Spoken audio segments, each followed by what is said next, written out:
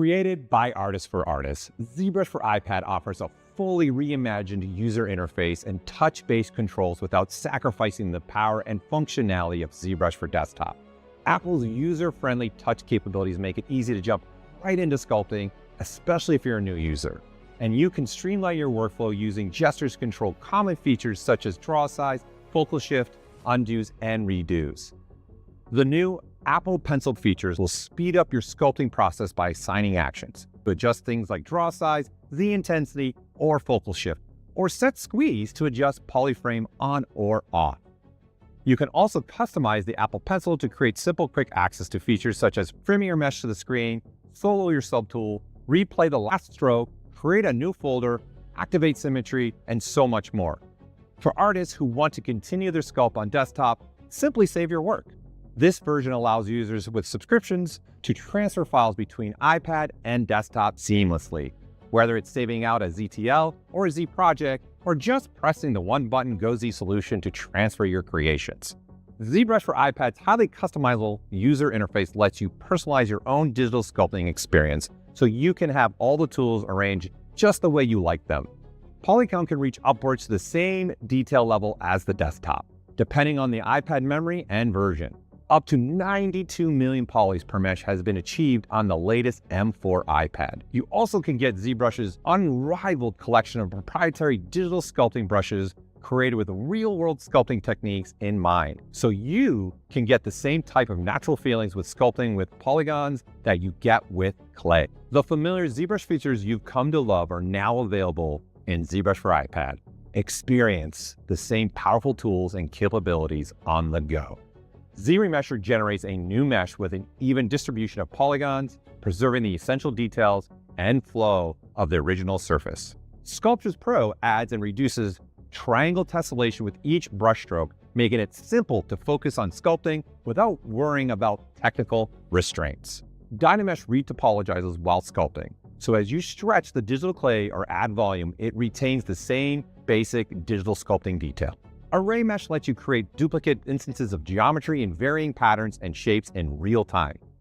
The dynamic system enhances your sculpt by allowing any surface to be draped over another surface to give that extra touch to your characters. Live Boolean gives users the ability to combine, subtract, and/or use intersections to create unique results. Polypainting makes it easy to paint and sculpt at the same time, making it possible to paint on a model surface without first assigning a texture map. We're excited that all these features and more are now available to artists who want to work anywhere they feel inspired. ZBrush for iPad is included with your ZBrush or Maxon One subscription and is also available as a standalone subscription. This includes over 200 of ZBrush's leading digital sculpting brushes and allows you to load the thousands of custom desktop brushes that have been created by our incredible user base. For anyone wanting to try the world's leading digital sculpting application, now on iPad, a free plan is available with some limitations in functionality. This builds on the same powerful sculpting foundation with 28 of some of the more popular brushes. We can't wait to see what you'll bring to life.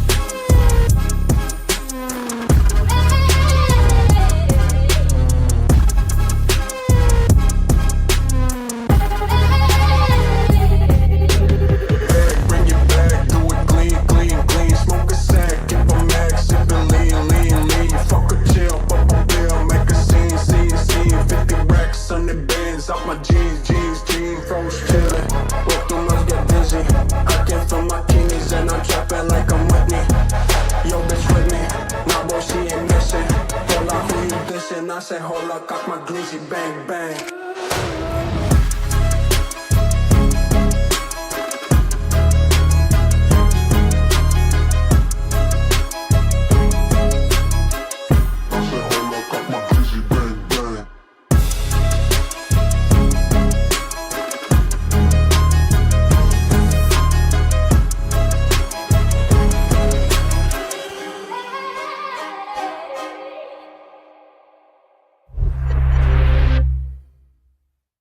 I've always wanted to be able to sit on my couch, sculpt something when that idea strikes, to have that opportunity to just put it down on paper.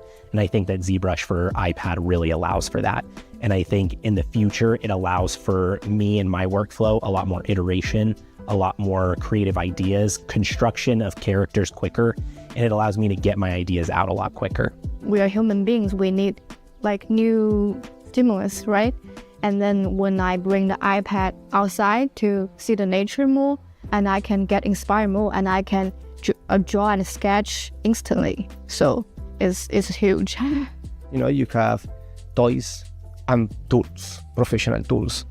ZBrush for iPad is a professional tool. You can definitely do professional work in the iPad version of ZBrush.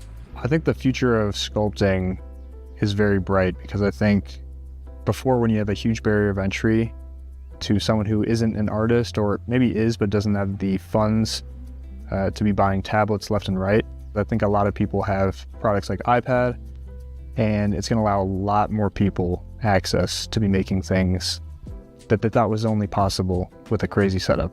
The idea of enabling like professional level work, not only for someone like me that can travel, but to me, I think the most exciting thing is getting to a future where someone who's interested in this sort of thing that doesn't even have a desktop or doesn't have experience 3D modeling or sculpting could play around and make some stuff on an iPad and get some of that joy and fun that I get from doing this kind of art that I do.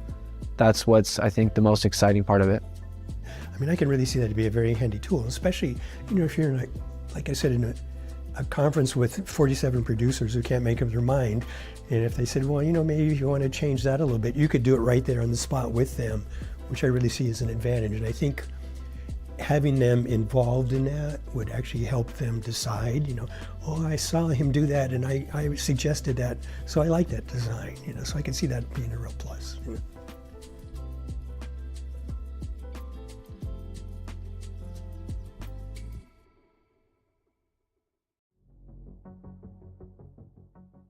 Capsules are our library of assets, models, shaders, materials, presets, and more designed to help kickstart your projects. Our capsules drop in June included a minimalist home office collection with beautifully designed models and original photographs to outfit your workspace. You can even explore a complete Cinema 4D scene file to see how to create your own home interior rendering. Our extensive library of realistic plants continues to grow, now offering over 600 different plant models to add life to your environments. In July, we completely revamped the look and feel of our material and object capsules in the asset browser. It's never been easier to make an apples-to-apples comparison between materials and get an accurate sense of how they'll look in your scene. We've also rolled out an amazing collection of 3D scanned natural materials by Exterior.com, perfect for environment layout and rendering, everything from sand to lava rock to grass. When combined with the 12 volume of plants by Lovework, you can render photorealistic landscapes. We've also continued our collaboration with Fuchs and Vogel to make a diverse set of roofing materials to cap off your exterior. Good morning, everybody. It's day 3 of IBC 2024 from RAI Amsterdam in Amsterdam. And we have an exciting lineup today. It's a third day. It's been amazing past 2 days. And we have Andy Wenzel, who's a freelance visual effect artist who has been in the field for a while now, who's been doing some amazing stuff. And he will be talking about his workflow, sharing and taking us through a lot of things. And I'll let Andy take ahead from here. Do not forget to scan the QR codes when they come up on the screen. One QR code is for the assets. Andy has shared his assets as well, so you can download them and play around with what he's showing you today. We also have the QR code to for a chance of winning Maxon 1 license, so please scan that as well.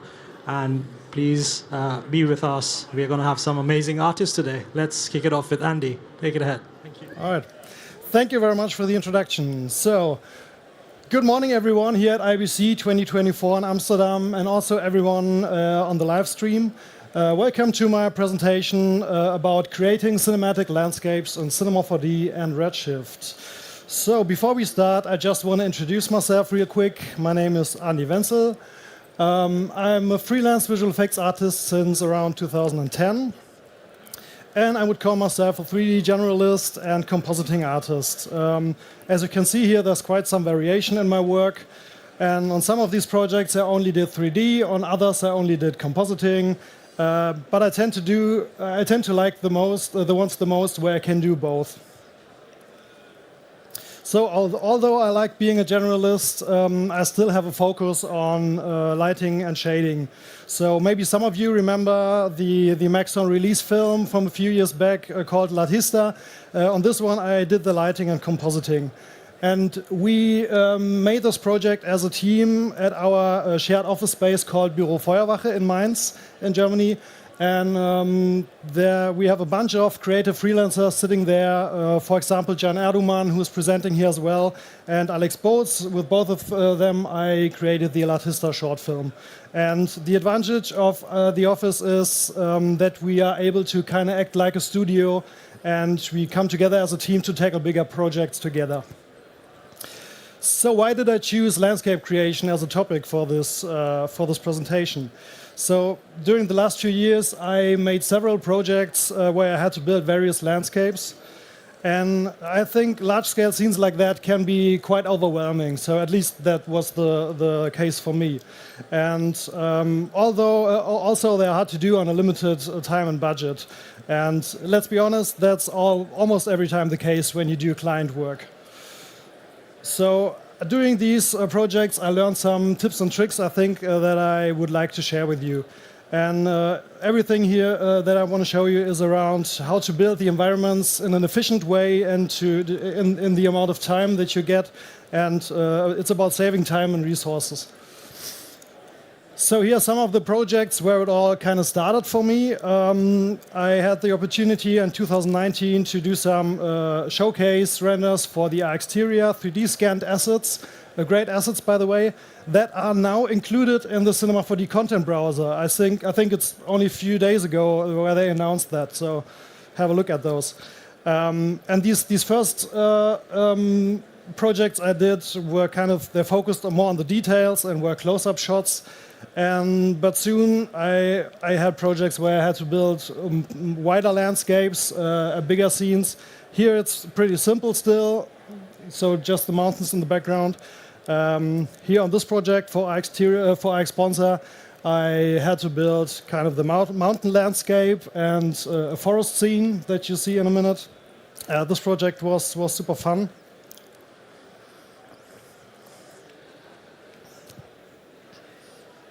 Right, then shortly after, there were following kind of jobs where I had to build more detailed landscapes with more vegetation, more details in them. And the aim always was to kind of have a photoreal result in the end. And we all know that's in 3D, that's not a walk in the park. So on this particular project, for example, it was kind of a one-man show, except some additional simulations and animations. I did it all by myself, the 3D and compositing part. And so I had to come up with an efficient way to do it in the amount of time that I had. So to guide you through my workflow step by step, I created this kind of demo scene just for this presentation today. And I want to show you different ways how to tackle the problems to do a project like this in a reasonable amount of time. So before we dive into Cinema 4D, I want to start how every project should start. It's collecting references. So I try to find important characteristics of landscapes, the things that make a landscape believable and real. So the first thing that comes to mind is scale. And I think it's an issue in 3D often to get the scale right, to get it feel right. So what can help with that is to use objects that you know pretty well. So like the houses in here, we all know how big a house is, so our brain tells us what the scale is here. And another thing that can help is to repeat the same object on different distance levels. So like the trees in here, we have trees in the foreground, in the middle ground, in the background, and this helps us to get a sense of the right scale of the scene. Another important thing is about depth and atmosphere. I think almost every landscape image has these atmospheric effects. It's called aerial perspective or atmospheric perspective, and it's the effect that happens that the colors in the far back get washed out and mostly bluish. And I think it's always great to think about your light and mood that you want to get in the end. So again, study a lot of photography images to get it right in the end. Look at the colors, the saturation, the brightness, the contrast, things like that. And also we often see these kind of stacked layers in landscape images when it comes to mountains, for example. And it's the atmospheric effect that we're seeing here, but it's good to keep in mind that these layers can help you with your compositions in your landscape renders. And a bit more of a kind of scientific point is to kind of think about the setting where your scene is set at. Think about the area and the climate and what vegetation you will find there, what plants are growing there. And with habitat rules, what I mean by that is things like the tree line. When you look at images of the Alpine mountains, for example, you see that at some point the trees stop growing at a high altitude. So yeah, keep that in mind and use that for your scenes. And when we look at all of these examples, I think one thing I realized is that it's not so much about single elements. And so don't waste your time on like a photoreal bark texture for this one particular tree that's sitting somewhere in your scene. When you're doing these large-scale scenes, it's more about the whole picture and the overall thing. And I think the realism doesn't come from this one texture. It comes from the right compilation and composition of all your elements and combined with a realistic lighting and atmosphere in the end. So be smart about it because we always have limited time and only do details at the where you need them. Okay, back to my demo scene. If you want to follow along, by the way, some of the steps I'm showing you now, there's a demo scene you can download. I think you will find the link probably somewhere in the captions of the live stream or on the Maxon website. All right, let's finally dive into Cinema 4D. So here's a quick overview of the steps that I want to show you. The first thing is about building the terrain, then blocking some elements in there, setting up shaders. We're looking at adding vegetation and details to the scene, then lighting and the sky. And last but not least, we're looking at how to create depth and atmosphere in your image. All right, so we have quite a lot to cover, so let's get going. Building the terrain. So I think we all know, every one of you knows the Cinema 4D landscape object. And I think this is easy to use and you can get some nice shapes out of it. So it's always a good starting point to kind of lay out your scene, your landscape, just to get a first impression of it. And sometimes I even use the landscape objects for mountains that are more in the background. If you want to get more realism, though, then it's good to look into height maps. You can find height maps online on many sources, and it's kind of a displacement map that gives you a realistic terrain in the end. And of course, you could build your own terrains. There are tools for that, maybe Gaia or the terrain tools in Houdini, or you can sculpt them in ZBrush. But here again, it's about saving time and doing the project on the limited time. So as I said, you find a lot of nice height maps for free even or for just a few bucks online, and you can use them on your projects. So setting up these height maps is super simple. You just throw a displacer on a plane, actually. that we see here, and on the displacer you put in you choose the height map that you want to use. Then you have to make sure that the aspect ratio of your plane matches the resolution of your height map. After that, you just adjust your height, and then you have the height map. So, and then it's just about more subdivisions to get the details. So, and this is where it can get a bit difficult, because when you want to have more details, you need more and more subdivisions. So you can end up with a quite high poly mesh, and you need many subdivisions to get all the details of the height map that you want. But there's a solution for that, and it's the solution is using kind of a mixed approach, using the displacer and using a displacement map for the rendering. So here's the workflow that I want to show you. I have a low poly reference, like I showed you just before, with the displacer. This is kind of a low poly representation just for the viewport. And additionally, I have then another plane that can be even more low poly, as you see here. And on this plane, we just put a material with a displacement map, and we use the same map, the same height map here that we used on the displacer before. So the results in the end, they should match. So now we get kind of the best of both worlds. We have when we look at the low poly representation of the viewport, we still have a fast viewport, a snappy viewport, and we have all the details, all the displacement details in our rendering in the end. So this is what I mean. And additionally, we can use this low poly reference thing for other things like scattering trees later, for example.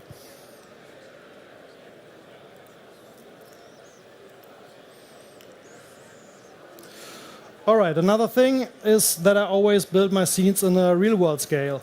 The main reason for this is to stay consistent throughout all your assets, though you don't have to think about what scale this should be to look right. You just use the real-world scale. If you're putting in a house, you know how big a house is, and you use these values. And I think in a world of physically based lighting and shaders and camera settings and renders, it's a nice way to think about your virtual 3D world kind of as an actual film set. And you just don't have to be afraid of huge position values that you might get here. And you have to change your display view clipping, of course, in Cinema 4D, so you can see all of your scene. Otherwise, it will be clipped. So when you build your terrain, you can already think about these layers that I told you before. So think about what is your foreground, your middle ground, your background, so you already know where to put more details in the end. So next is blocking some elements, and I would start with my hero objects. So this is the objects that kind of tell the story of your image or the most important things. Here, that's just a demo scene, so I just use kind of a figure and a house. And at this point, it's a good point to check the scale of your scene. So as soon as you put in some super easy objects like this figure in the front, you immediately get a sense of the scale of the scene. And without these objects, it's hard to tell how big this all is. Then you can scatter some prominent trees in the foreground to get a feeling of the composition later. Maybe some water surfaces, so water reflections. They always bring in some nice detail, and they can help your composition.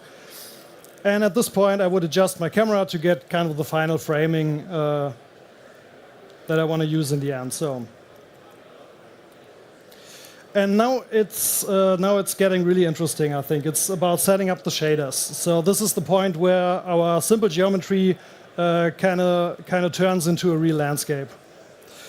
I always love to work procedurally. To me, this is the most powerful, fast, and flexible way to do it. And I try to avoid using baked maps every time I can. So here's my major setup for the shader that I use. So there's it consists of a material blender and some different landscape materials. Here at this point, I only use kind of colors, simple color materials for 2 different grass materials, kind of a brownish soil material. We have like a gray rock material and some snow. All right, and when we combine these, we already get kind of a super believable and detailed material, as you can see here. So how's that possible? That's all the power of masking, of the procedural masks. And of course, I'm using some good old noises to blend materials, but the real power here comes from the state node. I don't know how many of you really know the state node. I think not many artists use it. And the Cinema 4D help file says, this shader allows you access to different aspects of the shading state for various shading effects, debugging, or AOV output. Yeah, so to make it easier, I want to focus on 2 outputs in particular here. It's the normal output that you see here. So we get maps for the normal directions. And the RGB always represents the XYZ axis, and the ray position is kind of a world position path. And again, we're getting kind of the real XYZ coordinates mapped on an RGB image here that we can use for mapping stuff later. So the B, this is the Z axis, and when we combine these, and we can create really complex maps for these different shaders. So yeah, and you can just the normal output here represents kind of the slope. You can get masks for the slope, the steep areas or the flatter areas. And here, this is kind of a map for the altitude. You can map out just the peak of the mountains, just the valley, stuff like that. It's a bit like if you know the Cinema 4D terrain shader. It's kind of the same thing that you can use here. But with the state node, you have much more different options. So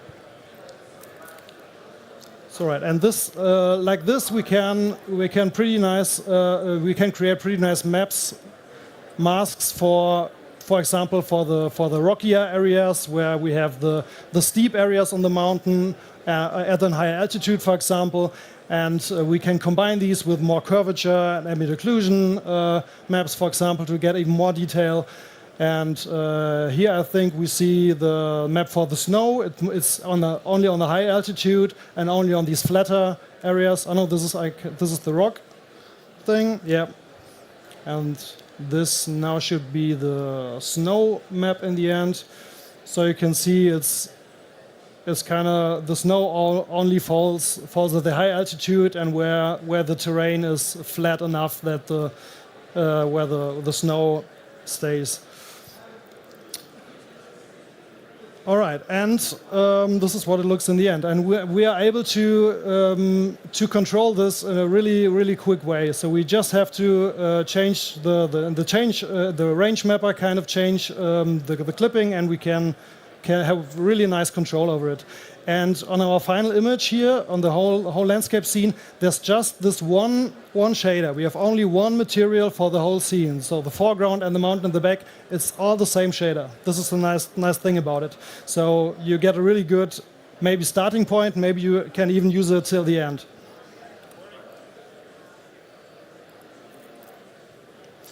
All right, the next step would be to change these simple color materials into real materials.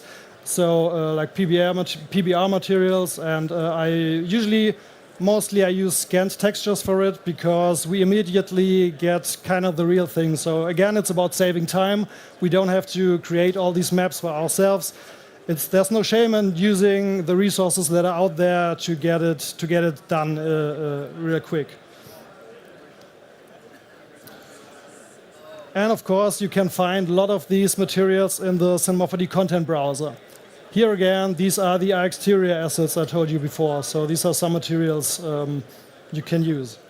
And of course, there are some other sources online, like the Quixel Megascan library, for example, stuff like that. All right, the only problem we get when we're using textures is the...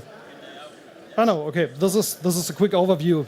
It's super simple. You just put in the maps that you get from these PBR materials, and you just put them in, and actually that's it. You can adjust them if you want, but you get there, you have nice shaders really quick.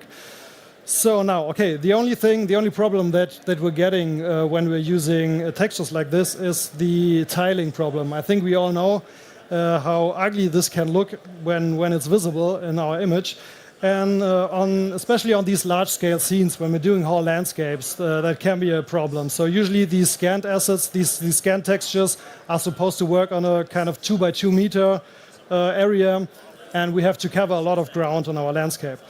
So this is what I mean here. When we look at one of those shaders, one of those textures, and when we try to scale it right so that it matches kind of the how it should look in the foreground, we see that the tiling in the background gets super ugly here. The more we tile it, yeah. So a solution for that can be OSL. So it's open shader language, and there are some Redshift OSL shaders that you can find online for free. And these are kind of different tools that you can use. And here's a quick overview of them. And a few of them, they are made to randomize UVs. So especially this is what we want. So yeah, there's a few of these tools who can do this. And the one that I use here is called hex tile coordinates. So it's a super simple version. You just put it in your OSL node, and it creates this code for you. So you don't have to write any code, it's all there. And you get some sliders to adjust it, and this is working like this. You just connect the output to your UV offset, like this. And then on this tiling slider, you can adjust the scale and the tiling. And as we see in a minute here, we have the right scale that we want, but without the ugly tiling that we see everywhere. And when we combine this workflow with these procedural masks that I created earlier, we get a really nice result already. So there's no, it looks natural, it looks organic, and there's no visible tiling or anything like that. So, and except for deserts or glaciers or volcanic landscapes or something, I think almost every landscape has some vegetation on it. And often we need to find a smart way to kind of get millions of objects into the scene. So we have grass and flowers and trees, and it can get pretty massive. So you need to find a smart way to do it, to be efficient and memory saving, that the scene that it stays kind of workable till the end, and the scene is able to render in the end, stuff like that. So the go-to tool in cinema, of course, would be the cloner, where you can scatter objects on a surface. And this is the setup, how it looks like in my scenes. I have a few different types of trees here, different sizes. I have a cloner set to object mode, and I use my mountain landscape as the source object, and then we already get trees everywhere. It's a good idea to use the multi-instance for it, for a good performance, as well as the point viewport mode that we see here. When we change it to object, we would see the actual trees there, but the viewport will get pretty slow, as you can see here. And this is even just cones for the trees. When we use real objects in the end, you just can't navigate anymore. So it's a good way to you see where the trees are, but you only have these points as a representation. And when we render this, we already have trees everywhere, but it kind of looks like a tropical jungle mountain or something. It doesn't look like an alpine mountain because it's green everywhere. And we'll fix that in a minute. So, in the full scene, you can also see that I use a lot of polygon selections for the areas where I want to scatter the different trees or other objects. Again, to stay efficient and to only scatter objects where you would see them and not everywhere in the scene. Again, because of performance issues.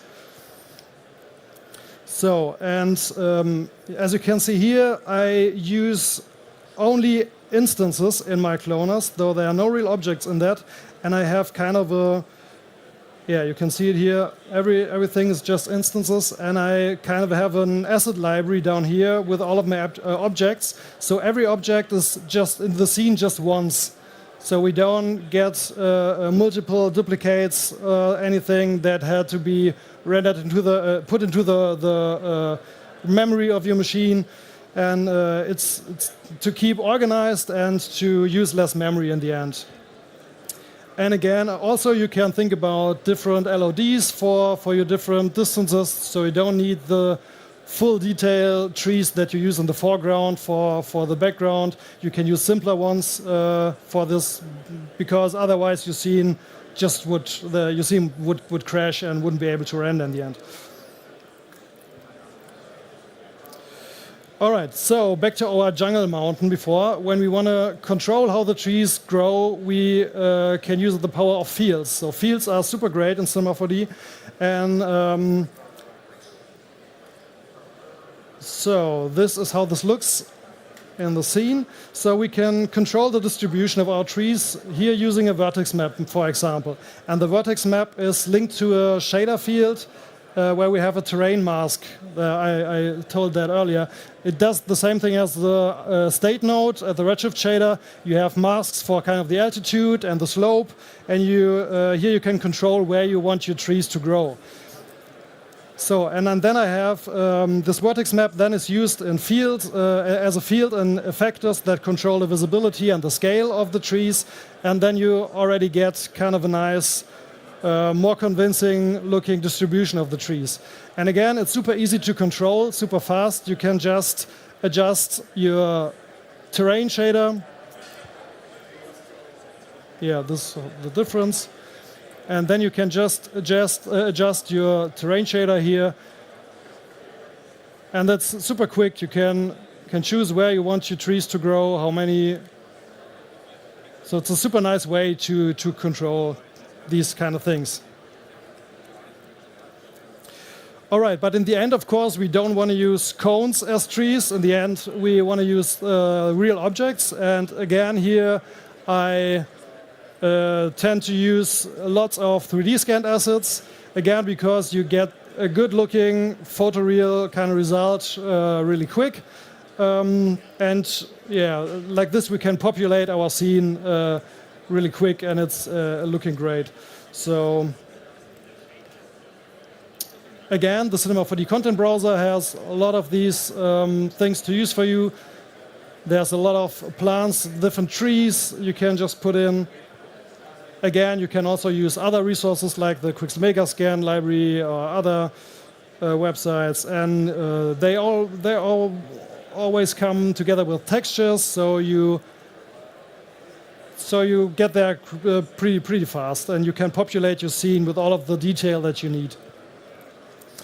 So, but the real beauty of these shaders and objects in the end, they only become visible when we light our scene.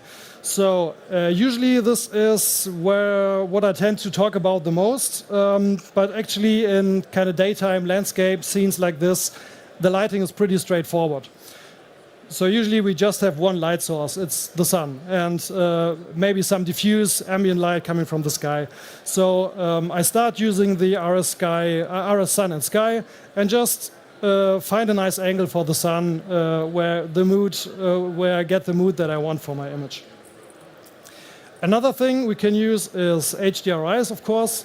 You can find lots of these in the content browser or online, and you can play around, try different ones out. And this is a really nice way to get nice and moody results. And again, the advantage for this can be that if you're lucky, you don't only get the lighting, you also get kind of a backdrop that you can use, like a sky, or as you can see here. So this can be pretty handy. So you also could use volumetric light effects, like these atmospheric effects. You can render these in Redshift. But I think this is not super flexible, a bit hard to control, and your render time gets super slow. So I show you how I do it instead in a second, because I'm also a compositing artist. I like to do what I can in compositing just to be efficient and All right, so about depth and atmosphere. So this is what I was talking about, to get the last bit of realism to your scene and all these atmospheric effects. I could call this chapter compositing as well, because everything you see here is done in compositing. And yeah, I like to do it that way because to me this is much faster and more flexible, and I can change it all till the end and I don't have to re-render my scene. So let's talk about AOVs. I never only use a beauty pass. I always render AOVs for compositing. And here I didn't use many passes, just the most important ones for my landscape scene. It's kind of here the sunlight, like an ambient light pass, depth, sea depth pass, world position, and cryptomat to create masks. So the setup is super easy. You just go to your AOV manager, and here you can see the layers that I use, the beauty with light passes, light groups enabled. Then we have the sea depth, which is set to the full type here. We will see what that means in a second. And then I have my world position pass, also set to full. And the cryptomat just for masks, because that's always handy. And here you can see how this looks in the render view. I have the ambient light, the cryptomat pass. So in here on the setter, on the sea depth, you would expect a gradient, a grayscale gradient from black to white usually. But you only see white. And this is because I built my scene in a real world scale. And as you can see here, the values, if you check the values of the depth and the world position, you see there are values everywhere, but they are huge. So they cannot be displayed on the display, so it's only white, but the values are there. And we can use those values in compositing later. The nice thing about that is that these values represent the real coordinates. So when I look at the sea depth, I know this is not only just a random value from 1 to 0, it's the actual distance in centimeters from the camera to the pixel that I'm looking at. So this is a really nice way to always know where you're at in your scene. And the world position pass, it's the same thing. The origin, you see the origin is there where these lines meet. This is kind of the scene origin, and then we have all the axes, the X, Y, Z axis mapped on different RGB channels.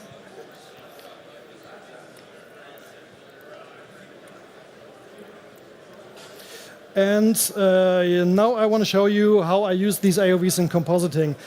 Usually I'm a Nuke guy and I do all my compositing stuff in Nuke, but of course, this can be done in any compositing software. In the end, it doesn't matter. And I thought maybe here are more After Effects users than Nuke users, though it's easier for you to follow along. So this is what I do. We have kind of a multi-XR image here, and we just see what passes we have in here. We have the sunlight, and the other means the ambient light that's looking like this. We can name it light ambient. Then we put in the second pass, the sun layer, sunlight, light group. And when we add these on top of each other, we get back to our beauty pass. So this is what our beauty render did look like.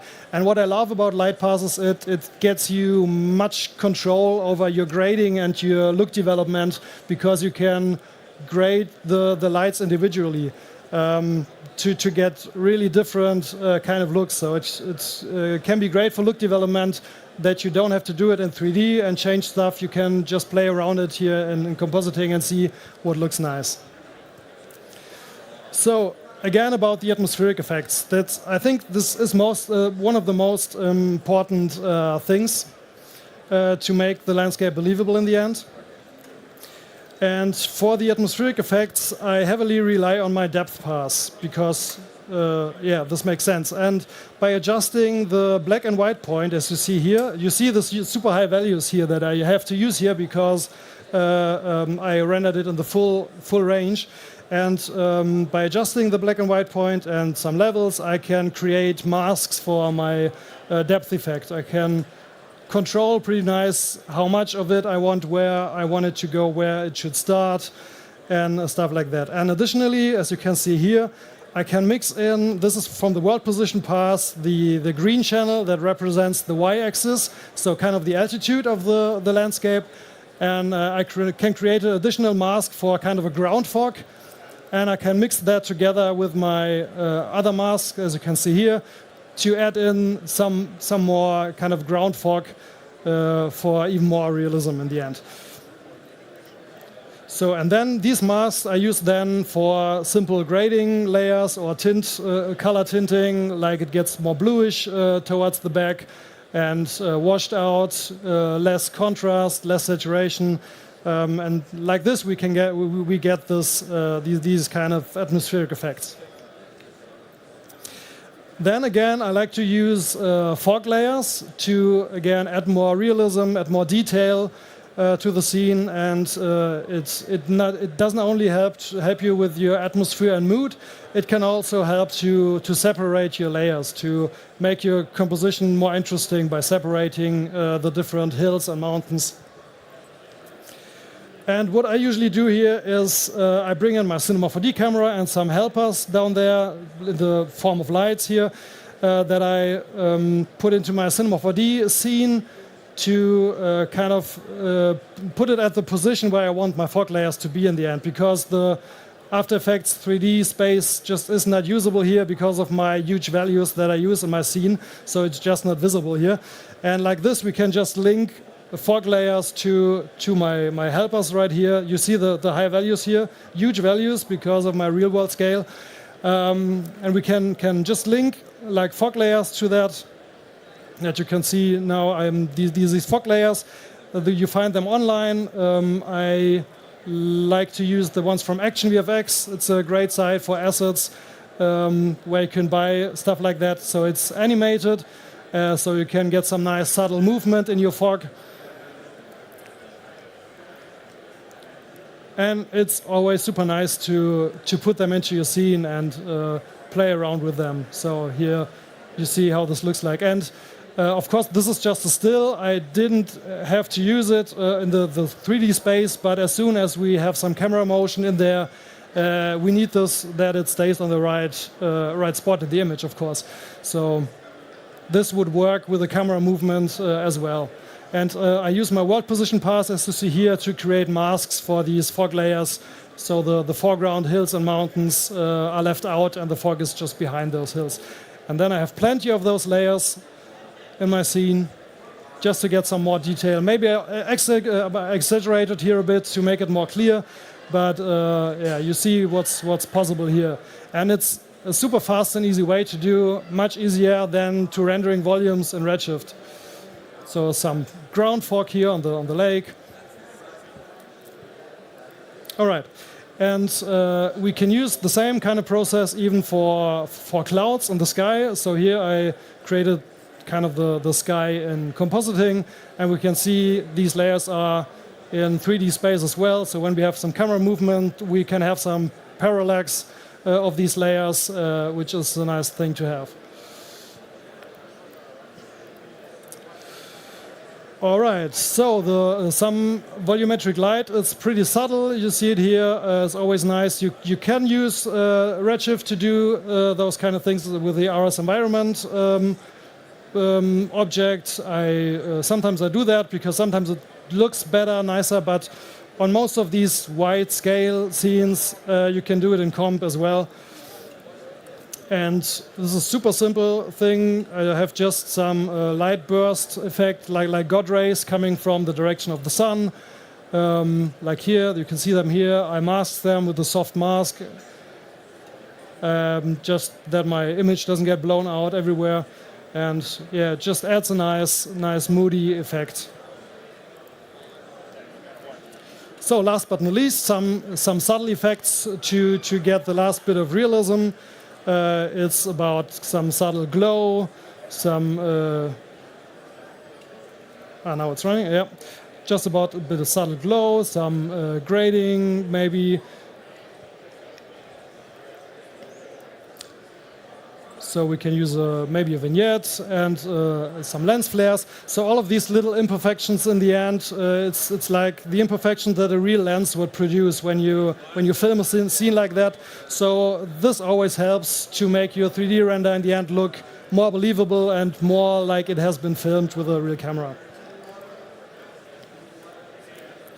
All right, so just some before and afters, because it's always nice to look at. We have the scene in the viewport.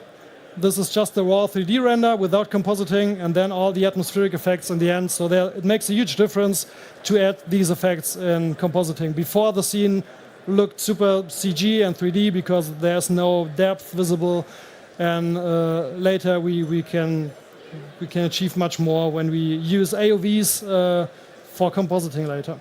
So this is the other scene that you saw in the intro.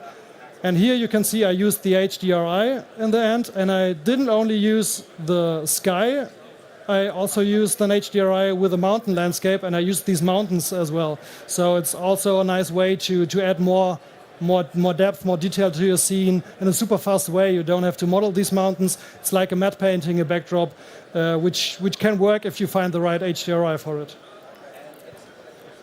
All right, so now just to recap, the most important things, I think, is use height maps for all the detail in your surface. Oh, sorry. Mix materials using the procedural mask. The state node is your friend here, so it's super powerful. Use 3D scan textures and assets, though there's no shame in using those. Our time is limited, so we want to get it done. So you can use all those assets that are out there. You can use OSL tools to prevent these texture tiling problems. You can use cloners and control them with fields for all the natural distribution of the plants and the trees and the landscape. When you do large-scale scenes like that, you always have to think about your detail and memory management. So the texture resolution, for example, just use as much resolution as you really need.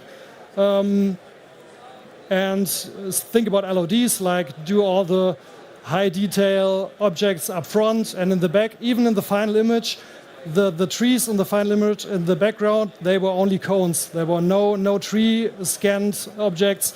I used those simple cones in the background and it works. So this can save you a lot of memory and a lot of render time. And then use AOVs, especially the Z-depth and the world position pass, to add more atmospheric effects and detail in compositing later. All right, that's it. Thank you for listening, and thank you, Maxon, for having me. And are there any questions? Thank you. Thank you so much, Andy. Any questions for Andy? This is your moment. Where do you get your inspiration for landscapes? Inspiration? I think I get it everywhere outside. I love to go hiking and to go out in nature and to look at all these kind of details that you see when you're standing on a mountain peak and look at the landscape. I just suck all that in. And of course, when I do every project, it's like research, look at references, online, look at a lot of photographs, and to see where the direction is, what you want to achieve. So, yeah. I remember having a conversation with you when I was talking to you, because when I see the atmospheric effect and the landscape photos, yeah, I've taken some photos of the landscape in Austria and places, and I saw them and I was like, is that a photo? And he's like, no, that's a render. And then it's just so photorealistic. It's amazing. Thank you. And seeing the aspect and the effect and everything, the hard work that you put into creating those atmospheric effects is brilliant. Nice. Thank you. Any other questions? What are the advantages of using the world position pass instead of the depth pass when you're compositing? The difference is the depth pass always is related to your camera position. So when you have a camera move, like remember a flight through a landscape, the C depth follows. So you get these atmospheric, the atmospheric effects when you use the C depth pass would follow with it. which makes sense in a way because you get more of these effects the further away from the camera you are. And the world position path, it's like the real 3D coordinates of every pixel, and this stays the same always. So if you want to use masks for specific areas of your image, or like I used the masks for these fog layers, you don't want these to move along with your camera when you have a camera movement. So the mountain or the hill stays at the same position all the time. So your mask should as well. So this is the difference. Sorry? For animation? Yeah. And with the world position path, you get even more because you get all the axes. The Z path is only the Z axis. And the world position path also gives you like an X and a Y values. So the effect with the ground fog that I did in compositing is something you can only do with the world position path. Thank you. Any more questions? All right. Yeah, I will be around here for some time, so just find him. He's going to be around. Say hi. Find him. You can also scan the QR code that comes up on screen for a chance of winning Maxon 1 license. And we will see you in 15 minutes with amazing Ross Mason next. Thank you. Thank you. Bye.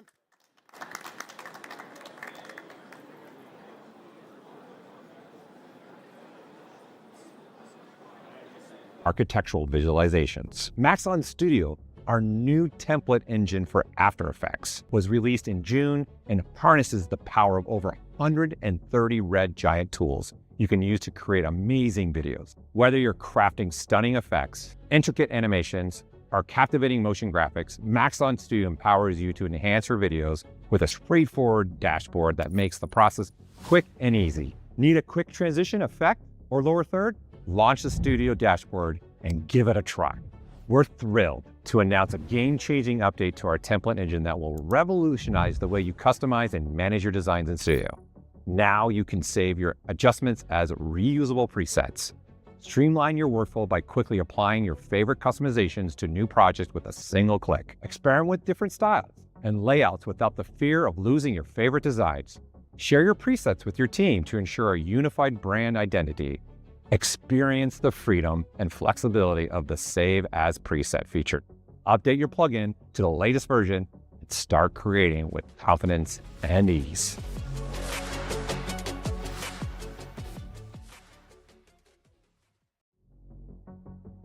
Cinema 4D 2025 lets you elevate your motion graphics and VFX to new heights with unprecedented control and realism with advanced simulations, featuring improvements in pyro, rigid body dynamics, particle modifiers, and MoGraph tools. We've added a number of improvements for particle modifiers.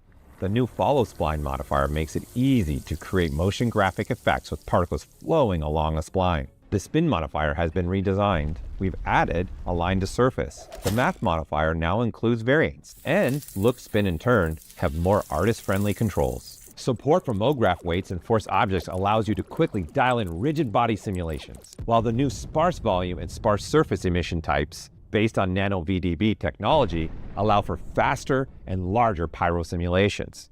Also, improved parameter options in pyro are sure to light the fuse of your creativity.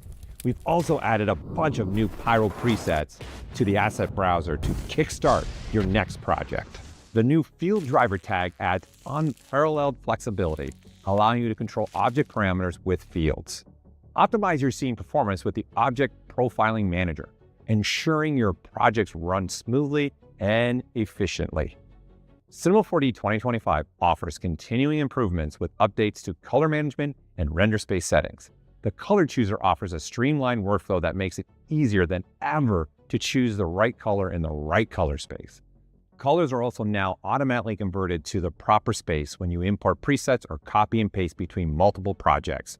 New import and export settings for color spaces ensure consistent color accuracy across all formats and assets. New file name tokens allow you to easily tag renders with the display and render color space, so you're sure the right settings get applied when moving to compositing. Achieve exceptional color precision and consistency with the enhanced OCIO workflows. And just in case you missed it, Cinema 4D's June release includes scene nodes enhancements that provide more options to create procedural geometry. The Points Modifier node, for example, greatly simplifies the process to create custom deformers and remap data attached to points. The Set Point Value node and Noise Modifier make it easier to deform existing geometry. The Outline Spline node enables procedural spline outlines, allowing for stacked and nested shapes from a single input.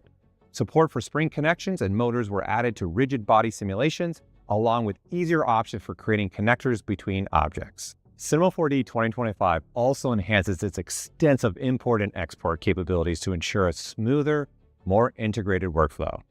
Instances are now supported in USD import and export, while full skeletal animation can now be exported in USD. FBX import and export now include improved support for units and scaling. Cineware is our bridge for seamless integration of Cinema 4D into other host applications like Adobe After Effects and Unreal. And now, Cineware 2025 offers even more extensive integration and includes a number of performance improvements under the hood.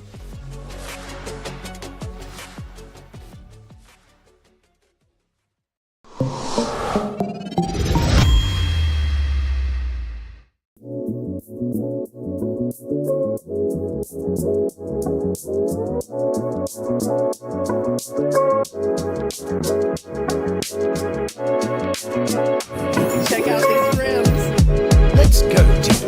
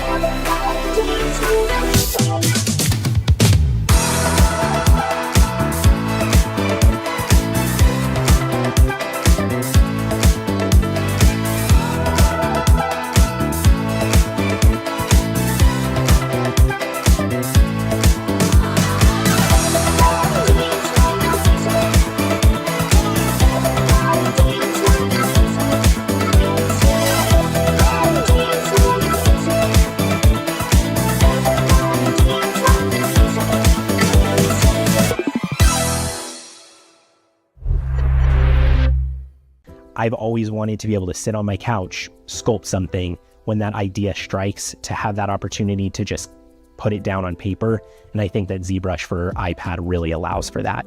And I think in the future, it allows for me and my workflow a lot more iteration, a lot more creative ideas, construction of characters quicker, and it allows me to get my ideas out a lot quicker. We are human beings. We need like new stimulus, right? And then when I bring the iPad outside to see the nature more, and I can get inspired more, and I can draw and sketch instantly. So it's huge. You know, you have toys and tools, professional tools. ZBrush for iPad is a professional tool. You can definitely do professional work in the iPad version of ZBrush.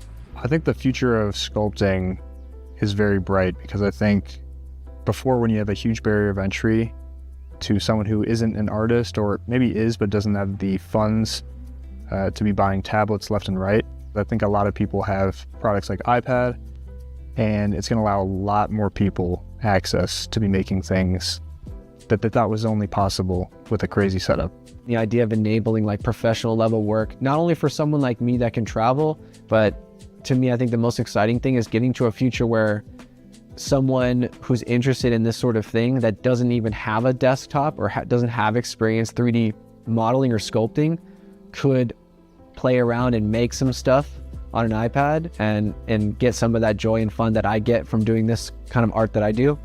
That's what's, I think, the most exciting part of it. I mean, I can really see that to be a very handy tool, especially, you know, if you're in like I said, in a conference with 47 producers who can't make up their mind. And if they said, well, you know, maybe if you want to change that a little bit, you could do it right there on the spot with them, which I really see as an advantage. And I think having them involved in that would actually help them decide, you know, oh, I saw him do that and I suggested that, so I like that design, you know, so I can see that being a real plus. You know?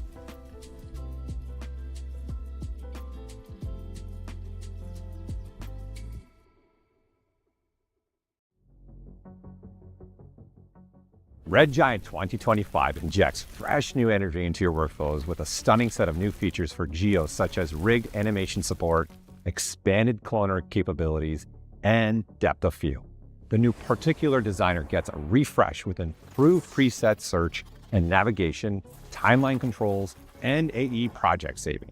Finally, releasing Red Giant's 5th brand new tool this year, we proudly introduced Parametric Curve, a powerful contribution to our superior line of color tools. Parametric Curve provides unprecedented control for handling color and HDR video. Curves, levels, and working with HDR video are standard practices. Users now have the power to manipulate their footage with an HDR curve. Many color adjustments benefit from more nuanced controls than lift, offset, gamma, and gain. Make use of the Bezier curves effect that both processes.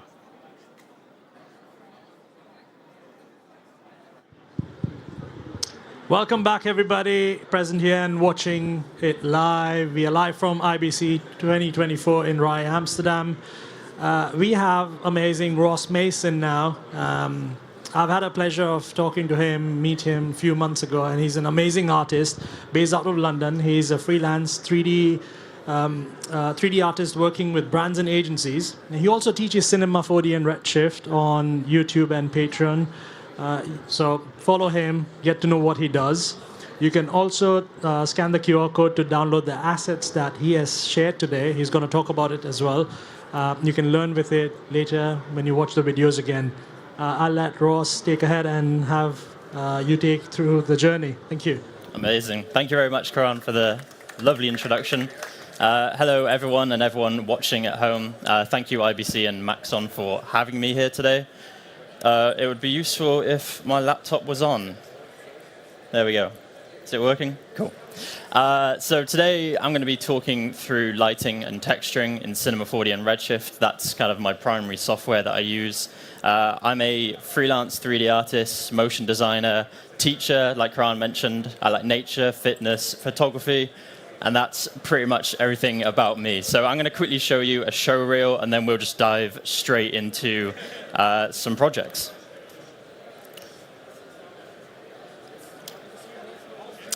If it plays, there we go.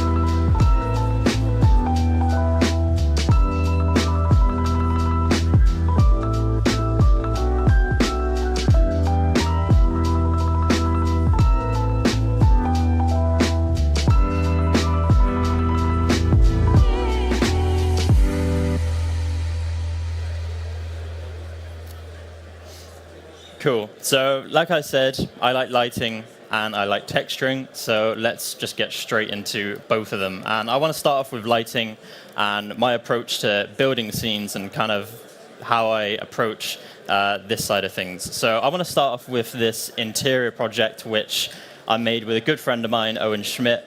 And he helped build the composition, and then I took it and did all the lighting and texturing. So before I dive into the cinema file, I kind of just want to say that it's always important to experiment with light. And for me, I think lighting can completely make or break a visual and can completely change the look and feel and the mood that it delivers to a viewer and to an audience.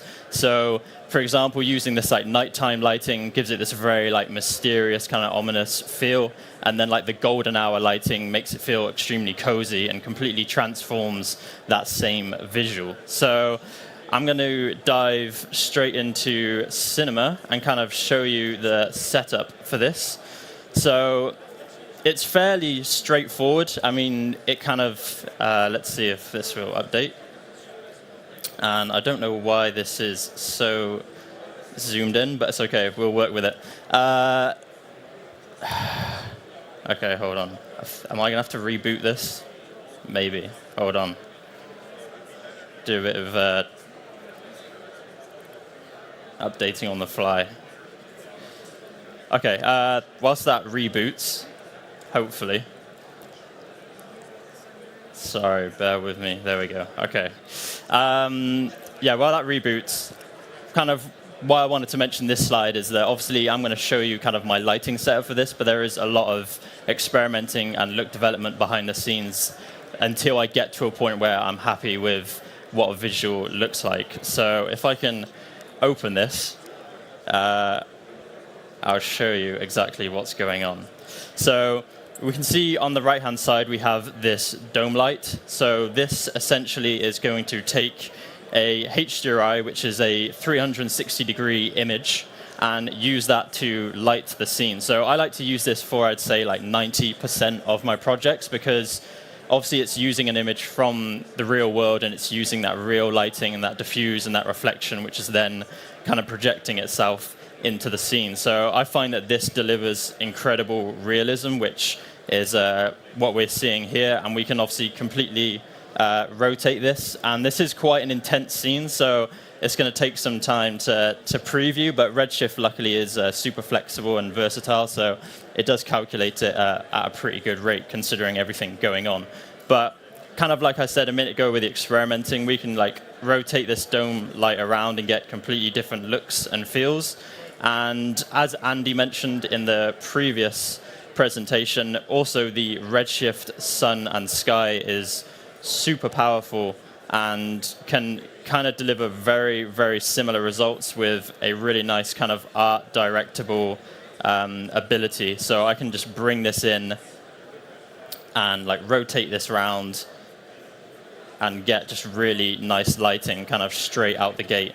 And there's a bunch of settings in here we can adjust. For example, we can go to the sun and increase the scale. I'm just going to go crazy high with this. And we go from like a really kind of sharp lighting to now like quite a soft, diffuse lighting, which again is really helping to kind of transform that look into something that's a much easier on the eyes. The other thing going on in here is this Redshift environment, which I'm just going to show you in the presentation because it'll be easier. But I think atmosphere, especially with these kind of interior scenes, is going to really help elevate the scene and give that sense of scale and depth, which I think in my eyes just really sells the image. So by default, you're going to get this kind of warm like blanket of layer, like this atmosphere. But I've actually, in this case, used this custom one, which pushes it much more towards like a cooler temperature and also breaks up that fog so you feel like you have kind of some low-level clouds. And this is all completely procedural within Redshift. So what you'll see I have going on here, and let's see if I can just do a render region so this calculates a little bit quicker. I have this material setup here, which essentially is layering 3 different noises. This kind of like cool blue one, a warmer kind of orange one, and then a black and white noise over the top, which then is kind of creating this separation within the fog. And I have this all added up in a color layer. So if, for example, I pushed this layer 1, which is the warm noise, all the way to 1, we should get a much kind of warmer fog. If I change that to normal, there we go, we can kind of see that coming through. And if, on the other hand, I pushed it all the way down to something super low, that cooler noise from the base layer is going to come through, and now we have this super cool atmosphere going on. So this is a really quick way to add a little bit more detail to the Redshift environment and break it up and just give it a bit more of a natural feel. The other thing I love using in Redshift is the Redshift post effects, which shouldn't be this scaled in, but we'll work with it. We have a bunch of settings in here which I like to play with to adjust kind of the grading and the final look and feel of an image, and this means you can do everything in cinema without having to take it into something like After Effects or Nuke for post-production. So, for example, the first thing I've done, which makes a major difference, is boosting the exposure up to 2. So this would be the default kind of look with the lighting I have going on, and just immediately boosting that exposure gives me tons of flexibility in terms of the brightness. But then what comes with that is, by default, the highlights are now going to get super overexposed. So what I've done is I've enabled this tone mapping option, which will clamp those highlights, and now we have a much more kind of flat image, and we're not getting those overexposed areas. We have more settings down here, which I have enabled. We have the color controls, which is going to help to dial in some contrast, because obviously now we have clamped those highlights, so we're taking a lot of that contrast out. So using the color controls, I can dial that back in. I can use this really handy kind of curve here to like clamp the shadows even more and boost the highlights back up if I want to. But I think there's kind of like you want to find a middle ground where you're not crushing all the black values and overexposing the white values. So it's just a super powerful tool to be able to kind of dial that detail in. And then there's a few other things. We have bloom going on, which is kind of adding a bit of glow to the lamp on the left over there. If I adjust the threshold, you'll see how the lower I go with this, the less picky it is about the areas it overexposes and glows. So you can create really stylized looks with this setting. I'm obviously trying to go for something realistic, so I'm putting it into a space where it's only kind of blooming the areas that should be glowing like the lamp. So these Redshift post effects are super powerful, and you can kind of see the difference before and after just by using these. So that kind of can remove a whole step of taking it into another software, like I mentioned.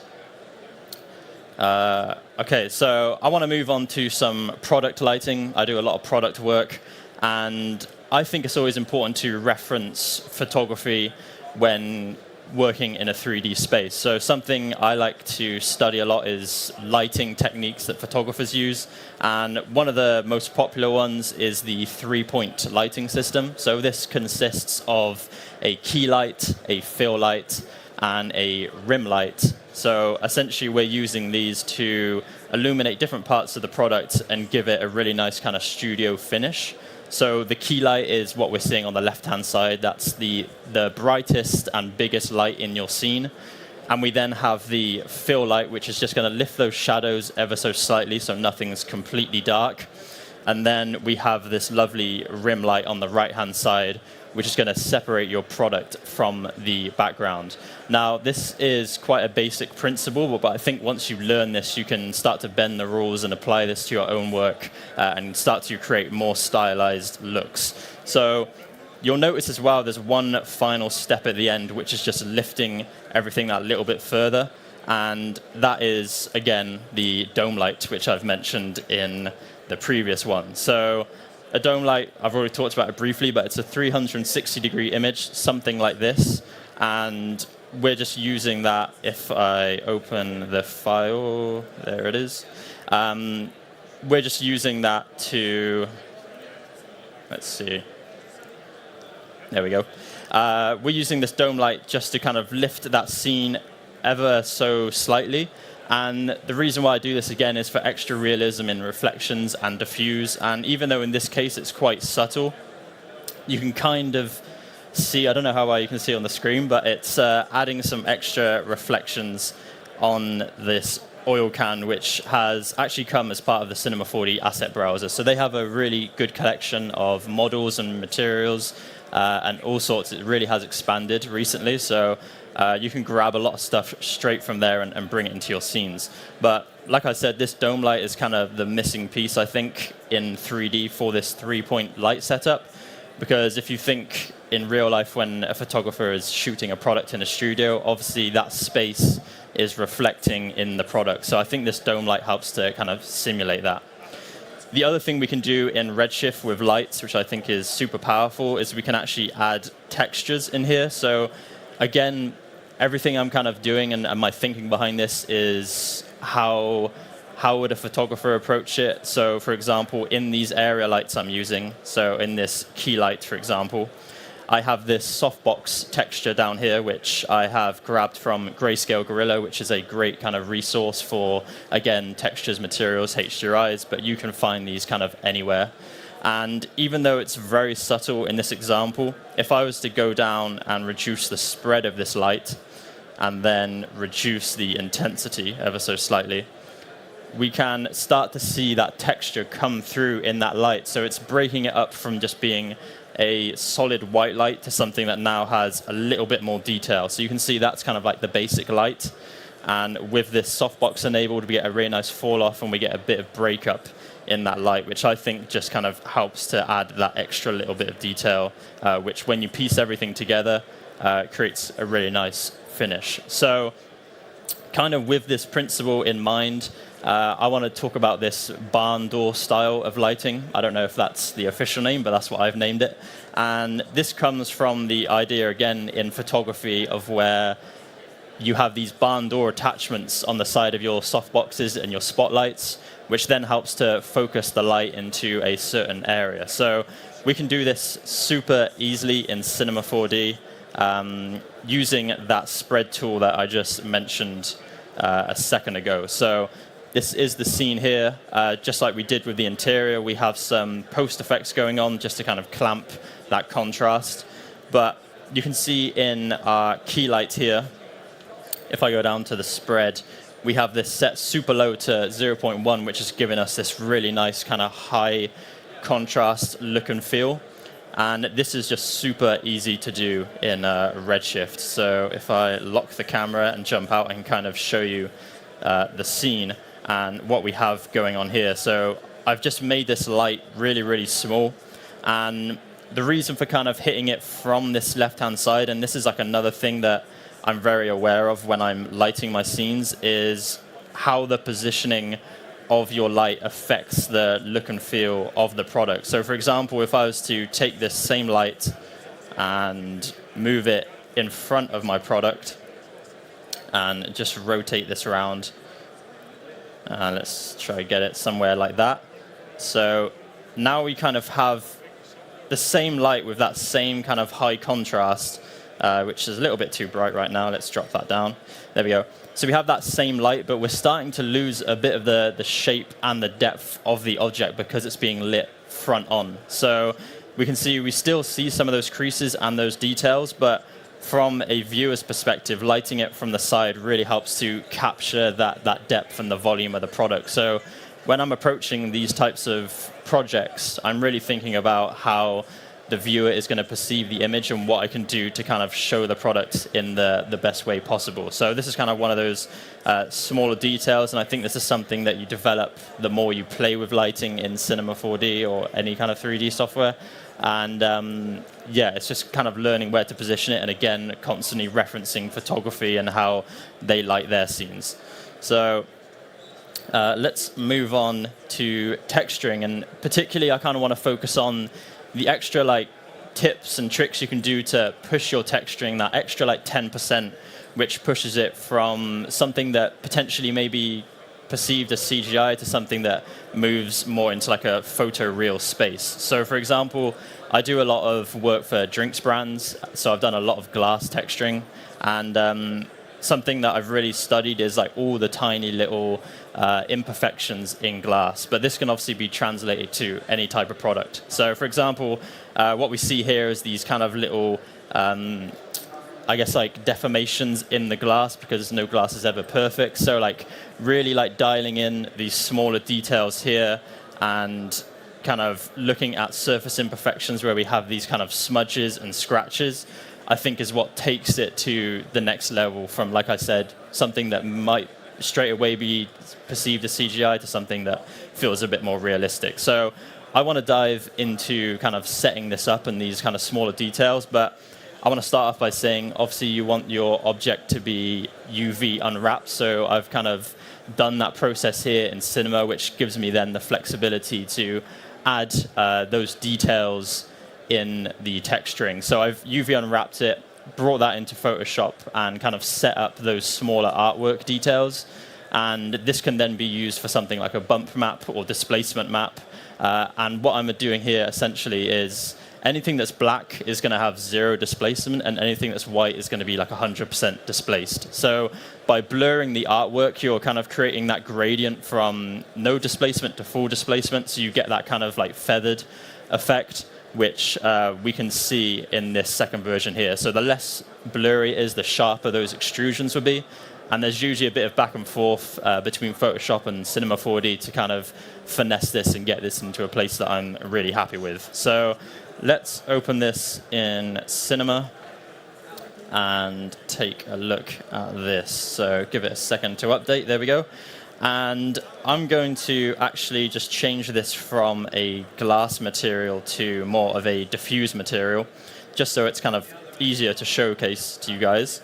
So let's just go down to the transmission and disable that, and we'll enable the base color. And let's see if I can create a render region and zoom in. So here we go. Let's take a look at this. So you can see in the material here, I have all those different kind of artwork pieces that I was discussing a minute ago. So we have those kind of punt details at the bottom. We have, let's see, the kind of text. So I like to separate all these out individually so that when I plug them into these displacement nodes, I kind of have control over each of them and how they're looking. And let's just refresh that real quick. There we go. So for example, if I wanted to make that type like way more displaced, I can just increase that value and push that a lot more, and then it's not affecting the other elements. So where I can, I like to be able to separate these elements, and that just then gives me a lot more flexibility. So I'm just going to undo that. There we go. And what I have going on down here is some Maxon noises, which I'm going to talk about a little bit more later, but I like to use these wherever I possibly can because they're completely procedural, and you have all these different settings of these different noises you can play with, which will give you completely different results. You can change the scale, the contrast, everything. And in this case, I'm using it to add some very, very subtle surface imperfections and kind of break up in the model, where you can see in the reflection here, where it's not like a perfect clean line, there's a bit of breakup. So I think when I'm like approaching this, I'm trying to find a balance between it not completely destroying the product, because obviously from a client's perspective, they want to show it off in the best way possible, but also dial in that detail where, again, it's making it feel photorealistic. So you can see the value I'm using here is super, super small. If I was to exaggerate this, you can see much clearer what it's doing. It's now turned into some weird abstract glob, I suppose. But yeah, you can be super, super subtle with this, and that kind of gives you that kind of photoreal finish. So I've layered this smaller Maxon noise with a larger one. I'm going to actually just get rid of this so you can see the full image. And again, using on a very small scale, but if I was to increase this, you can see now we're kind of getting those vertical deformations. So when you tone this down to a much less intense version, you're starting to get that breakup in the reflection and in the model, where you start to kind of get that subtle wave. So these Maxon noises are super powerful, even for this particular case, but we're going to talk about it in more of an abstract way in a little bit. But I've also then, just to kind of finish this off, paired it with this kind of grungy texture, which again is helping to break those reflections up even more. So these small details kind of all add up together to create something which I think feels photoreal and dials in those imperfections. And then in terms of those kind of fingerprints and scratches and smudges that I was talking about, this can be done using either, again, noises, but in this case I've used these kind of smudges and also these fingerprints, and I've blended them together in this color layer. So you can see by default we have those smudges. They're quite dark because I have remapped them. So essentially, the brighter you go with these textures, the more rough your image is going to be, or the more rough your material is going to be. So for example, if I really brightened this and I plugged that into the roughness of our material, what we should see, if I just maybe dial a bit more contrast in this, is those fingerprints become super, super apparent. So again, like, this is now kind of too extreme, but I try to find a space where it's subtle enough that it's not distracting from the product itself. So I can reduce this back down, and let's just drop this value. And like I said, I've combined both of these together, so then we get these kind of really subtle breakups in the material. So you can obviously kind of push this as much as you want, but I think just that small little detail there helps to add those kind of imperfections we want. Okay, so some quick tips for the perfectionist and the designer, and again, kind of dialing more detail in, and again, coming from a perspective where you want there to be this bridge between CGI and photoreal. So for example, if I was to apply that same material across all these tires here, you can see those surface imperfections are in the exact same place. But I want to talk about a node in Cinema 4D really quickly that will help to break that up and again just dial in a little bit more realism. So let's open this and get rid of that. And let's open this here. Okay, cool. So like I was saying, this is the material here with a bit of roughness plugged in, just like I showed you in the previous example. And we can currently see those surface imperfections in the exact same place in all of these objects, which completely gives away the idea that this is CGI. So there's this lovely node that Maxon added not too long ago called the Jitter Node. Now, by default, if I was to plug this out color into the base color, this is going to add variation to our model. So it's going to be set to essentially take a black color, and actually it might be better if I just use one from scratch. So let's drop a new one in and plug that in. There we go. So this color jitter section is taking all these different parameters here and using them to add variation to the product. So for example, what we're seeing here is a variation of 0 saturation. So we're kind of seeing that near the bottom, to then complete saturation, which we're seeing in these red values. So we can start to vary these to potentially reduce the amount of variation in the saturation. And likewise, we have this hue slider here, which we can use to then completely vary the hue of the color itself. So we don't want to use these particular parameters, but these are super useful. But instead, we want to use the float values at the bottom here. So I'm going to take this same jitter, but instead of using the out color, I'm going to use the out float and plug that into the triplanar and plug that into offset.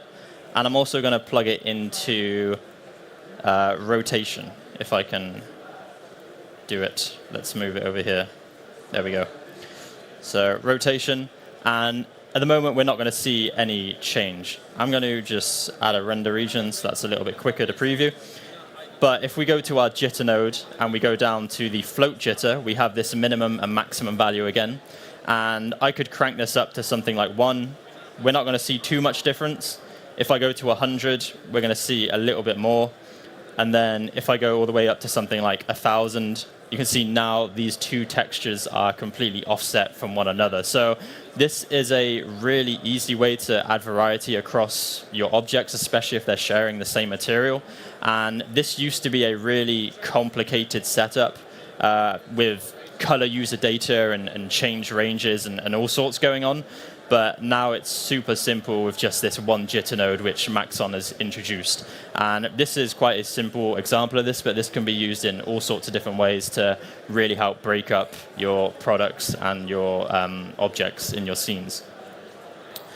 So me and Maxon noise. I love using Maxon noise, like I discussed earlier, and this is kind of more of an abstract take on it. So I want to kind of go through how we can use it to create something like this, but also just how it can be then applied to any type of work that you use. So I'm going to open this scene here, and let's just jump into this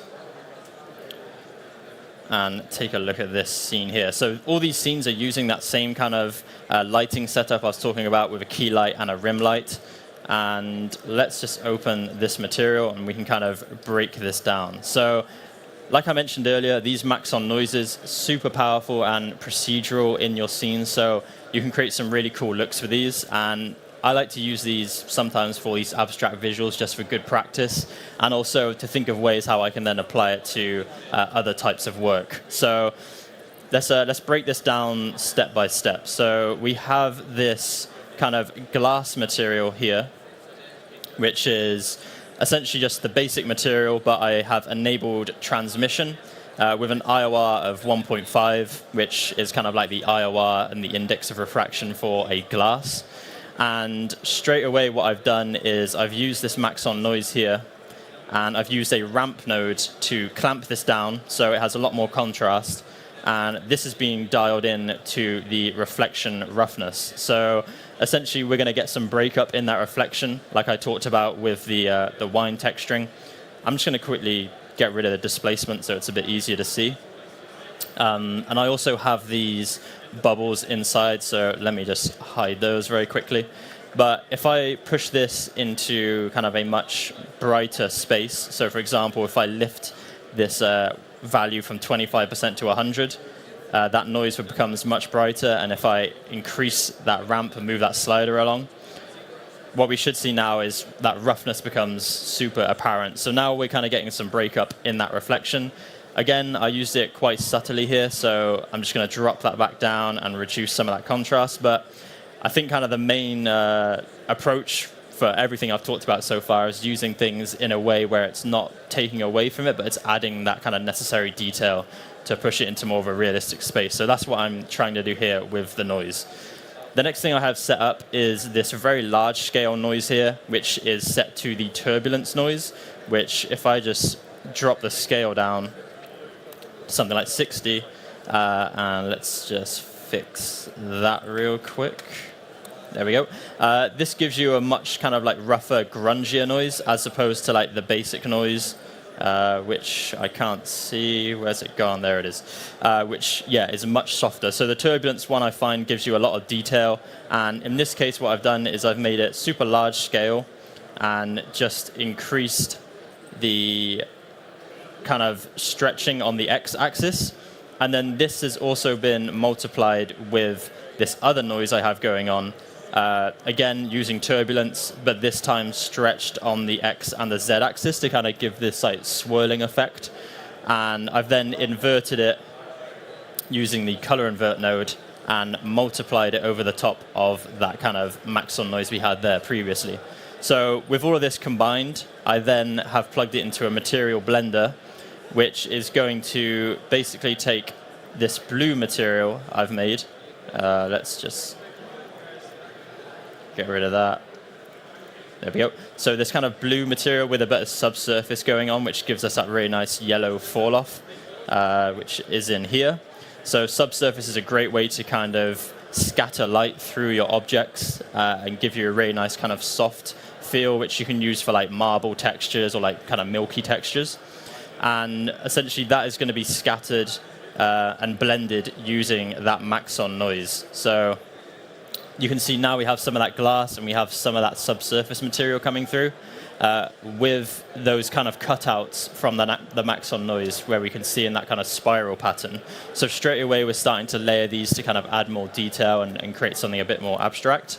And also it's then kind of like dialing in these really nice kind of shadows here from the glass. So we can push this one step further. We can use another Maxon noise here, which is this Voronoi noise, which kind of gives you these little dots. And I have played with the high clip and the low clip on this to essentially kind of determine how many of these dots I want to be shown. So by default, you'll get something like this.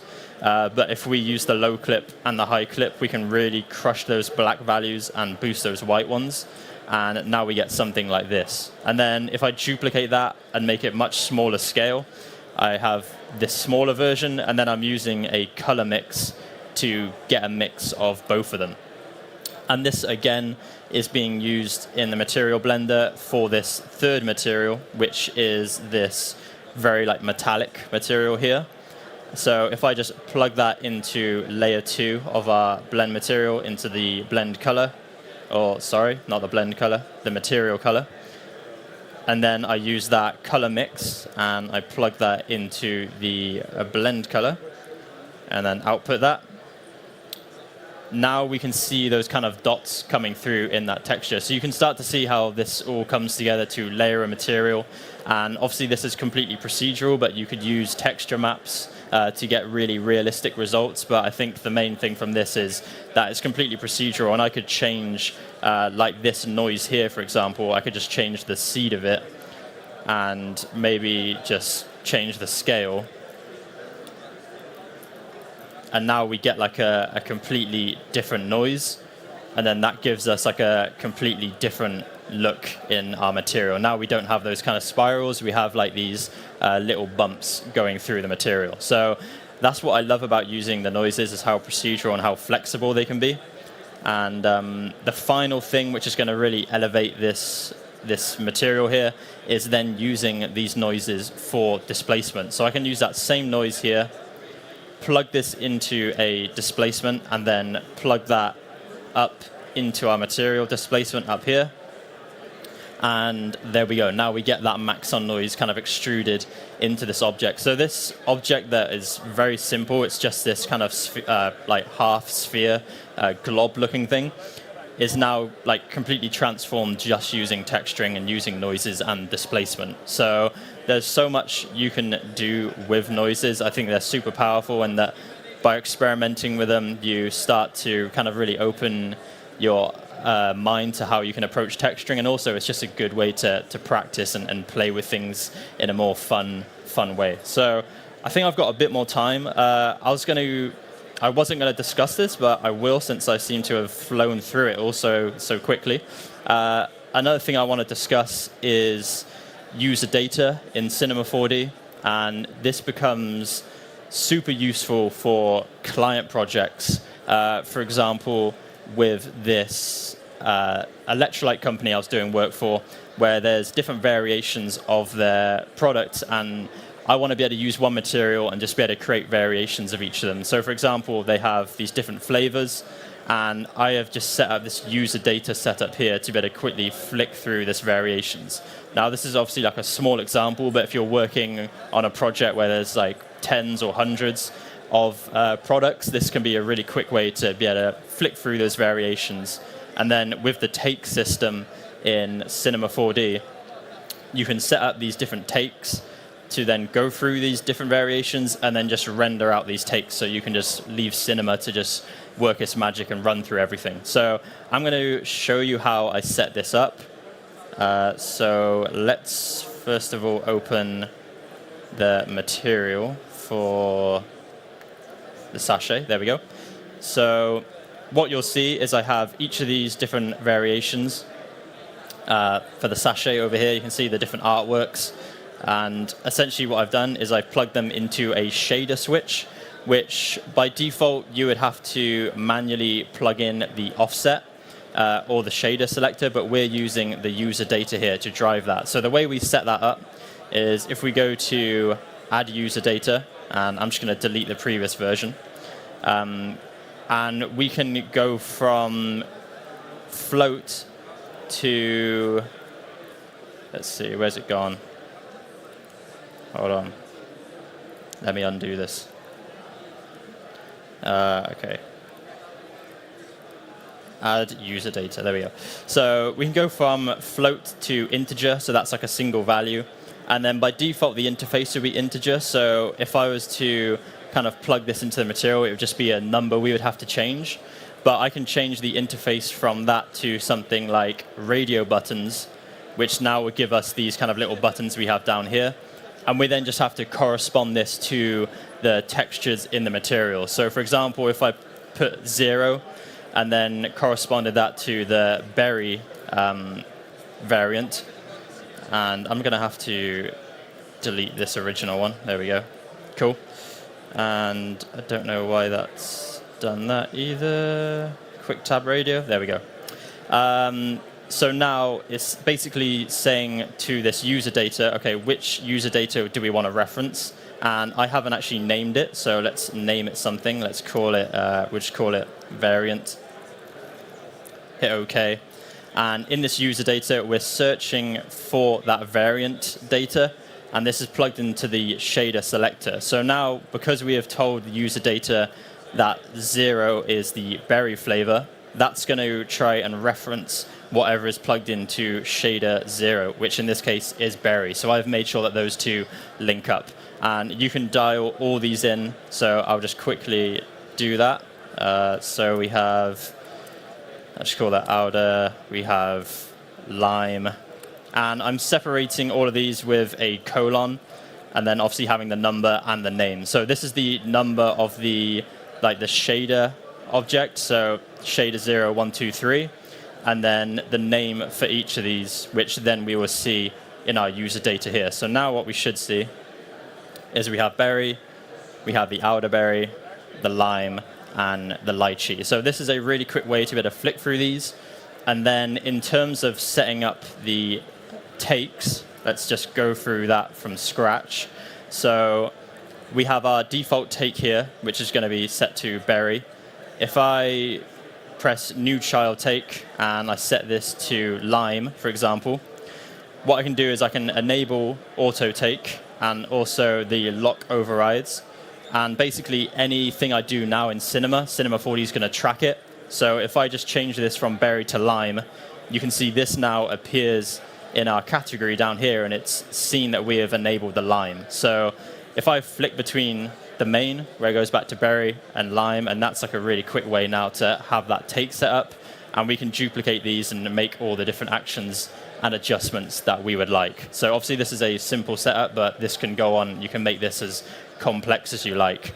And then one final thing, which kind of this all just goes hand in hand. If I was to now render this, Cinema 4D has these amazing tokens, which you can find from the drop down here. So essentially I have $PRJ, which means when I render this out, it's going to have the name of the project file. So in this case, 06 user data. And then I've added an underscore, and then I put $take. So on the end of that render, it will add the take name. So when you are rendering all these takes out, you then have really easily findable kind of file names, which becomes super useful when you're working on large scale projects. So I think that's everything from me. So thank you for watching. Hopefully you found it useful. Thank you for everyone at home watching. And yeah, I'll be around. So if you need anything, just give me a shout.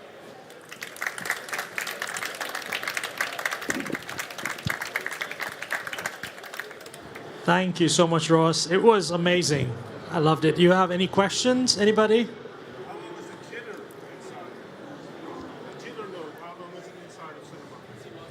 How long is the Jitter Node inside Cinema? I think it's been in there for the last few versions. So it's been in there a good while, but it's kind of flew under the radar a little bit. So yeah, definitely go and check it out. Well, if you all have any questions regarding the products, you can always ask the training team and the product team that's here. Anybody with a Maxon t-shirt, you can always get hold of them and ask them the questions. Also scan the QR code to get the assets. There's another QR code to register and win a Maxon 1 license, so please scan that as well. Everybody watching here as well as live. We'll be back in around 15-20 minutes with another amazing presentation from Roche Studios. So see you in 20 minutes. Thank you.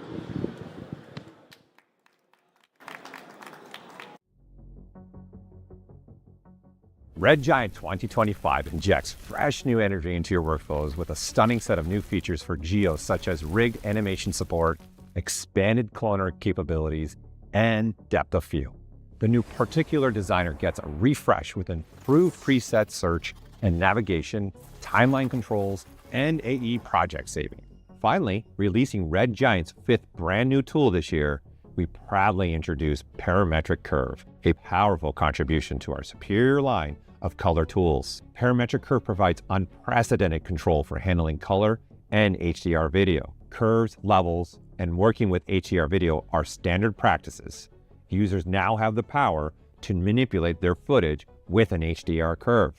Many color adjustments benefit from more nuanced controls than lift, offset, gamma, and gain. Make use of the Bezier curves effect that both processes the image with an HDR curve LUT and also overlays the curve on the image. One great use of this is to invert a color lookup, which isn't possible with some standard color operations. Supercharge your 3D workflow in After Effects with Red Giant Geo's exciting new advancements. Make your objects array pop with expanded cloner features like multiple materials and objects, with inward and outward orientation, and more. Dial in realism with the blazing fast, beautiful built-in depth of field powered by Universe Bokeh and controlled by our After Effects camera. There's so many great possibilities you unlock when adding 3D objects directly into After Effects, and now Geo supports the import of rigged animations from FBX. Breathe easier and settle into a more relaxed, creative environment with the latest improvements to Particular's Designer. With optimized navigation and preset search, timeline playhead control, and the ability to save your After Effects project without leaving the designer, you can focus on creating art and less on managing the tools. Maxon Studio, our new template engine for After Effects, was released in June and harnesses the power of over 130 Red Giant tools you can use to create amazing videos. Whether you're crafting stunning effects, intricate animations, or captivating motion graphics, Maxon Studio empowers you to enhance your videos with a straightforward dashboard that makes the process quick and easy. Need a quick transition effect or lower third? Launch the Studio dashboard and give it a try. We're thrilled to announce a game-changing update to our template engine that will revolutionize the way you customize and manage your designs in Studio. Now you can save your adjustments as reusable presets. Streamline your workflow by quickly applying your favorite customizations to new projects with a single click. Experiment with different styles and layouts without the fear of losing your favorite designs. Share your presets with your team to ensure a unified brand identity. Experience the freedom and flexibility of the Save as Preset feature. Update your plugin to the latest version and start creating with confidence and ease.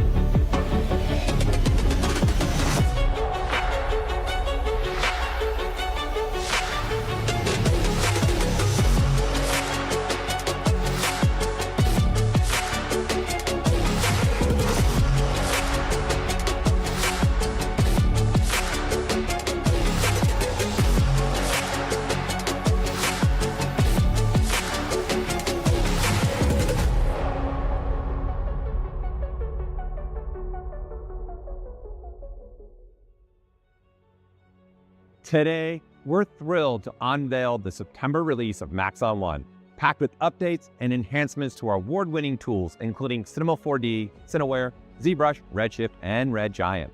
This release is especially designed to empower artists on the go, streamline workflows, and boost precision and control like never before.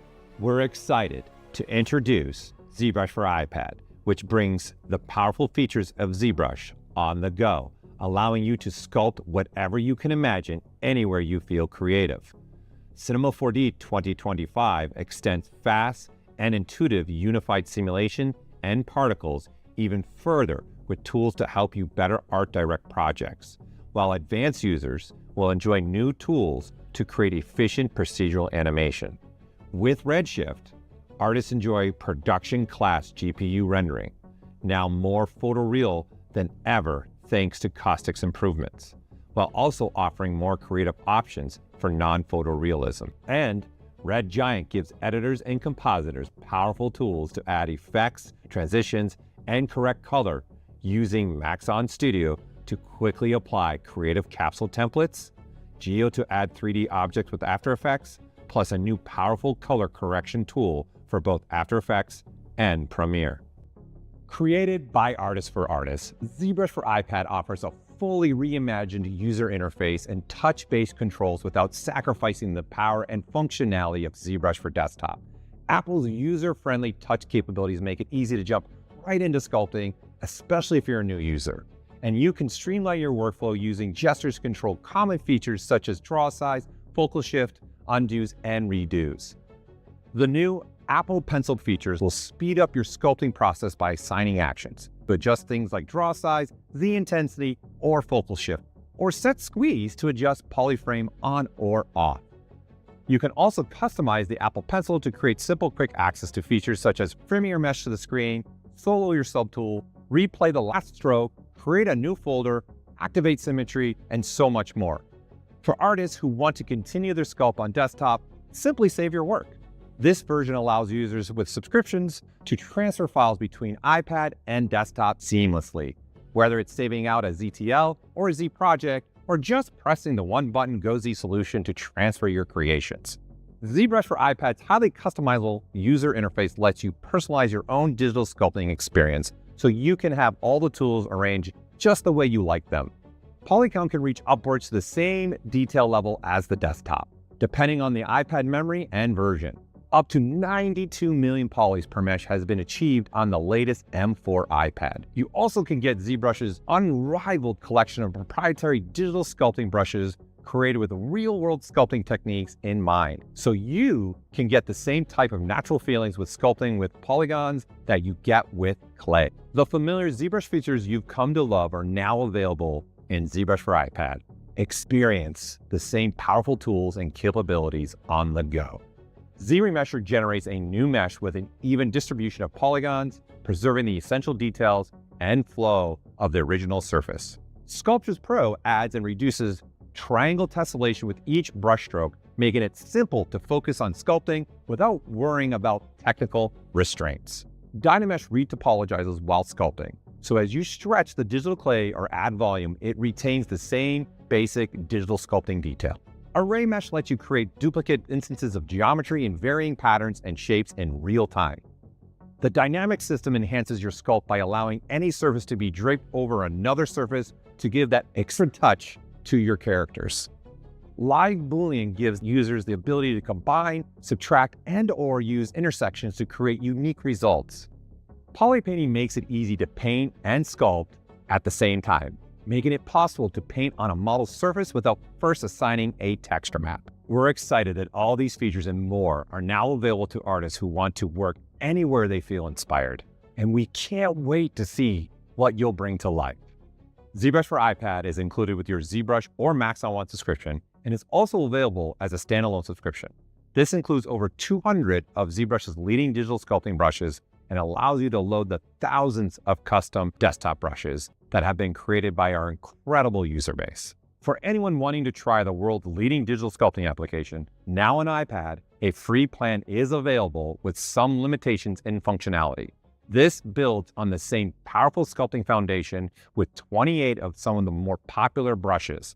Looking ahead to other aspects of this release, our product teams have been hard at work integrating new features and updates into the rest of our product lineup. Cinema 4D 2025 lets you elevate your motion graphics and VFX to new heights with unprecedented control and realism with advanced simulations featuring improvements in pyro, rigid body dynamics, particle modifiers, and MoGraph tools. We've added a number of improvements for particle modifiers. The new follow spline modifier makes it easy to create motion graphic effects with particles flowing along a spline. The spin modifier has been redesigned. We've added align to surface. The math modifier now includes variants, and look, spin, and turn have more artist-friendly controls. Support for MoGraph weights and force objects allows you to quickly dial in rigid body simulations, while the new sparse volume and sparse surface emission types, based on nano VDB technology, allow for faster and larger pyro simulations. Also, improved parameter options in pyro are sure to light the fuse of your creativity. We've also added a bunch of new pyro presets to the asset browser to kickstart your next project. The new field driver tag adds unparalleled flexibility, allowing you to control object parameters with fields. Optimize your scene performance with the Object Profiling Manager, ensuring your projects run smoothly and efficiently. Cinema 4D 2025 offers continuing improvements with updates to color management and render space settings. The color chooser offers a streamlined workflow that makes it easier than ever to choose the right color in the right color space. Colors are also now automatically converted to the proper space when you import presets or copy and paste between multiple projects. New import and export settings for color spaces ensure consistent color accuracy across all formats and assets. New file name tokens allow you to easily tag renders with the display and render color space, so you're sure the right settings get applied when moving to compositing. Achieve exceptional color precision and consistency with the enhanced OCIO workflows. And just in case you missed it, Cinema 4D's June release includes scene nodes enhancements that provide more options to create procedural geometry. The points modifier node, for example, greatly simplifies the process to create custom deformers and remap data attached to points. The set point value node and noise modifier make it easier to deform existing geometry. The Outline Spline node enables procedural spline outlines, allowing for stacked and nested shapes from a single input. Support for spring connections and motors were added to rigid body simulations, along with easier options for creating connectors between objects. Cinema 4D 2025 also enhances its extensive import and export capabilities to ensure a smoother, more integrated workflow.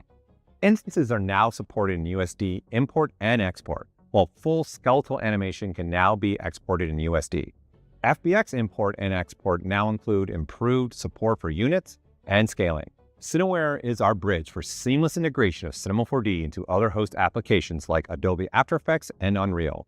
And now, Cineware 2025 offers even more extensive integration and includes a number of performance improvements under the hood.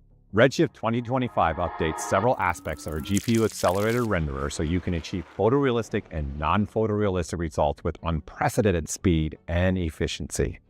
Rendering beautiful patterns of light passing through glass and gems is easier than ever with improvements to Redshift caustics. Enable the new brute force caustics with a single click and easily achieve realistic lighting.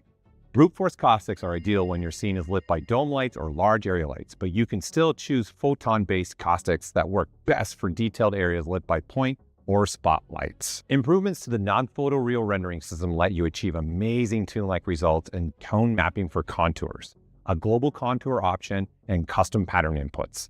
With this release, contours no longer need to be added to each material separately. Now, the contour node connected to the global contour port in render settings will apply its effect to every material in the scene that doesn't already have a contour node connected. You can also now choose custom pattern inputs for the tone map pattern node. The sprite nodes utility has doubled with the inclusion of an input port for procedurals, like Maxon noise or tiles node. Generating cutouts with procedurals is now simple. Connect the procedural node's color output to the sprite node's input and assign the material to the meshes. Volumes can now be composited using depth data in the same manner as other scene elements with the new volume depth AOV. Clouds, smoke, and explosions are no longer limited to 2D adjustments in post, making it easier to edit exterior environment renders without leaving volumetric elements feeling unrealistic. Redshift native cameras are now supported in Cinema 4D crane, morph, and motion cameras, allowing artists easily to create dynamic and realistic camera movement, including adjustments in depth of field and other Redshift camera effects.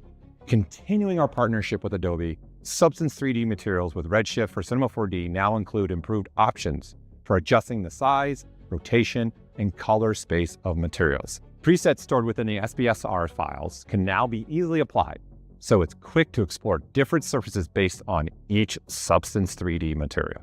Red Giant 2025 injects fresh new energy into your workflows with a stunning set of new features for geos such as rig animation support, expanded cloner capabilities, and depth of field.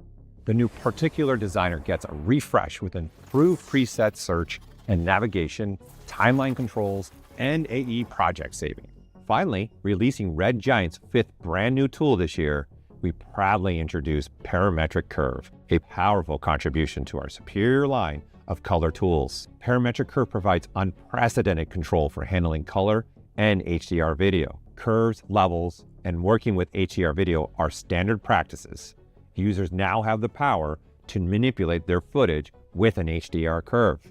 Many color adjustments benefit from more nuanced controls than lift, offset, gamma, and gain. Make use of the Bezier curves effect that both processes the image with an HDR curve LUT and also overlays the curve on the image. One great use of this is to invert a color lookup, which isn't possible with some standard color operations.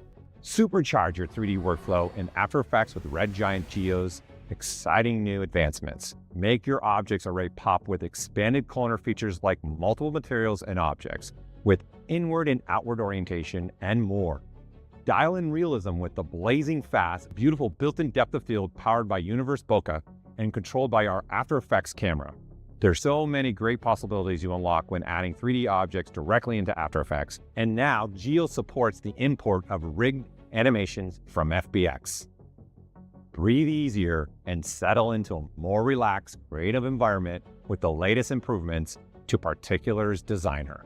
With optimized navigation and preset search, timeline playhead control, and the ability to save your After Effects project without leaving the designer, you can focus on creating art and less on managing the tools. Capsules are our library of assets, models, shaders, materials, presets, and more designed to help kickstart your projects. Our capsules drop in June included a minimalist home office collection with beautifully designed models and original photographs to outfit your workspace. You can even explore a complete Cinema 4D scene file to see how to create your own home interior rendering. Our extensive library of realistic plants continues to grow, now offering over 600 different plant models to add life to your environments. In July, we completely revamped the look and feel of our material and object capsules in the asset browser. It's never been easier to make an apples-to-apples comparison between materials and get an accurate sense of how they'll look in your scene. We've also rolled out an amazing collection of 3D scanned natural materials by Exterior.com, perfect for environment layout and rendering, everything from sand to lava rock to grass. When combined with the 12 volume of plants by Lovework, you can render photorealistic landscapes. We've also continued our collaboration with Fuchs & Vogel to make a diverse set of roofing materials to cap off your exterior architectural visualizations. Maxon Studio, our new template engine for After Effects, was released in June and harnesses the power of over 130. Welcome back, everybody. We have an exciting studio named Roche Studio based in Netherlands, who are a creative studio, and they're going to talk about how they've created a Soapbox game in Cinema 4D. We're also going to get a chance, not everybody, maybe everybody, to try it out. I'll let Aryon and Joey take us through the process. So, and please scan the QR code to download the assets as well. Emily, please do that. Yeah. See you later, guys.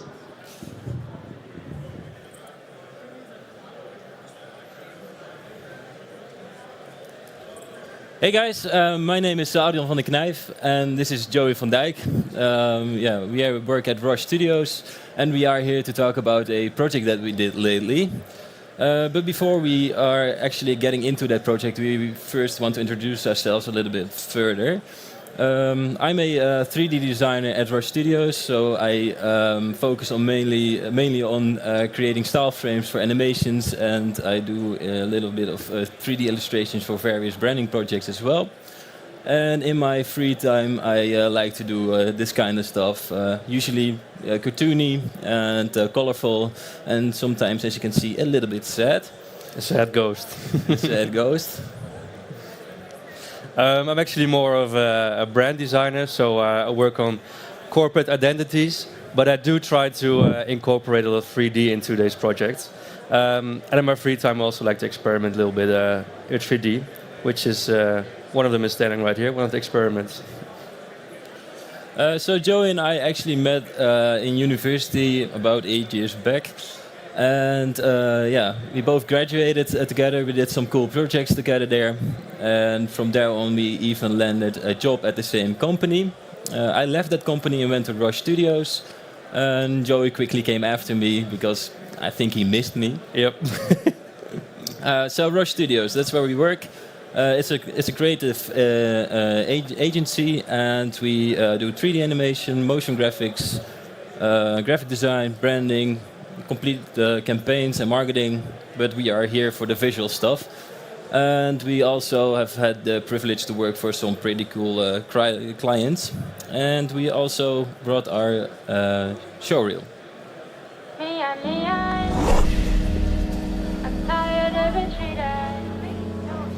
All that womp sounds to me so obnoxious. Boy, you played yourself with your nonsense. Ay, I don't know what you're saying. Say what? Would I go? I don't know what you're saying. Say what? Would I go? All that womp sounds to me so obnoxious. Boy, you played yourself with your nonsense. Ay, I don't know what you're saying, though. Yeah. Tell me now, how did we get so low? Yeah. Tell me now, how did we get so broke? Yeah. Tell me now. How could it be so rude? Swear I'ma lose my cool. I won't be made as a fool now. I'm tired of retreating. Don't retreat it. All that womp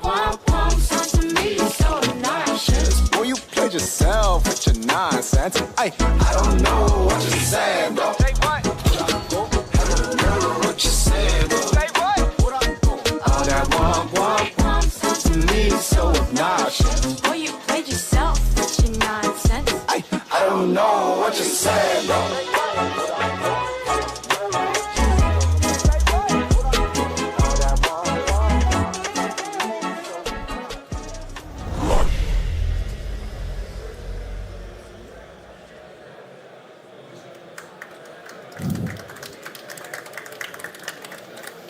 And actually, one of the projects that we had the chance to work for, one of the clients we had the chance to work for, is NVIDIA.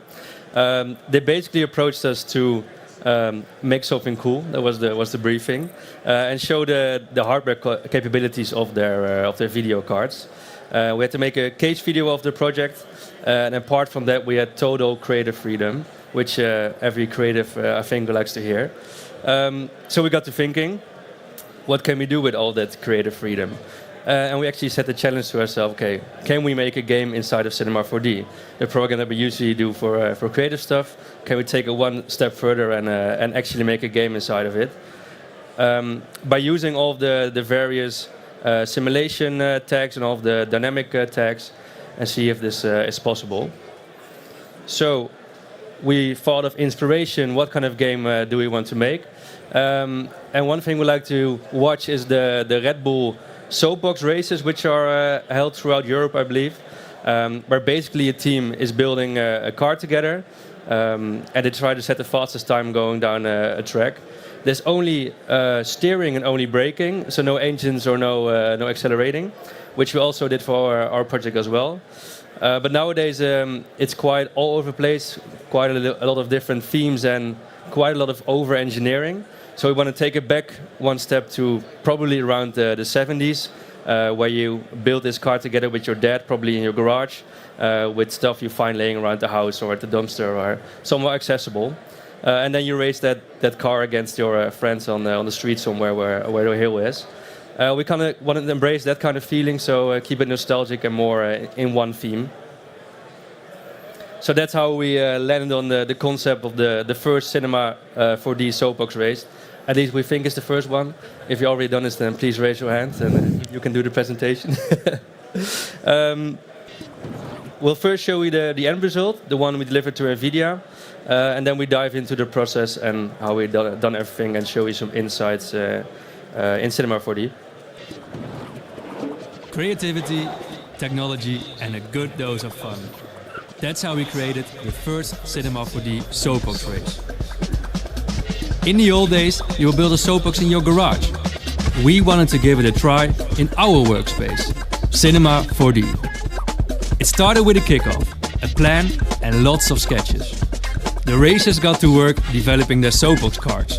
For this, programs like Cinema 4D, Substance Painter, and Photoshop ran at the same time. From car rigs to coding to the final race, we pushed the limits of Cinema 4D. The power of the GeForce RTX 40 series GPUs and the NVIDIA Studio drivers made all of this possible.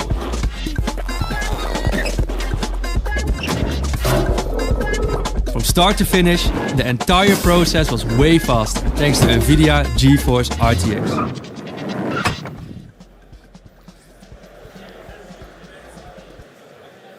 So how did we make this? Well, we started by building the cars, and we gathered a team. The team consisted out of colleagues who were more than happy to help. So we instructed them. Joe already told that one of the biggest rules was that it should be made out of objects that could be laying around your house. So these are some of the sketches, and now we go to the final cars. So as you can see, the first one is based on the shopping cart, the next one on a drum kit, and the last one on a wheelbarrow. And also the colleagues, the racers itself above it. The racer lineup. Yeah, the lineup. And then we have two more actually, a bathtub and an oil drum. And Joe. All right. So we got the cars, but they're not actually moving yet. So let's dive into Cinema 4D and make these cars move. We have a simplified version of one of the cars. and we'll guide you through the steps how we make all of the cars move. We'll start off by just giving all of them the dynamics tags. So we go to give them the rigid body, which means they can start moving. And when we hit play, it will start falling down. But the floor isn't actually collidable yet, so we can give that a collider body, which means all of the objects should be interacting with the floor. And now the wheels are off on their own adventure, and doesn't look like a car yet. So there's actually a very handy tool inside of Cinema 4D, which is called a suspension, a wheel suspension. And in that way, we can connect the wheels to the car. So I'm going to copy that a few times for every wheel, drag it underneath the first wheel, and I'm making sure that it's on the same orientation as the wheel itself. So by Alt zeroing, we set the PSR to the right location. Then we connect the wheel itself in the object panel to the body of the car. And I'll quickly do that for the other ones as well. Right location.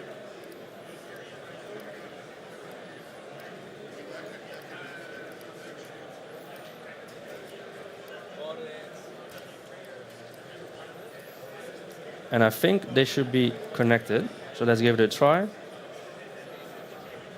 And it does work, but if I zoom in a little bit, you'll probably see that the base is too heavy for the current suspension. So the body slams into the floor of the body of the car slams into the floor. So if we grab all of them together, we can actually crank up the stiffness. So let's increase it quite fairly. Give it another try. It does seem to hold the car well, but it seems to bounce a little bit too much. So if we increase the damping, let's say by 2, I think this should be a smoother experience. And as you can see, the car is able to actually go down a track. It's movable.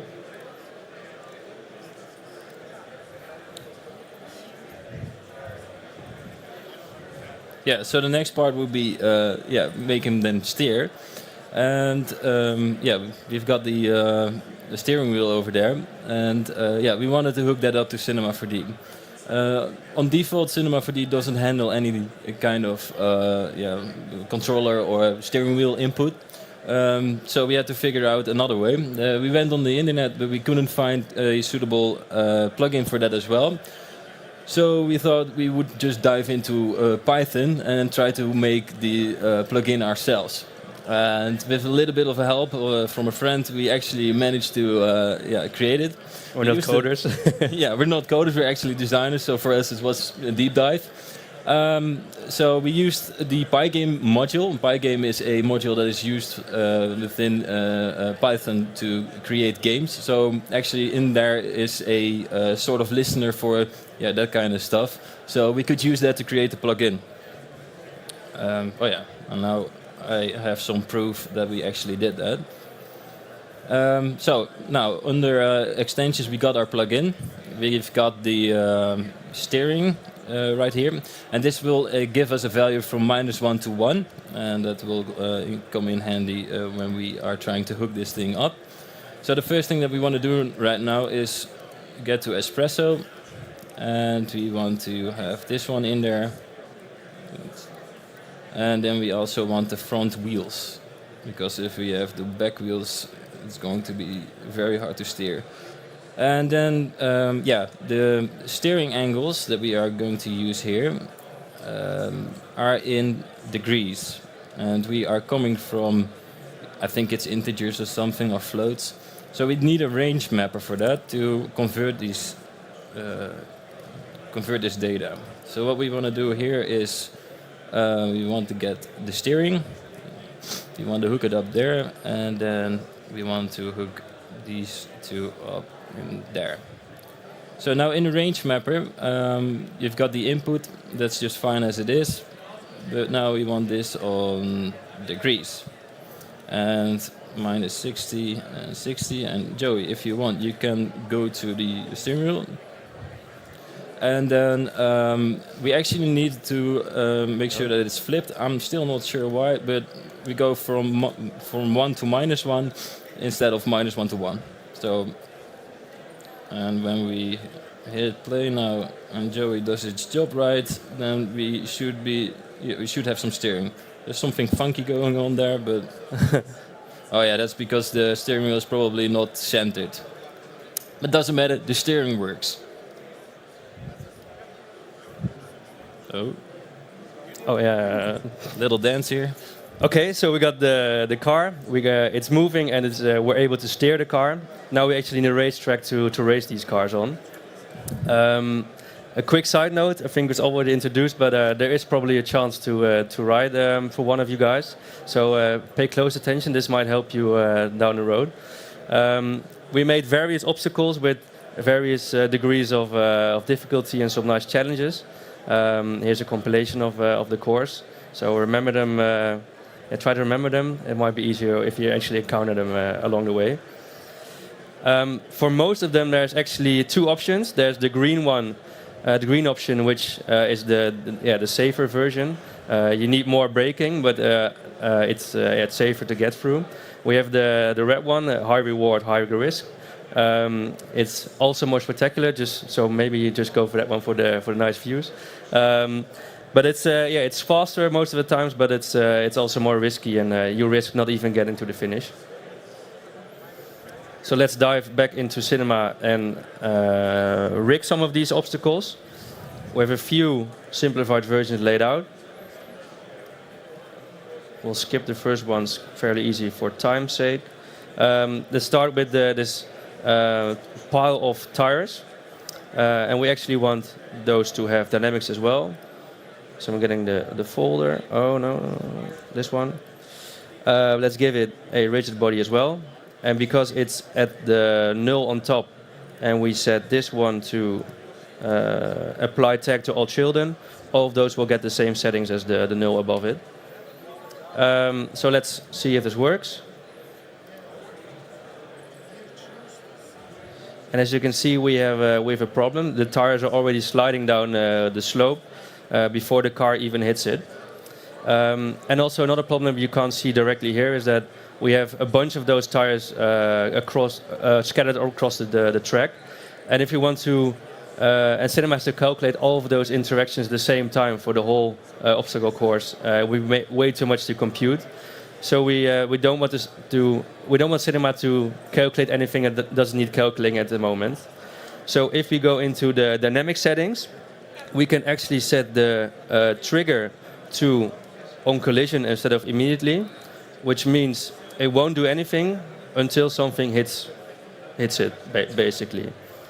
So they stay in place, and Cinema is only calculating the data once something rams into it, which solves both of these problems.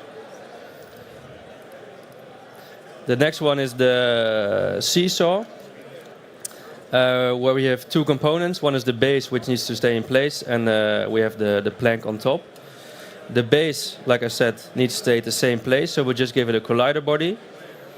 And then the plank needs to move on top of the base, so we'll give that a rigid body. And let's make it a little bit less heavy so we can see what we're doing.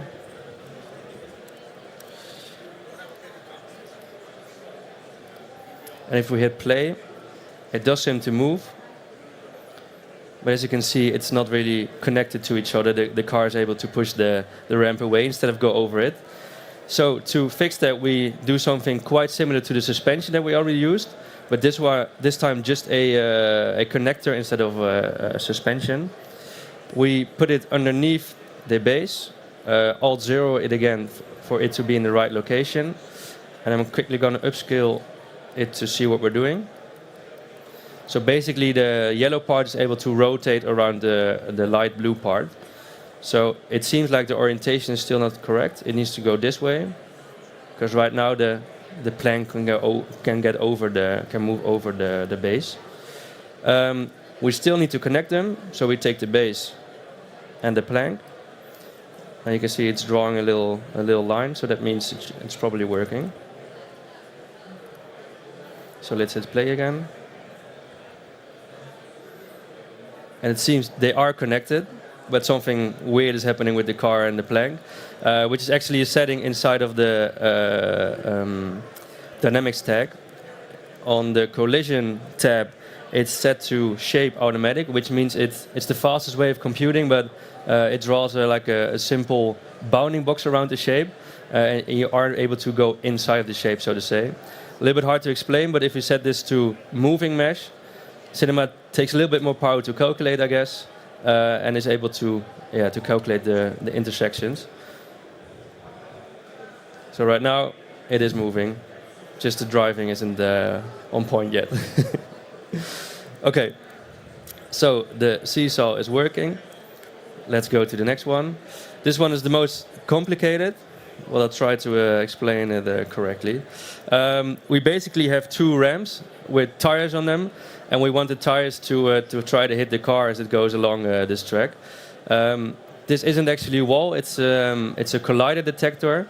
So what we want to do is, as soon as the car is colliding with this object, we want the wheels to start rolling down the hill. So it's timed correctly. So let's first give all of the wheels a rigid body, so they're able to start going down the track. Whereas, like I said, the timing isn't correct, so it's not really stopping the car. So we need some kind of detection method. So let's go into Espresso. Let's load in the actual detector, and we need the base of the car. And then there's this nice collision node inside of Espresso. It requires two object inputs, so let's set both of these to object. And let's get a result in there to see what we're doing, what's happening. Nope. So right now it's giving a value of 0 because the car and the box aren't colliding. But if I hit play and wait till they actually are colliding, it gives us back a value of 0 or of 1. So we can use the data to drive the moment the tires should start falling down the track. So let's get the dynamic stack of the tires, and inside of here is oh, that's the wrong one. I need this one. And inside of here, you see there is a wait, it's here. Right now it's set to immediately, so they immediately start going down the rails or the track when we hit play. We want that to be Espresso, and then once the collision is happening, we want to be set back to immediately. So we get a condition node in here, and over here we can one sec. We want this to switch it. Oh, that's not the right one. And we want this to go from 4, which is the Espresso one, to 0, which is the immediately. And if we put that into the dynamics trigger, it should change these values that I just talked about. So it changes this one. So right now it's on 4 because there's no collision, which is Espresso. And once the collision is happening, it should set it to immediately, which means the tires are waiting, and as soon as the collision is happening, they actually try to stop the car. Didn't do a very good job, but they should make it a little bit harder to get through this obstacle. So yeah, those are some of the obstacles explained in Cinema. So yeah, the next part would be adding some extra gaming ingredients. And the most important thing that for now is the following camera, because we ran into a little problem with that. So what we have here is a dummy track. We also got the car and we got a camera. And when we hit play, we have a pre-recorded run that actually goes wrong in the end. And now we want the camera to follow this car. So the best way to do that is to get a constraint. So we're actually putting it on the null above it, so we can move around freely with the camera. And what we want to do next is make sure that the constraint is on transform, and then we are going to target the base of the car. So now this null takes over the rotational values as well as the position values. And when we are going into the camera right now, we can actually see that we are following the camera, but it is really janky. And that's because it's also taking over the rotational values at this point, and that's where the constraint comes in handy, because we can just simply turn it off. So now it's only taking the position, but as you can see here, especially at this point, you cannot see far ahead anymore, and that's not what we want. So we are in need of some rotational values as well, but this next part I find hard to explain. So I'm going to build a simple rig that is going to give us the rotational values in the end. And for that I just hide the car for now, and I have a arrow here. So what I want to do is put a align to spline on there, and then make it look at the racetrack, because we also have a spline in the center of the road, and I want this one actually on the arrow, and I want this one on it's this spline. So if we go through the position right now, we can see that the arrow is actually following the spline, but it's not turning in the corners yet. And if we hit this box, the tangential, we can actually see that it is moving through the corner, but it's still not pointing in the right way because we're on the wrong axis. If we put it on this one, then we can actually see that we are going through the corners. So now we have something that can give us the rotational values that we were looking for. But if we are bringing the car back, the arrow is still not following the car. And for that we need a little bit of espresso again. And then we are going to use a node that's called get nearest point on spline. And what that does actually is give us the closest position on the spline based on the base of the car. So if we put in the coordinates position, global position into there, and we are going to do this thingy into there. Yep. Then we can actually grab the align to spline that we created earlier. And because this is in percentages and the outcome of this will be on percentages as well of the spline, we can actually hook those two up. Position, spline position into position. And now we will be able to see that the arrow is actually following the car along the track now. And what we can do now is steal the rotational values from the arrow and put them on the camera. And for that we are going to use another constraint. And this constraint will be on any transform as well. And then this time we already have the position, so we are only going to use the rotation. And we are going to look at the arrow. So if we go into the camera and hide this one, we should go through the corners at the same time as the car does, and it actually does. So you can always see ahead. You see the track ahead. Yeah, and now you can always see ahead. And now you can even, that's the nice part of this, you can actually change the camera and what position you want, and it will actually always follow the car. In the final version we made it a little bit smoother, but this is the basics of how we did it.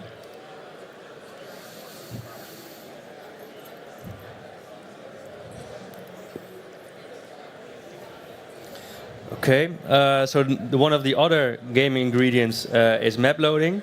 Like I said, there are a lot of obstacles on the course, a lot of interactable stuff. For cinema to calculate everything at the same time would be too much to do at once. So we actually need a system where we only load the part that actually needed at the moment. So just imagine the car going through the corner, the camera is following and approaching the first obstacle.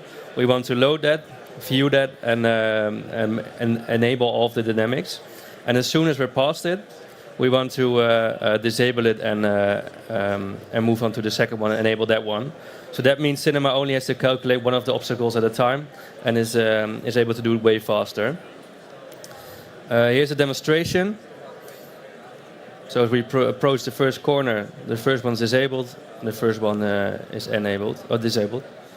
And we do that for all of the obstacles along the course. And we did actually have a file prepared for that, but I think for time's sake we skip it so we have more time for racing. You can do that thing. Yeah? Okay, let's just do it. If you just hurry up, you can do it, I think. I'll do it fast. Okay. So here's a simplified version.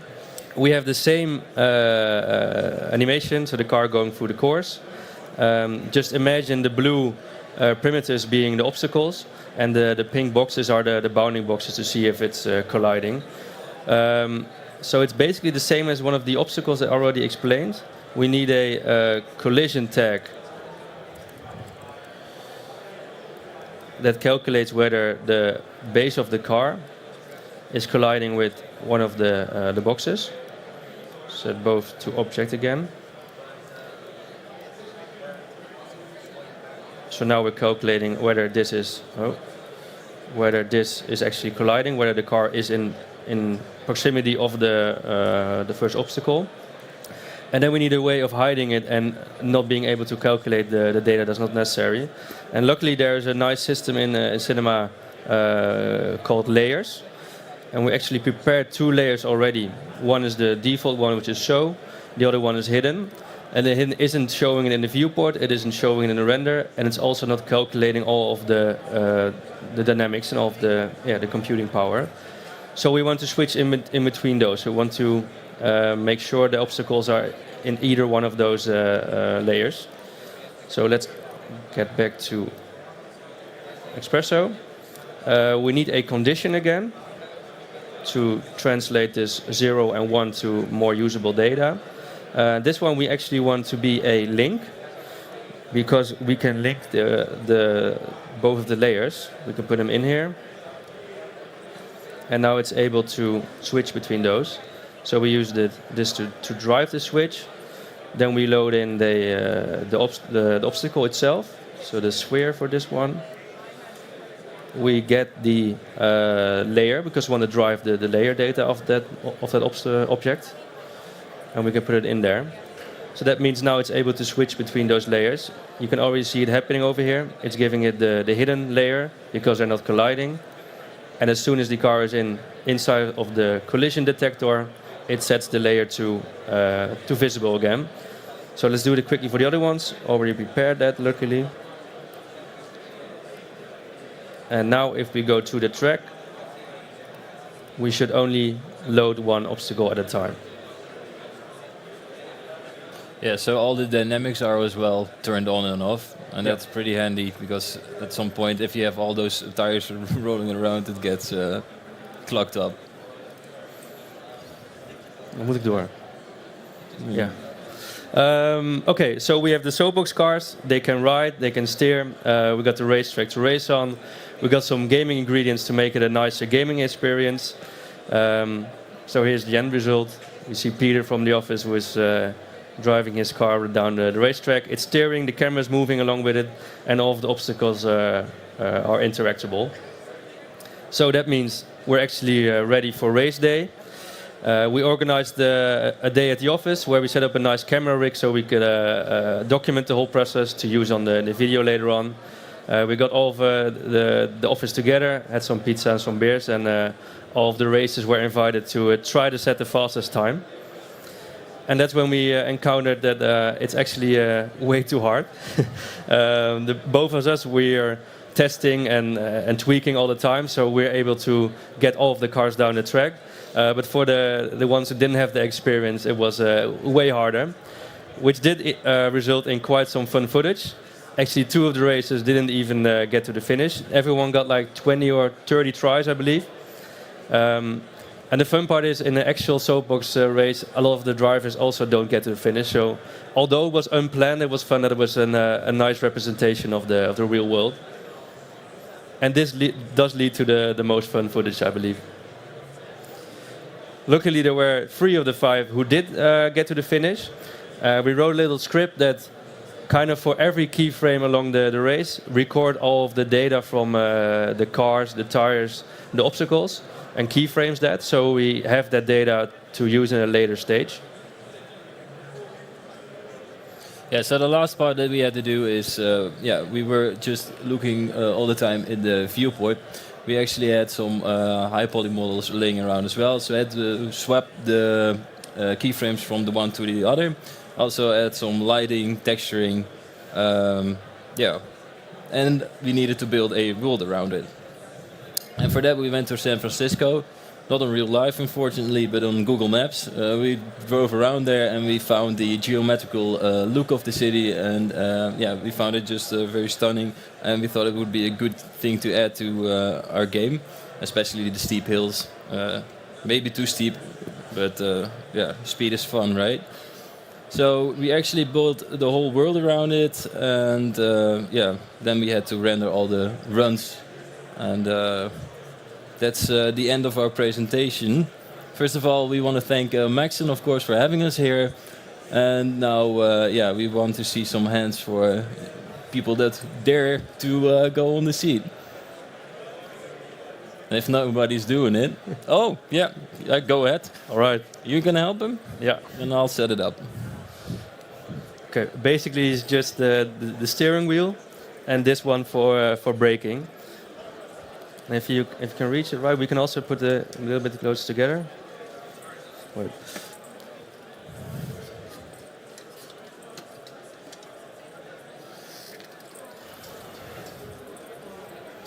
All right. So it's even harder on this screen because it has a little bit of latency. I wish you good luck. And if you want to go again, just notice and we'll do a reset of the course.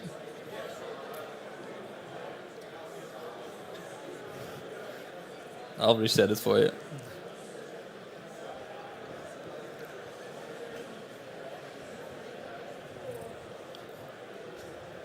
Oh, yeah, that one actually bumped into the body of the car, I think. And one tip, a lot of braking does work. Just controlling your pace, so to say. Yeah, if you can save it. You can do them backwards. We've seen people do that as well. I'll reset it. But it's no shame that you don't come that far in the... no, like we said, we made it way too hard. Especially the latency makes it even harder now.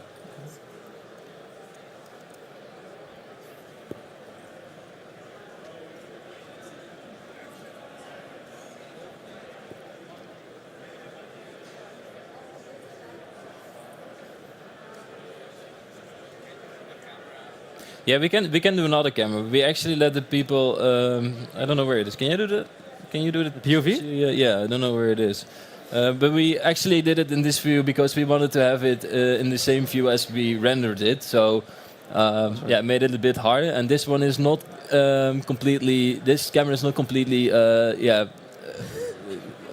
settings aren't right. Just try a lot of braking. It will be easier. Just go slowly down. Down the slope.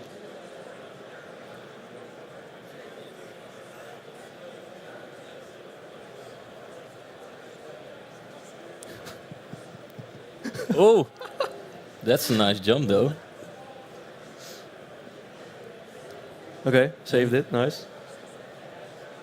This is the best run so far.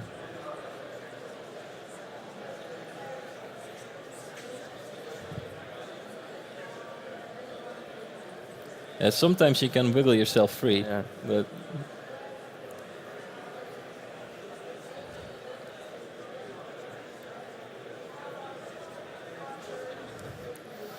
Yeah, so this camera doesn't have the nice camera tweaks to make it easier. Yeah, they're right.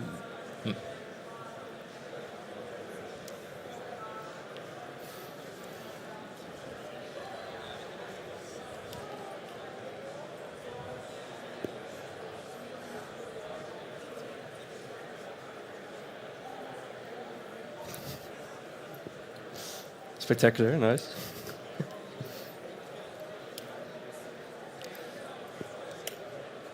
there somebody else who wants to try it?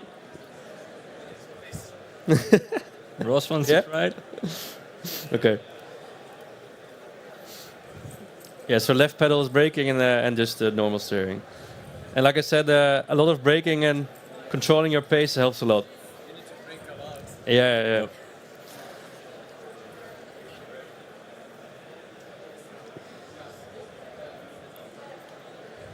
And I think slide steering also works. It's kind of, it steers a lot when you do little tweaks.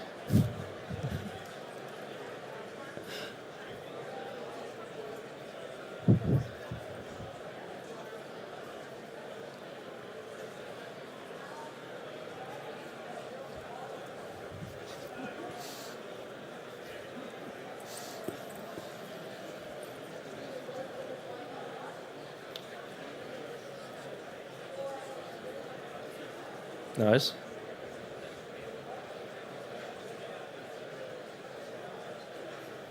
Ooh.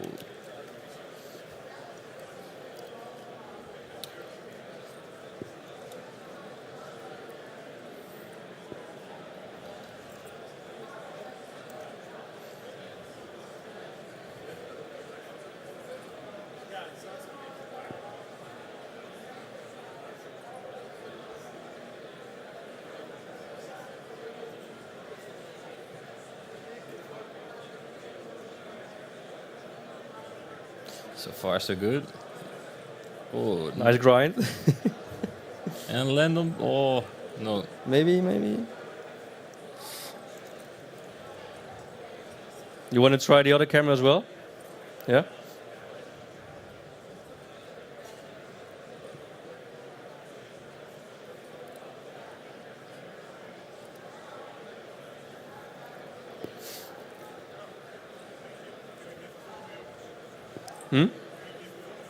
Ja, dat is ook wel wat druk.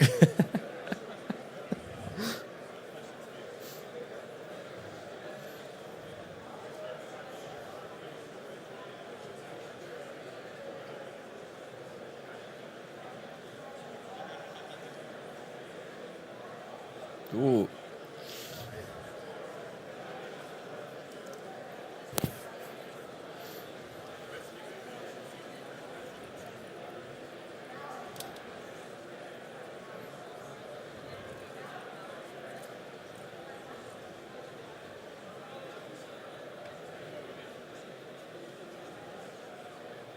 Almost.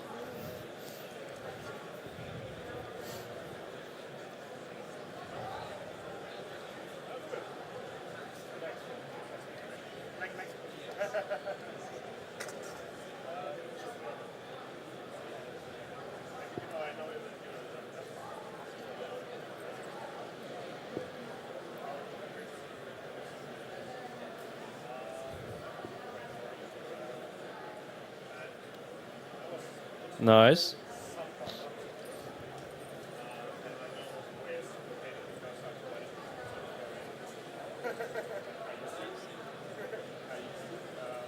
Ooh. Almost a shortcut.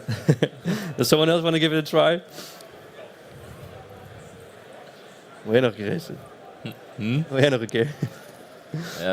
No. Yeah, okay. Okay, I can try. It's a long time ago as well.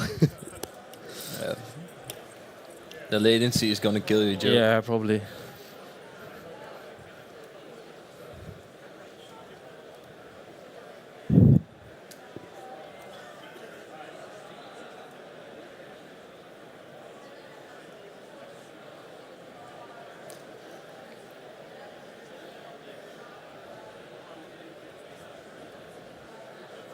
So far, so good. Yeah. Let's go for the grind. Oh. Yeah, it is way hard over here. Yeah. Maybe you have to just look at the screen here, and then you'll get it.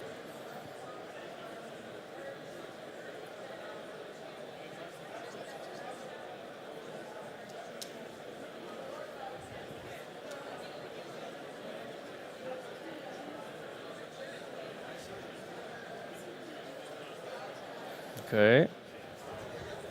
Probably go to the right here as well then. Or are you going for speed? I don't know. Let's go for speed. Just line it up and then let it go. Should be alright. Okay, okay, okay. Good jump.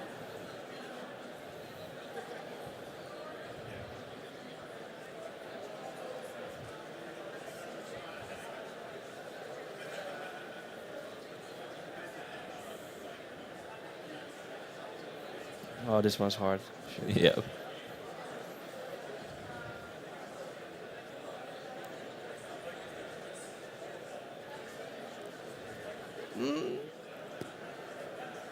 Okay, okay, okay. Nice, nice. 2 more to go. Yeah, but I know this one. Just break, wait, yeah.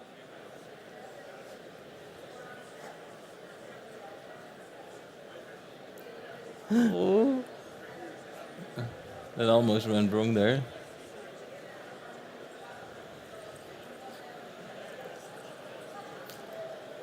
Are you going through the middle? No.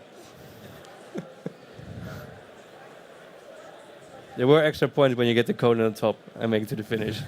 Yeah.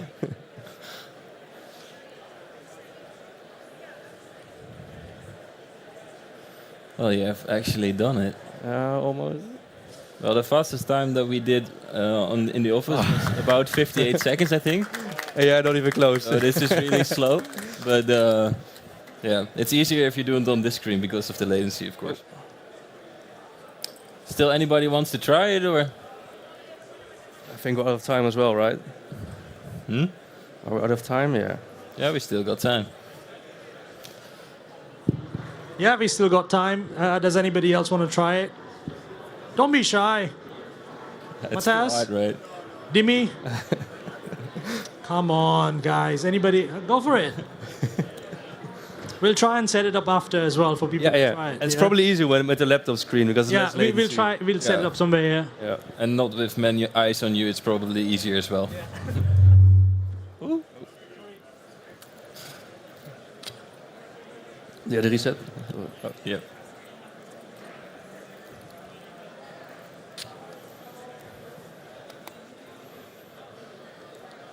I think the steering wheel is flipped. Oh, you need the red one needs to be on top, the red line. Let's check. Yeah, it could the That's good, man. Oh, it's good.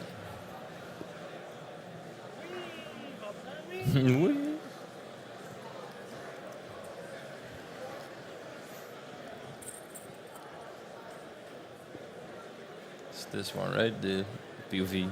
Hmm? Is this the, but which one is the POV? Yeah. Oh, this is the camera.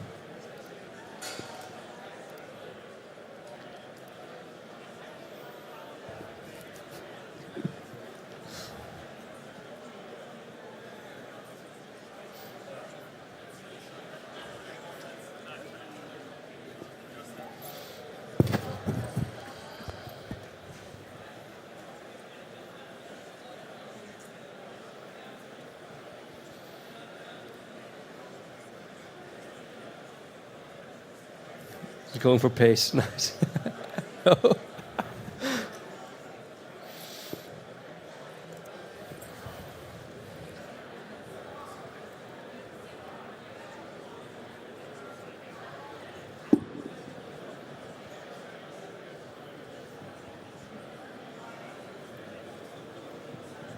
Oh.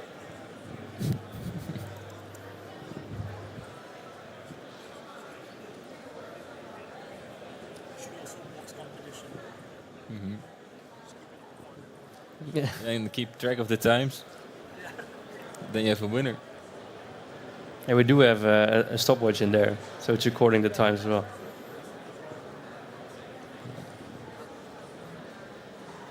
Damn. Ooh.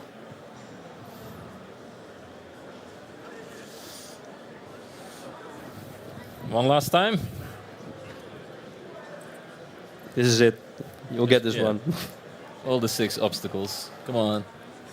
One run. Too much pressure.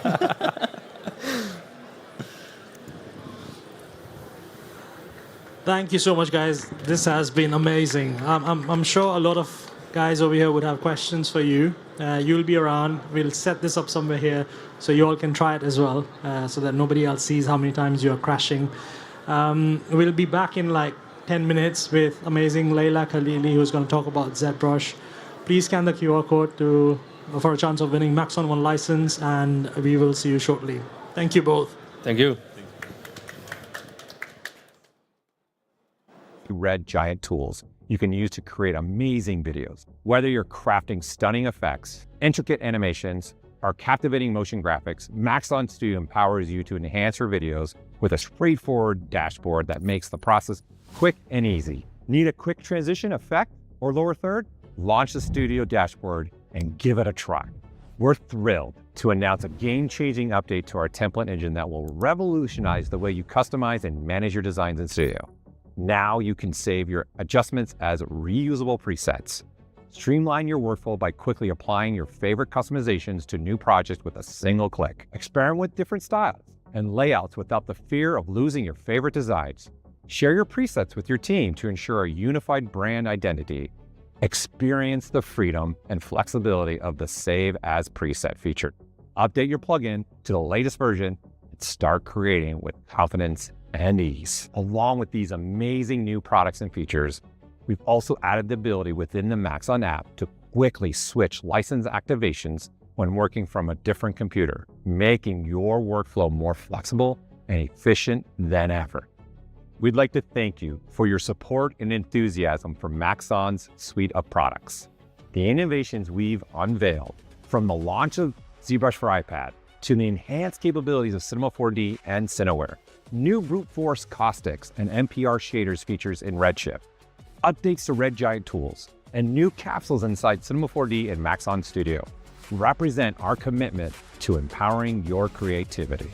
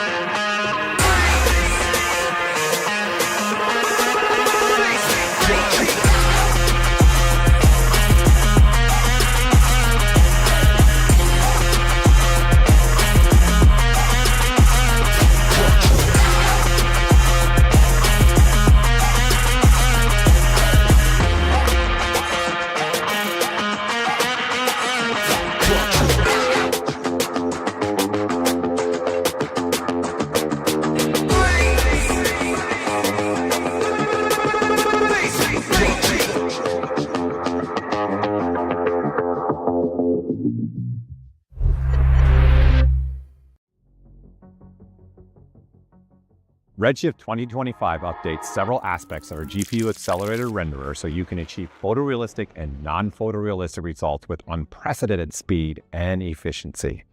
Rendering beautiful patterns of light passing through glass and gems is easier than ever with improvements to Redshift caustics. Enable the new brute force caustics with a single click and easily achieve realistic lighting. Brute force caustics are ideal when your scene is lit by dome lights or large area lights, but you can still choose photon-based caustics that work best for detailed areas lit by point or spotlights. Improvements to the non-photoreal rendering system let you achieve amazing toon-like results in tone mapping for contours, a global contour option, and custom pattern inputs. With this release, contours no longer need to be added to each material separately. Now, the contour node connected to the global contour port in render settings will apply its effect to every material in the scene that doesn't already have a contour node connected. You can also now choose custom pattern inputs for the tone map pattern node. The sprite nodes utility has doubled with the inclusion of an input port for procedurals, like Maxon noise or tiles node. Generating cutouts with procedurals is now simple. Connect the procedural node's color output to the sprite node's input and assign the material to the meshes. Volumes can now be composited using depth data in the same manner as other scene elements with the new volume depth AOV. Clouds, smoke, and explosions are no longer limited to 2D adjustments in post, making it easier to edit exterior environment renders without leaving volumetric elements feeling unrealistic.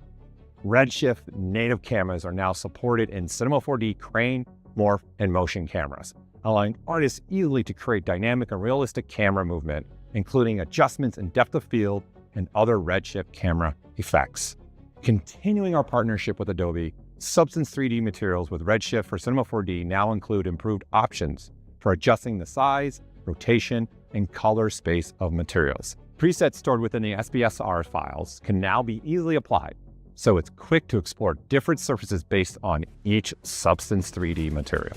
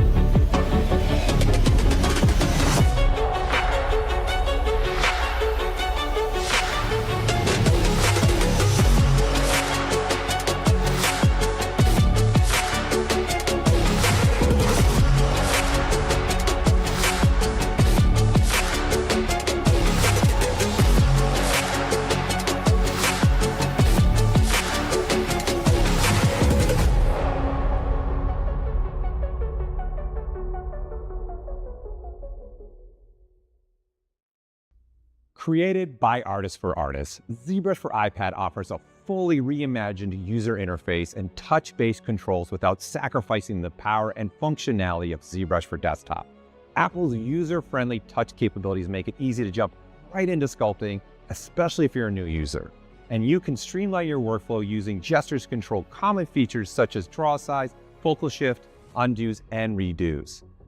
The new Apple Pencil features will speed up your sculpting process by assigning actions to adjust things like draw size, Z intensity, or focal shift, or set squeeze to adjust polyframe on or off.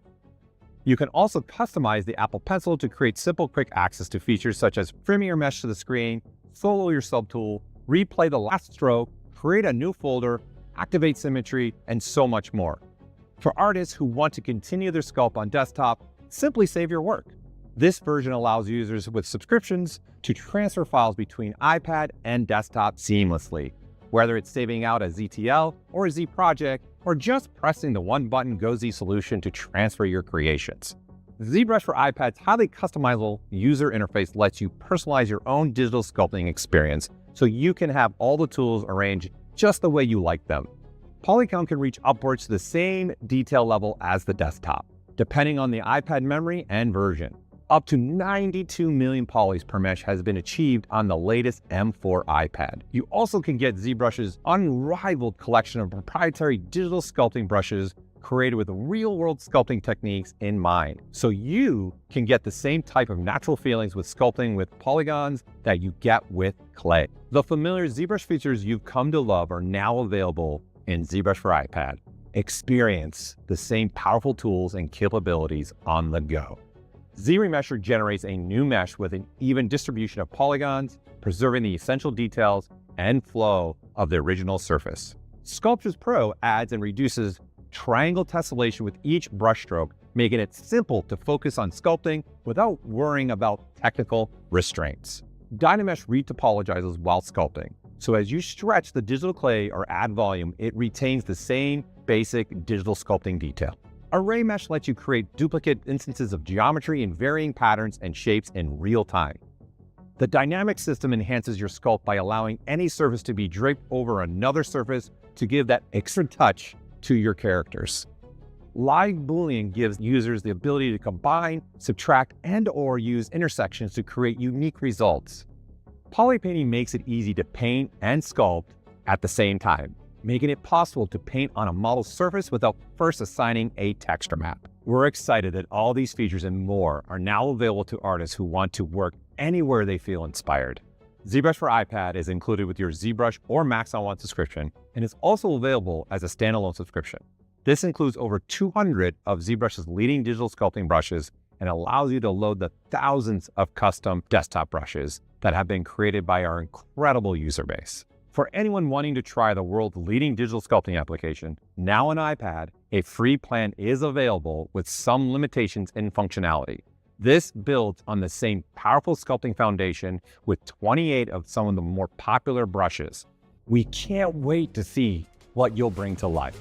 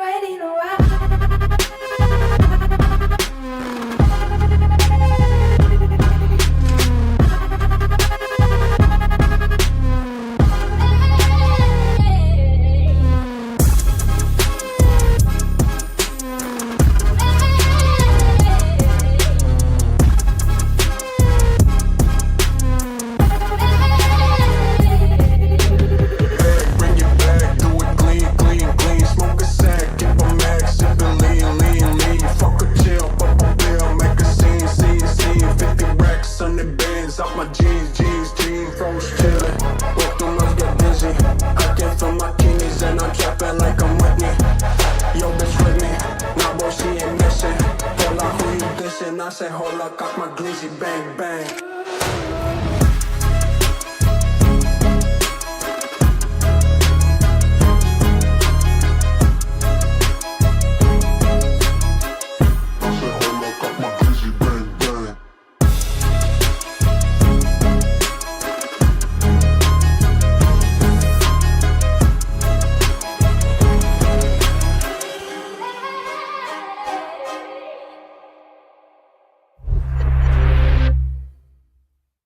I've always wanted to be able to sit on my couch, sculpt something when that idea strikes, to have that opportunity to just put it down on paper.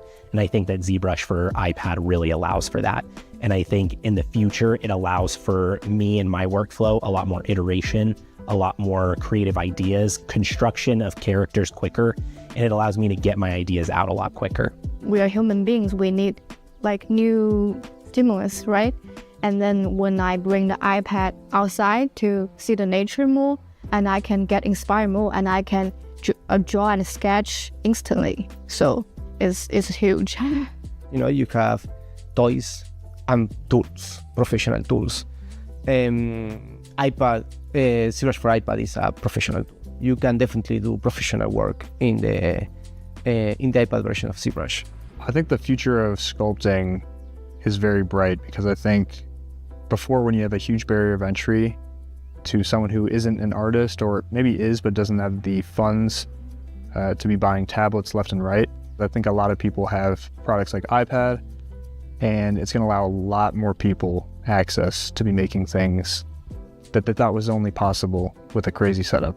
The idea of enabling like professional level work, not only for someone like me that can travel, but to me, I think the most exciting thing is getting to a future where someone who's interested in this sort of thing that doesn't even have a desktop or doesn't have experience 3D modeling or sculpting could play around and make some stuff on an iPad and get some of that joy and fun that I get from doing this kind of art that I do. That's what's, I think, the most exciting part of it. I mean, I can really see that to be a very handy tool, especially, you know, if you're in like I said, in a conference with 47 producers who can't make up their mind.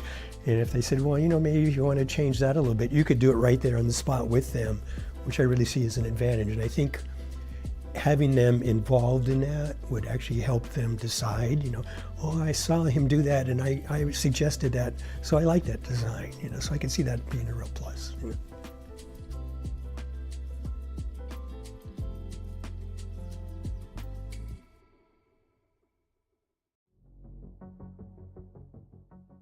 Capsules are our library of assets, models, shaders, materials, presets, and more designed to help kickstart your projects. Our capsules drop in June included a minimalist home office collection with beautifully designed models and original photographs to outfit your workspace. You can even explore a complete Cinema 4D scene file to see how to create your own home interior rendering.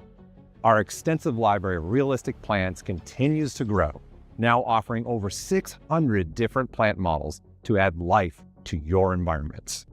In July, we completely revamped the look and feel of our material and object capsules in the asset browser.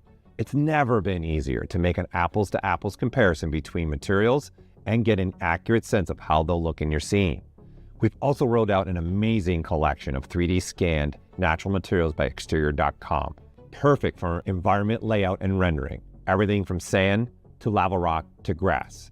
When combined with the 12 volume of plants by Lovework, you can render photorealistic landscapes. We've also continued our collaboration with Fuchs and Vogel to make a diverse set of roofing materials to cap off your exterior architectural visualizations. Maxon Studio, our new template engine for After Effects, was released in June and harnesses the power of over 130 red giant tools you can use to create amazing videos. Whether you're crafting stunning effects, intricate animations, or captivating motion graphics, Maxon Studio empowers you to enhance your videos with a straightforward dashboard that makes the process quick and easy. Need a quick transition effect or lower third? Launch the Studio dashboard and give it a try. We're thrilled to announce a game-changing update to our template engine that will revolutionize the way you customize and manage your designs in Studio. Now you can save your adjustments as reusable presets. Streamline your workflow by quickly applying your favorite customizations to new projects with a single click. Experiment with different styles. and layouts without the fear of losing your favorite designs. Share your presets with your team to ensure a unified brand identity. Experience the freedom and flexibility of the Save as Preset feature. Update your plugin to the latest version and start creating with confidence and ease.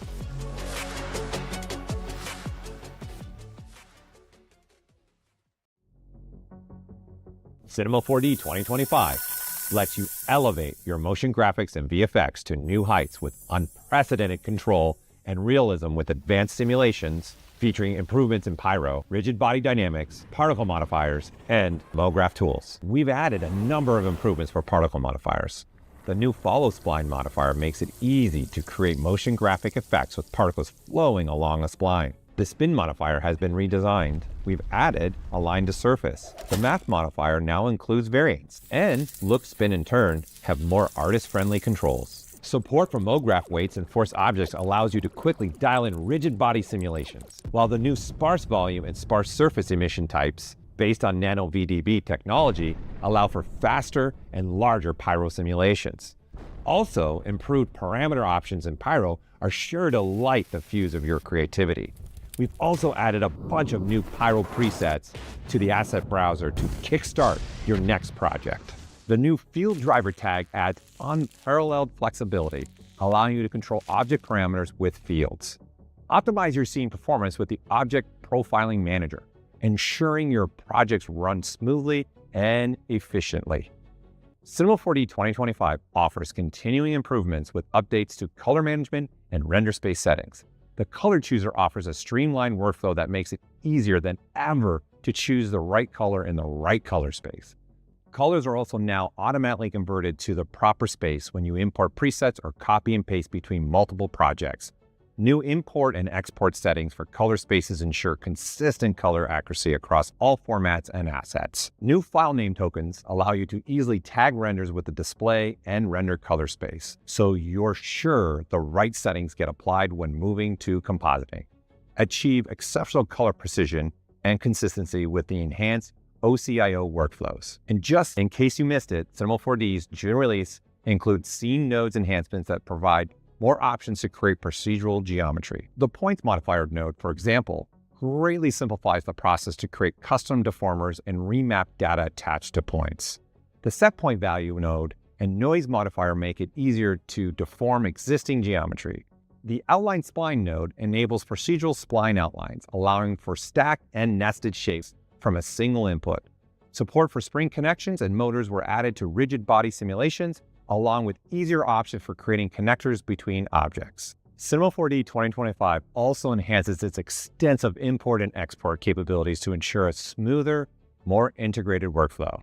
Instances are now supported in USD import and export, while full skeletal animation can now be exported in USD. FBX import and export now include improved support for units and scaling. Cineware is our bridge for seamless integration of Cinema 4D into other host applications like Adobe After Effects and Unreal. And now, Cineware 2025 offers even more extensive integration and includes a number of performance improvements under the hood.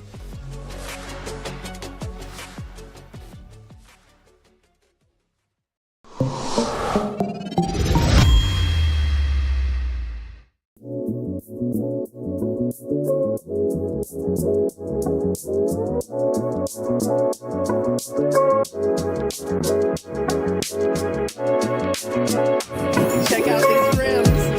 Let's go, G.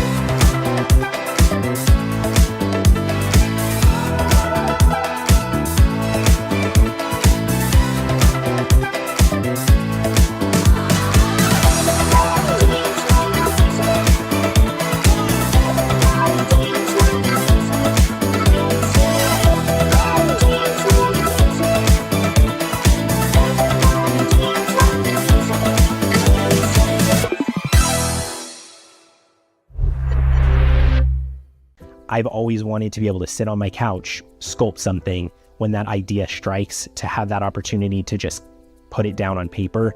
And I think that ZBrush for iPad really allows for that. And I think in the future, it allows for me and my workflow a lot more iteration, a lot more creative ideas, construction of characters quicker, and it allows me to get my ideas out a lot quicker. We are human beings. We need like new stimulus, right? And then when I bring the iPad outside to see the nature more, and I can get inspired more, and I can draw and sketch instantly. So it's huge. You know, you have toys and tools, professional tools.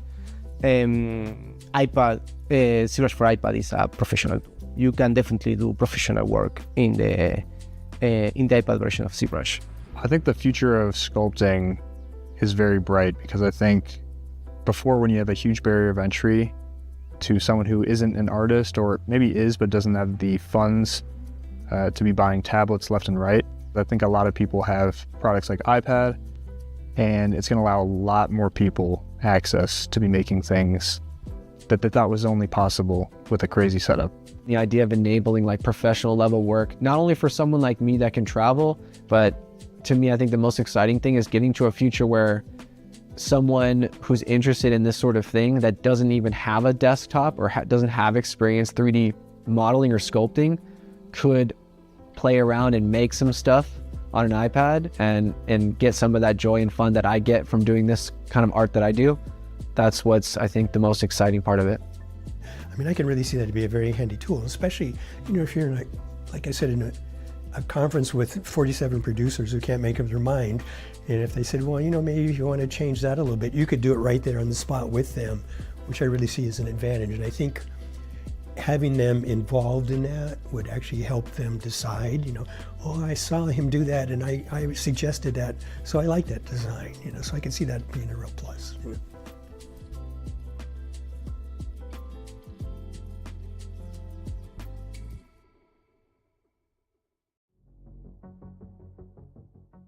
Red Giant 2025 injects fresh new energy into your workflows with a stunning set of new features for geos such as rig animation support, expanded cloner capabilities, and depth of field. The new Particular Designer gets a refresh with improved preset search and navigation, timeline controls, and AE project saving. Finally, releasing Red Giant's 5th brand new tool this year, we proudly introduce Parametric Curve, a powerful contribution to our superior line of color. Welcome back, everybody. Sorry for the delay. We were having technical difficulties, but we have found a very good solution and a unique solution. Leila Khalili is an amazing upcoming artist, or rather, she has been in the game for a long time. She's amazing at what she does. There's a lot of sculptures. She predominantly uses a laptop, but today she's going to try using a ZBrush on iPad. Yeah. And it's going to be a very impromptu presentation. It's going to be a very interactive presentation, so we would want the audience to be involved, ask her questions while she's doing all the sculpt stuff, help her if she's stuck. She won't be because she's amazing at what she does. She's been exploring and trying a lot of things. I'll let her take us through a presentation, and we'll be here to support you. Thank you. Thank you, Karan. Thank you for having me here. So, hello everyone. My name is Leila. I'm a digital sculptor, and I started digital sculpting like almost 3 years ago. I'm originally a practicing architect, but I quit my job as an architect 3 years ago in 2021, and I started to follow my passion for sculpting. And here today I'm going to talk about miniature industry and the process of my work, like how I process working with miniatures, and yeah. So what is miniature industry? To me, actually, miniature industry is producing resin figures, printed and sometimes casted. And yeah, the final product is always a miniature in a size between 30 to like 120 millimeters. It's different for what purpose you're preparing your file. And here you can see some examples of miniatures already done by great masters. These people are the ones that I inspired and I learned from only by watching their artwork online. And I kind of, convinced myself that, okay, I can learn from them. Like in case of Alex, I learned directly from. But with Maria Pamfilova and James Kane, I learned only by watching their artworks online. And in the creation of miniatures, there are some stages.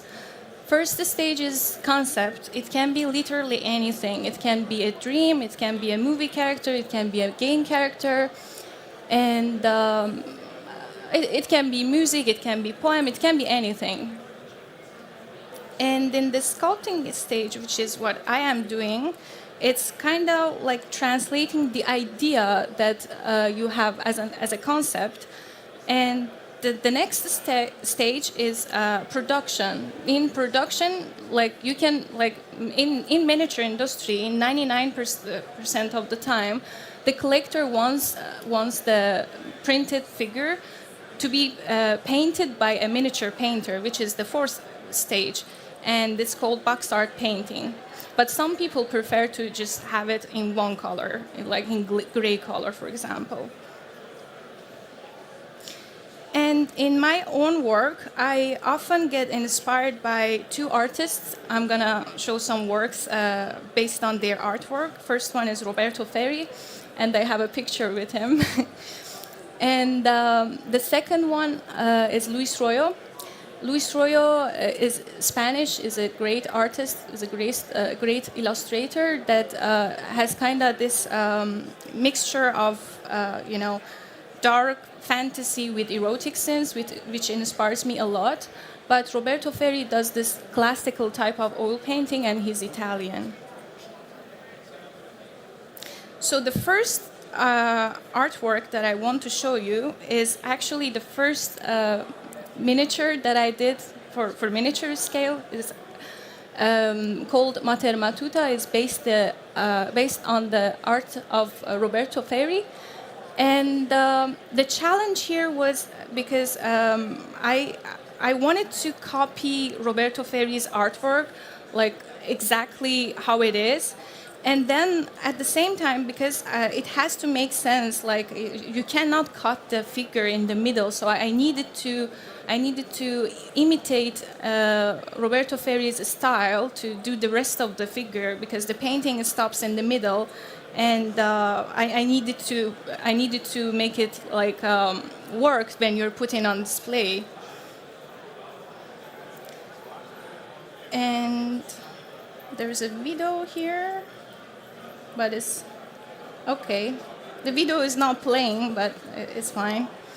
Mater Matuta won some golds and special award in Monte San Savino, which is the most prestigious miniature event in Italy, and I think I was lucky to win it. The second artwork, which is still based on the art of Roberto Ferri, is called Il Bacio di Dante. In English, it means the kiss of Dante. And the challenge here was still the same. I wanted to copy. But here, because of the drapery, because I really wanted to make the folds as close as possible to the regional oil painting, I think it was challenging to do the drapery. But the other challenge is that, the arm of Dante was not actually reaching the waist of the woman. And for that reason, I tried to ask my friends to do the posing. And I tried many times, but it didn't work, because it's always difficult when you're translating 2D to 3D, because it has to work from different angles. It's not like only one angle. It works perfectly for 2D, but then in 3D, it needs to make sense from every angle. And the reason the the solution for that problem actually was that I made the drapery, I made the clothes like a little bit puffy on top of the shoulder of the Dante to actually make it work anatomically and to make the proportions correct. Also, this piece won some goals. This time with my miniature painter friend Moses Yao, which is a great artist and he's very talented. He painted like the picture on the left is the printed version, and the other picture on the right is printed and painted by Moses. Here we have another video which I cannot play. Okay, we'll talk about San Giovanni. Saint John is still based on the art of Roberto Ferri. And this one was collaborated with my friend Hadi Karimi. He's a portrait artist. He's a great, talented artist. And here I wanted to make two versions of Saint John. I wanted to make it both printable, and also I wanted to give the file to Hadi to do the rendering, grooming, texturing, and all that technical stuff needed to work actually. So I have two versions. Again, I cannot play the videos, and yeah. There is this printed version here with the sculpted hair, and the other one, which is a screenshot in Maya, is with the X-Gen hair and is like with the thin actually, because for printing you need to make the file printable. So for the drapery, for the cloth, I needed to make it thicker for printing and thin for the texturing. And for this one, I was still lucky again to win a gold medal in sculpting, master sculpting degree in a miniature festival a few months ago in Poland. So moving on from Roberto Ferri, this one is based on the art of Luis Royo. Unlike Roberto Ferri, when I get inspired by Luis Royo, I often get inspired and later I try to change some parts here and there, and I did the same with this one. It's not like an exact copy of the original illustration, but I changed some parts, and also the other pieces I got them printed. But with this one, it's just poly painted and rendered, poly paint in ZBrush and rendered in Maya. No, I think this one was Blender. And, well, with this piece, here we can see the flexibility of the concept stage for in sculpting for miniatures. So this one is my own creation. Sometimes I have clients, friends asking me to do something based on my own imaginations. And this one was a commission by a friend of mine who asked me to sculpt an underwater dancer, but he gave me full freedom to do whatever pose I want with the clothes. Like he gave me full freedom to be creative, actually.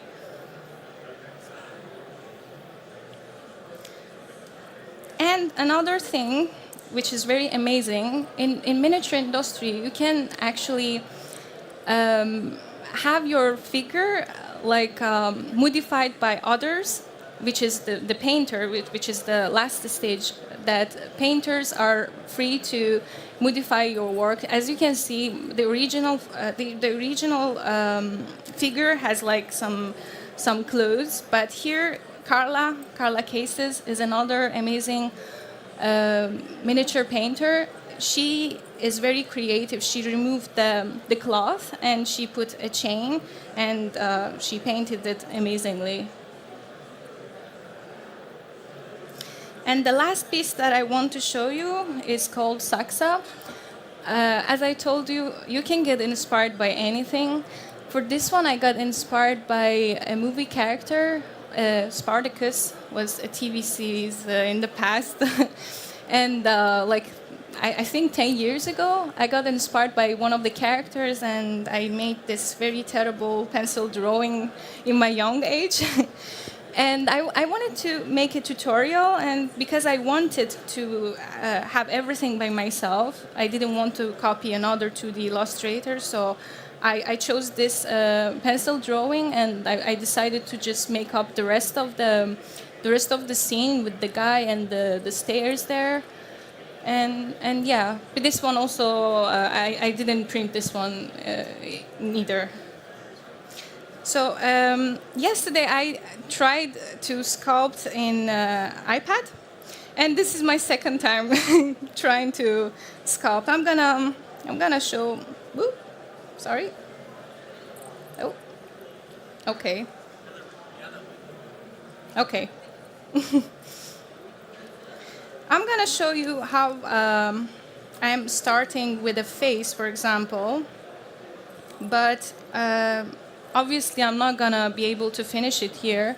I will just, start sculpting and see whatever, So this is where the interactive part comes in play, as I mentioned. While she's sculpting, we are going to support her, and we're going to ask her questions, because this is something new that we're doing this year, and we want her to feel comfortable, we want her to feel confident, and let us know how she feels using ZBrush for iPad. How's the feeling so far, Leila? It's amazing. You like it? Yeah, I really love it because I travel a lot, and it helps me to have ZBrush with me all the time, wherever I go.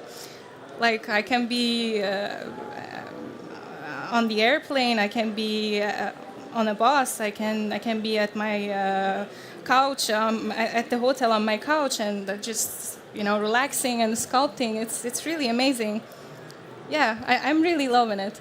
Okay, that's good to know. I'll let you start on and crack on with it.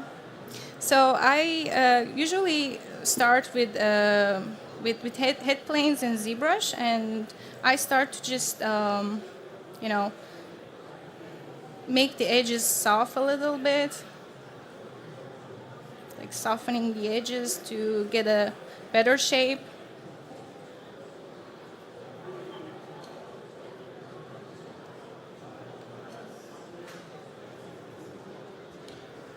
Some people what type of brush are you using there? This one is, I think, Edge brush. Yeah. Good to know. Yeah. So sometimes some people are asking me if I'm starting with a base mesh or no, and some people think that starting with a base mesh is a cheating, but I don't think it's a cheating, because as long as you have the skill and ability to do what you're doing, then at the end of the day, with the same like base mesh, someone else is gonna sculpt something else, and you're gonna sculpt something else. And for me, I think it's faster to sculpt also with a base mesh. Don't feel scared of starting with a base mesh, because it's helping you and to be faster, let's say.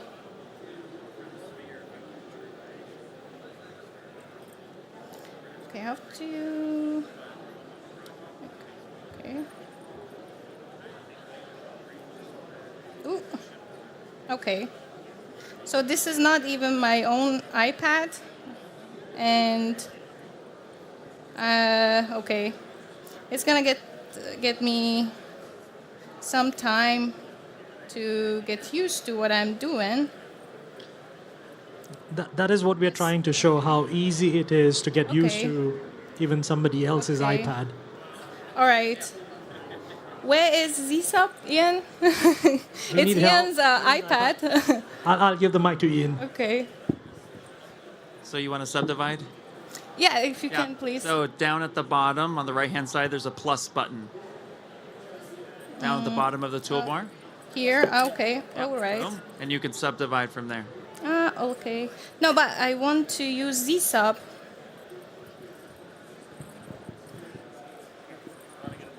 Okay, perfect. So ZSub is going to be subtracted right here. Okay. That's going to be not this button, that's your, your space bar. This one is subtract and pause. So you literally just press that and you can cut. Okay. All right. Okay. Okay, I'm just carving the eye bulb here. Please feel free if you have questions about miniatures or my workflow in ZBrush, just ask me anything. Because sometimes, for me, it's difficult when I'm sculpting and talking at the same time. If you have questions, yeah, please. What's your thought process when you're starting from a space dish? Are you trying to find the skull, or are you like more just like blocking out? Well, that's a good question actually, because you don't really need to know exactly the facial structure's name or like anatomically what kind of structure is going on, like by detail in anatomy. But for me, it's basically understanding the forms. I mean, anatomy is important, of course, but I think it's more important to understand the forms than, you know, just focusing on, okay, what's going on here, the details, the nose, the eye, the skull. I think for me, it's basically starting with forms.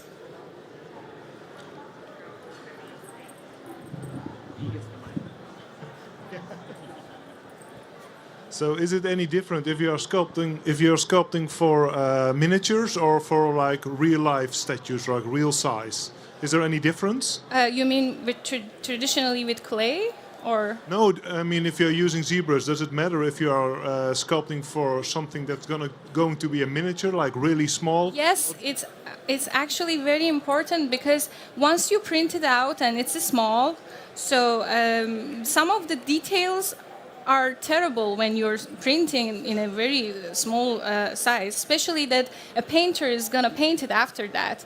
So it's sometimes better to reduce the details, especially with the drapery. I did it with the sculpt of Dante, that I removed some folds on the drapery, so it's not gonna be a problem for the painter. Or when you print it so tiny, because it's like that one was 120 millimeters, I think, slightly big compared to other pieces. But yeah, it's very important to consider what size you are going to print it. First of all, thank you for the presentation. It's amazing. And the second thing, I wanted to ask, each artist has its own style. And I always interested how artists come to the style in which they sculpt. Yeah, so if you could please tell me how you came to sculpting in the style in which you are sculpting. I think for me, because I started copying Roberto Ferri, I think it's, I mean, everyone has their own journey learning ZBrush, learning anatomy, learning art, basically. I never went to art school. I learned basically following online resources, and also I learned like by watching other artists. For example, if you watch me sculpting here, maybe it's sometimes boring, but then watching other artists sculpting makes you realize that you're doing it different than the other artist, and it makes you learn, you know, somehow how they are working, their process. And I think for me it was first, let's say, copying and learning, and then finding the style. I think I don't have a style because I sculpt anything basically, but because I love sculpting. But what I really enjoy is the classical touches, like the ones that I sculpted based on the Roberto Ferri's paintings. Thank you. You have been using ZBrush on desktop a lot, predominantly. That's what you use. I cannot hear you very well, sorry. I'll come closer to you. So you have been using ZBrush on desktop. Yeah. And right now you're using iPad. Yeah. What would you say is different, or what would you say is better, or what would you say is the same? Okay. So when you're with your iPad and you're sculpting on your iPad, it doesn't feel like you're working. It feels like you're playing. So it's more relaxing. It's like making you feel like you're having fun. And actually, I think it helps you to be more creative, because you don't put yourself in a box that, okay, I have to finish this project, I have this deadline, and you want to be creative. You want to just create stuff. And what would you say about the user interface? I think it's cool. I think it's good. What is it that you're doing right now? Like, what are you doing? What are you doing right now on the iPad? Well, I'm just playing with forms. That's how I start normally. I play around until I find the right shapes. I mean, you should always have the reference, and better to always have the reference of real people, real models. Don't make this mistake that I'm making now. I'm totally like sculpting from imagination. I mean, that's also fine, but at the end of the day, you need to check everything. Like, you need to check. Because I always make this mistake that when I'm sculpting without watching at references, I'm sculpting a self-portrait. Yeah. So do you keep like a photo or something in front of you, like a mirror? Yeah. Yourself. Well, when I started to learn, I always had a mirror in front of me, because I wanted to learn the facial structures. I wanted to learn some expressions on the face. I always had a mirror in front of me, but then later I just use the model references. Sometimes I use myself to do the expression and the mirror to catch the feeling, but mainly it's like just internet pictures and online resources.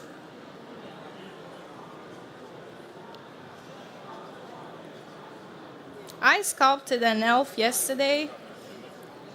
And this is literally my second time sculpting in Ian's iPad. I mean, in Ian's iPad, I'm sculpting for the first time. But yeah. What she's trying to say is it's so easy to take anybody's iPad and start sculpting in it if it has ZBrush in it. Don't steal it, but you can borrow it, play with it. Yeah. So I'm just... having a quick block out here, just, find, oops. So we have undo here. Yeah, oh, 2 fingers, yeah. Oh, great. Some of the things I'm learning right now, right here. It's that easy to learn. Yeah, of course.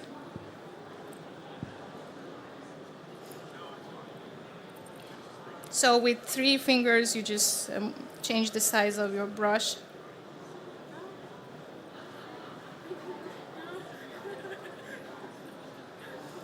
Please keep asking me questions. I love questions. If you ask me, that already looks good. It's part of an alien movie or something. If you ask me, that already looks good. Oh, really? Looks like I don't think so. Alien movie or something. Yeah, it's too soon to look good.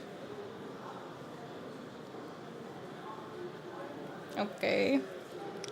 Doesn't that look like Deadpool without the mask? That's what I was thinking.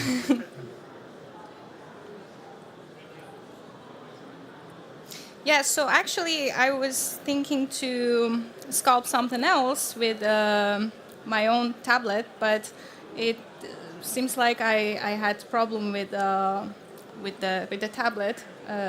So now I'm sculpting on Ian's iPad, but I already made a bust that was supposed to be printed here because we have a printer here, and one of my friends, he wait, if I have the file here, can you help me find the files? It should be, because I want to show his paint job on the bust that I wanted to sculpt with my own computer here. Not my own computer, with my own.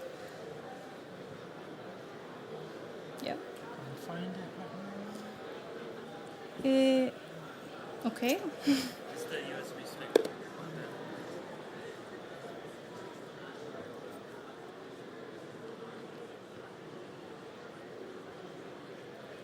Was this the USB drive? Yeah, yeah.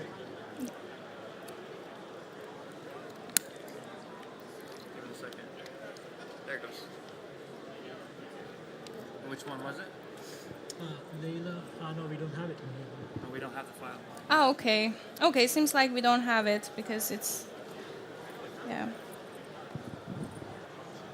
So yeah, I asked him. He's Moses Yao, the one who painted the Dante's figure, and I asked him to actually paint the figure because I wanted to show you the process of making a figure for miniatures. I wanted to show you the final piece, how it's gonna look at the end. But yeah, I think I wasn't lucky today enough.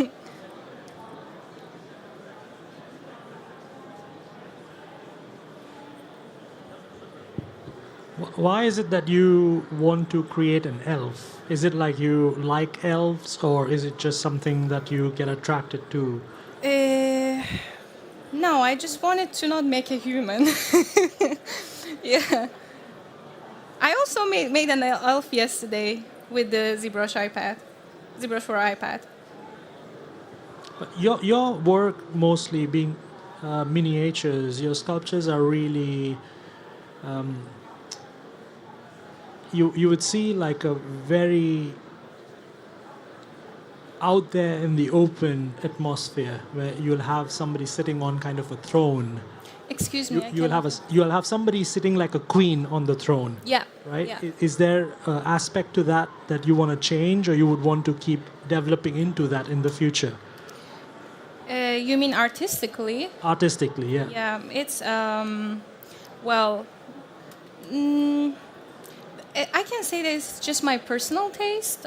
I mean, I am not a horrible person walking around and killing people, but it's just in art, it's just inspiring to me. You can see that I have a lot of dark, dead people in my artworks, but it's just a personal taste, I think.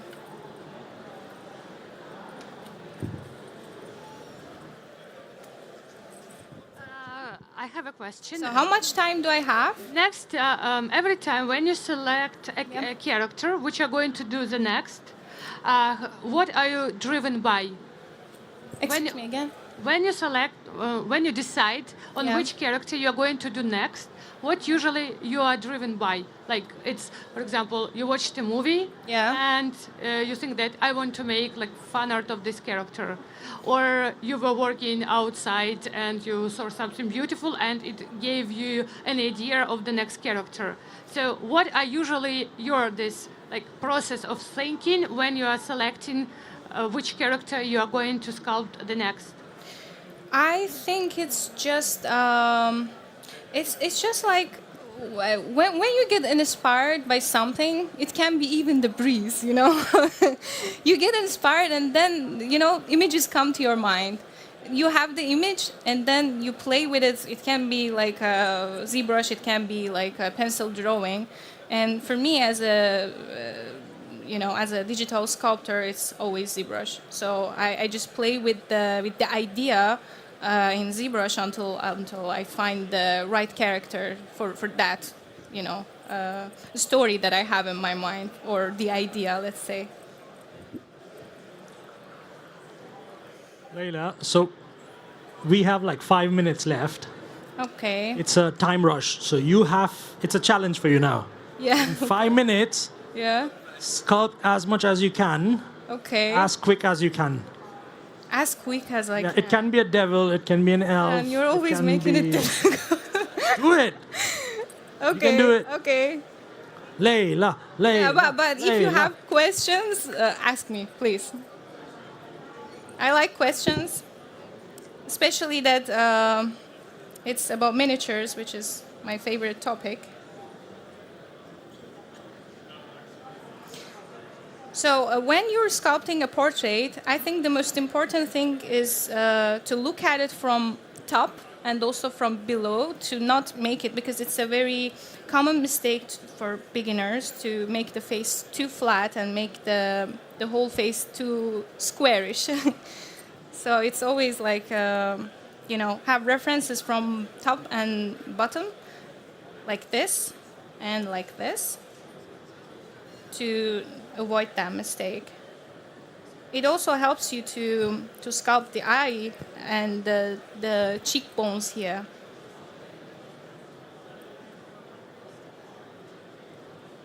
Oop. Okay.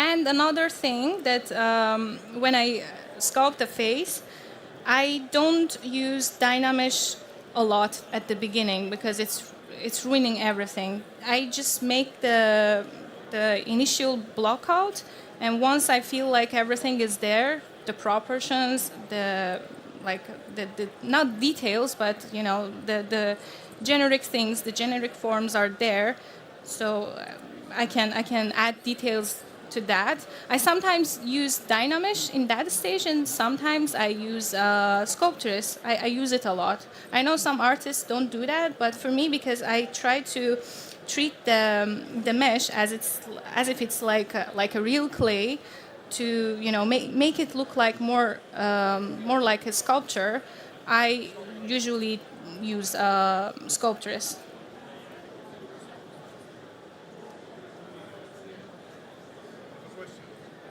Yeah. Does ZBrush on the iPad respond just as fast as on the desktop for you? The responsiveness when you're working with it, is it just as fast? Yes, it's as fast as a computer. Yeah.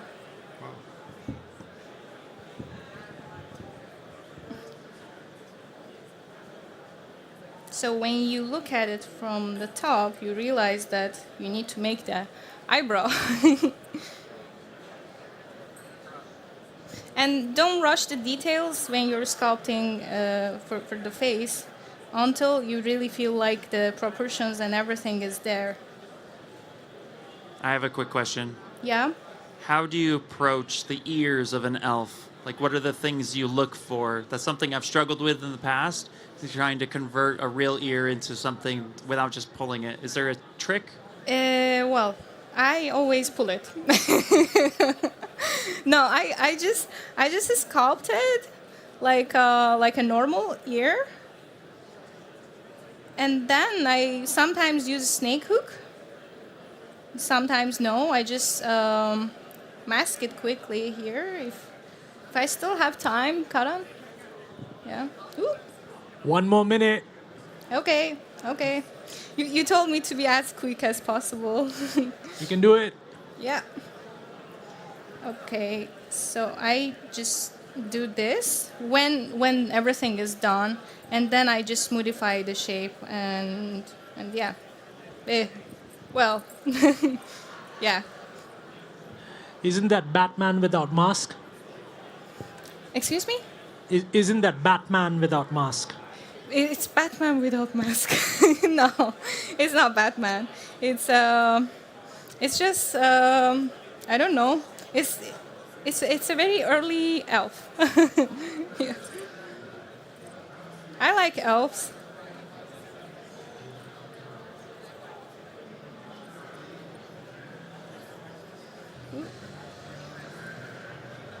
No?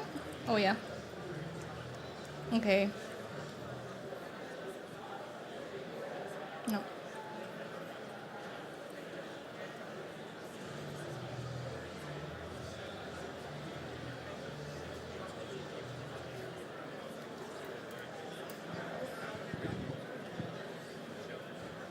Let's move.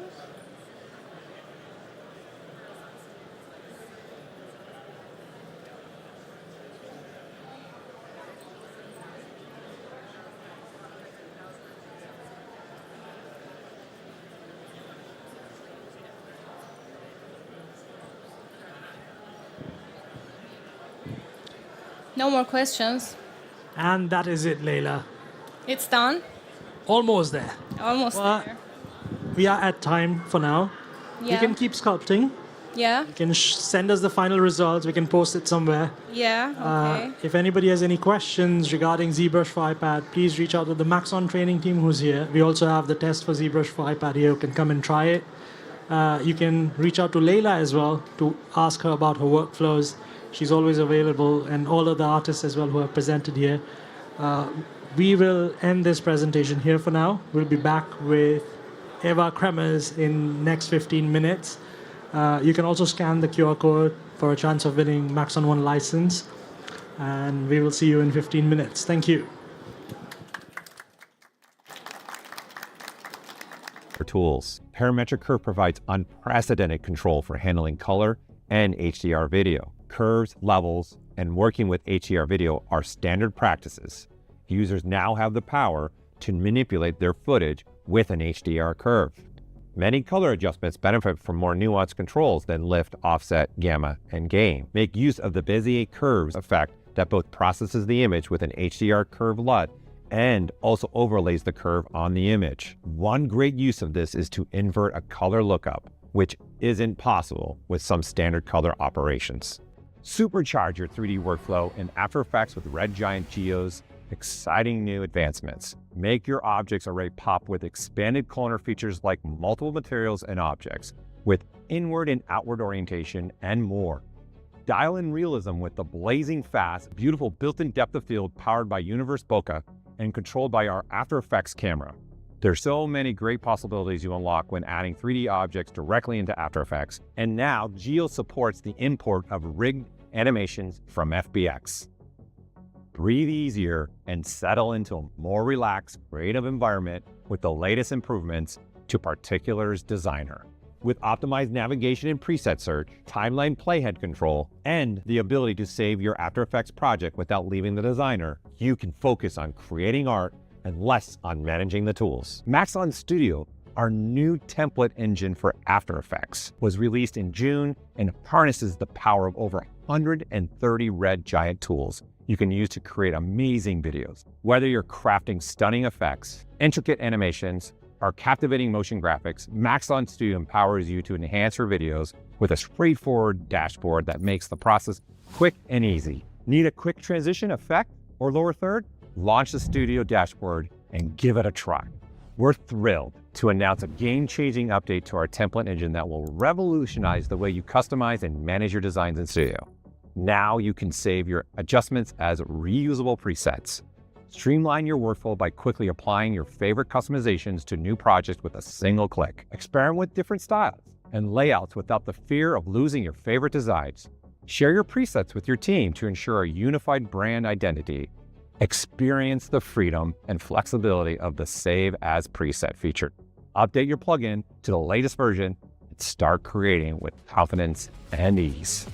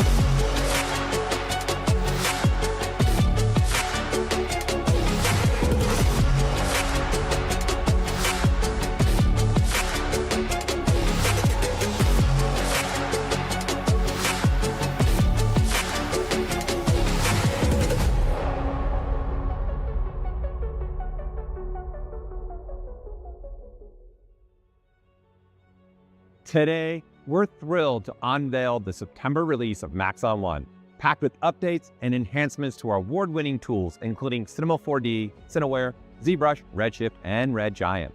This release is especially designed to empower artists on the go, streamline workflows, and boost precision and control like never before. We're excited to introduce ZBrush for iPad, which brings the powerful features of ZBrush on the go, allowing you to sculpt whatever you can imagine anywhere you feel creative. Cinema 4D 2025 extends fast and intuitive unified simulation and particles even further with tools to help you better art direct projects, while advanced users will enjoy new tools to create efficient procedural animation. With Redshift, artists enjoy production-class GPU rendering, now more photoreal than ever thanks to caustics improvements, while also offering more creative options for non-photorealism. And Red Giant gives editors and compositors powerful tools to add effects, transitions, and correct color using Maxon Studio to quickly apply creative capsule templates, Geo to add 3D objects with After Effects, plus a new powerful color correction tool for both After Effects and Premiere. Created by artists for artists, ZBrush for iPad offers a fully reimagined user interface and touch-based controls without sacrificing the power and functionality of ZBrush for desktop. Apple's user-friendly touch capabilities make it easy to jump right into sculpting, especially if you're a new user.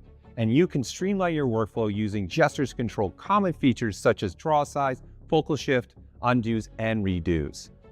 The new Apple Pencil features will speed up your sculpting process by assigning actions. Adjust things like draw size, Z intensity, or focal shift, or set squeeze to adjust polyframe on or off. You can also customize the Apple Pencil to create simple, quick access to features such as trimming your mesh to the screen, solo your subtool, replay the last stroke, create a new folder, activate symmetry, and so much more. For artists who want to continue their sculpt on desktop, simply save your work. This version allows users with subscriptions to transfer files between iPad and desktop seamlessly, whether it's saving out a ZTL or a Z project, or just pressing the one-button Go Z solution to transfer your creations. ZBrush for iPad's highly customizable user interface lets you personalize your own digital sculpting experience so you can have all the tools arranged just the way you like them. Polycount can reach upwards to the same detail level as the desktop, depending on the iPad memory and version.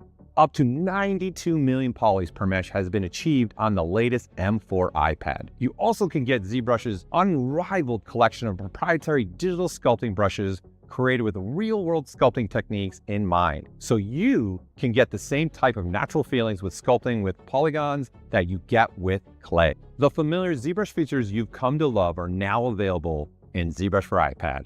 Experience the same powerful tools and capabilities on the go.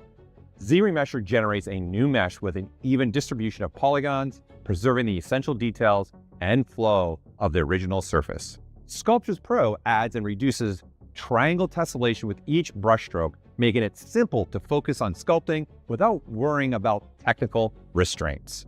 Dynamesh retopologizes while sculpting, so as you stretch the digital clay or add volume, it retains the same basic digital sculpting detail. Array Mesh lets you create duplicate instances of geometry in varying patterns and shapes in real time. The dynamic system enhances your sculpt by allowing any surface to be draped over another surface to give that extra touch to your characters. Live Boolean gives users the ability to combine, subtract, and/or use intersections to create unique results. Polypainting makes it easy to paint and sculpt at the same time, making it possible to paint on a model surface without first assigning a texture map. We're excited that all these features and more are now available to artists who want to work anywhere they feel inspired. And we can't wait to see what you'll bring to life. ZBrush for iPad is included with your ZBrush or Maxon One subscription and is also available as a standalone subscription. This includes over 200 of ZBrush's leading digital sculpting brushes and allows you to load the thousands of custom desktop brushes that have been created by our incredible user base. For anyone wanting to try the world's leading digital sculpting application, now on iPad, a free plan is available with some limitations in functionality. This builds on the same powerful sculpting foundation with 28 of some of the more popular brushes. Looking ahead to other aspects of this release, our product teams have been hard at work integrating new features and updates into the rest of our product lineup. Cinema 4D 2025 lets you elevate your motion graphics and VFX to new heights with unprecedented control and realism with advanced simulations featuring improvements in pyro, rigid body dynamics, particle modifiers, and low graph tools. We've added a number of improvements for particle modifiers. The new follow spline modifier makes it easy to create motion graphic effects with particles flowing along a spline. The spin modifier has been redesigned. We've added align to surface. The math modifier now includes variants, and look, spin, and turn have more artist-friendly controls. Support for MoGraph weights and force objects allows you to quickly dial in rigid body simulations, while the new sparse volume and sparse surface emission types, based on Nano VDB technology, allow for faster and larger pyro simulations. Also, improved parameter options in Pyro are sure to light the fuse of your creativity. Welcome back, everybody. We are here with Eva Kramers, who's an amazing Dutch 3D artist. I've had a pleasure to hang out with her. She's super cool. Her work is even more amazing. She's collaborated with some big brands. Her work is really quirky and colorful. Please hang out with her. She's an amazing person to chill out with as well. And she's going to take us through a workflow and her creative presentation and approach to things that she does. And I'll let Eva take over. Thank you. Thank you so much. Wonderful introduction. Welcome and thank you all for joining this presentation. My name is Eva Kramers and I am a 3D artist and animation director. And to give you an idea of what I do, this is basically what I create.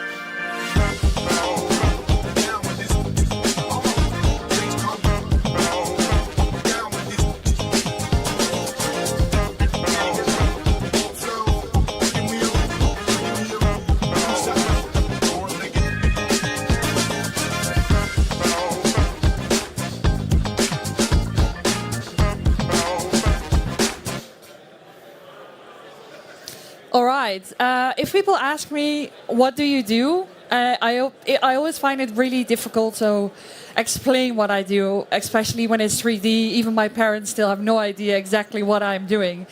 So I always try to say, I try to design fun and I try to design smiles, basically, because my work is very colorful and playful. And I love the fact that I'm able with my work, which is very, of course, inside the computer, always in front of a screen. I like to take it outside of the screen.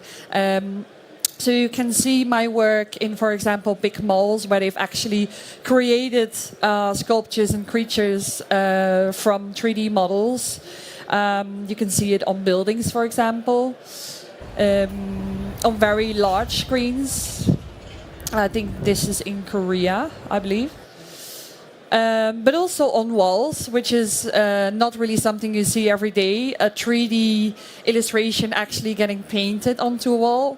For me, this was really, really cool to see happening. It was for Amazon Music. I created 2 murals and they painted it in the middle of New York, actually.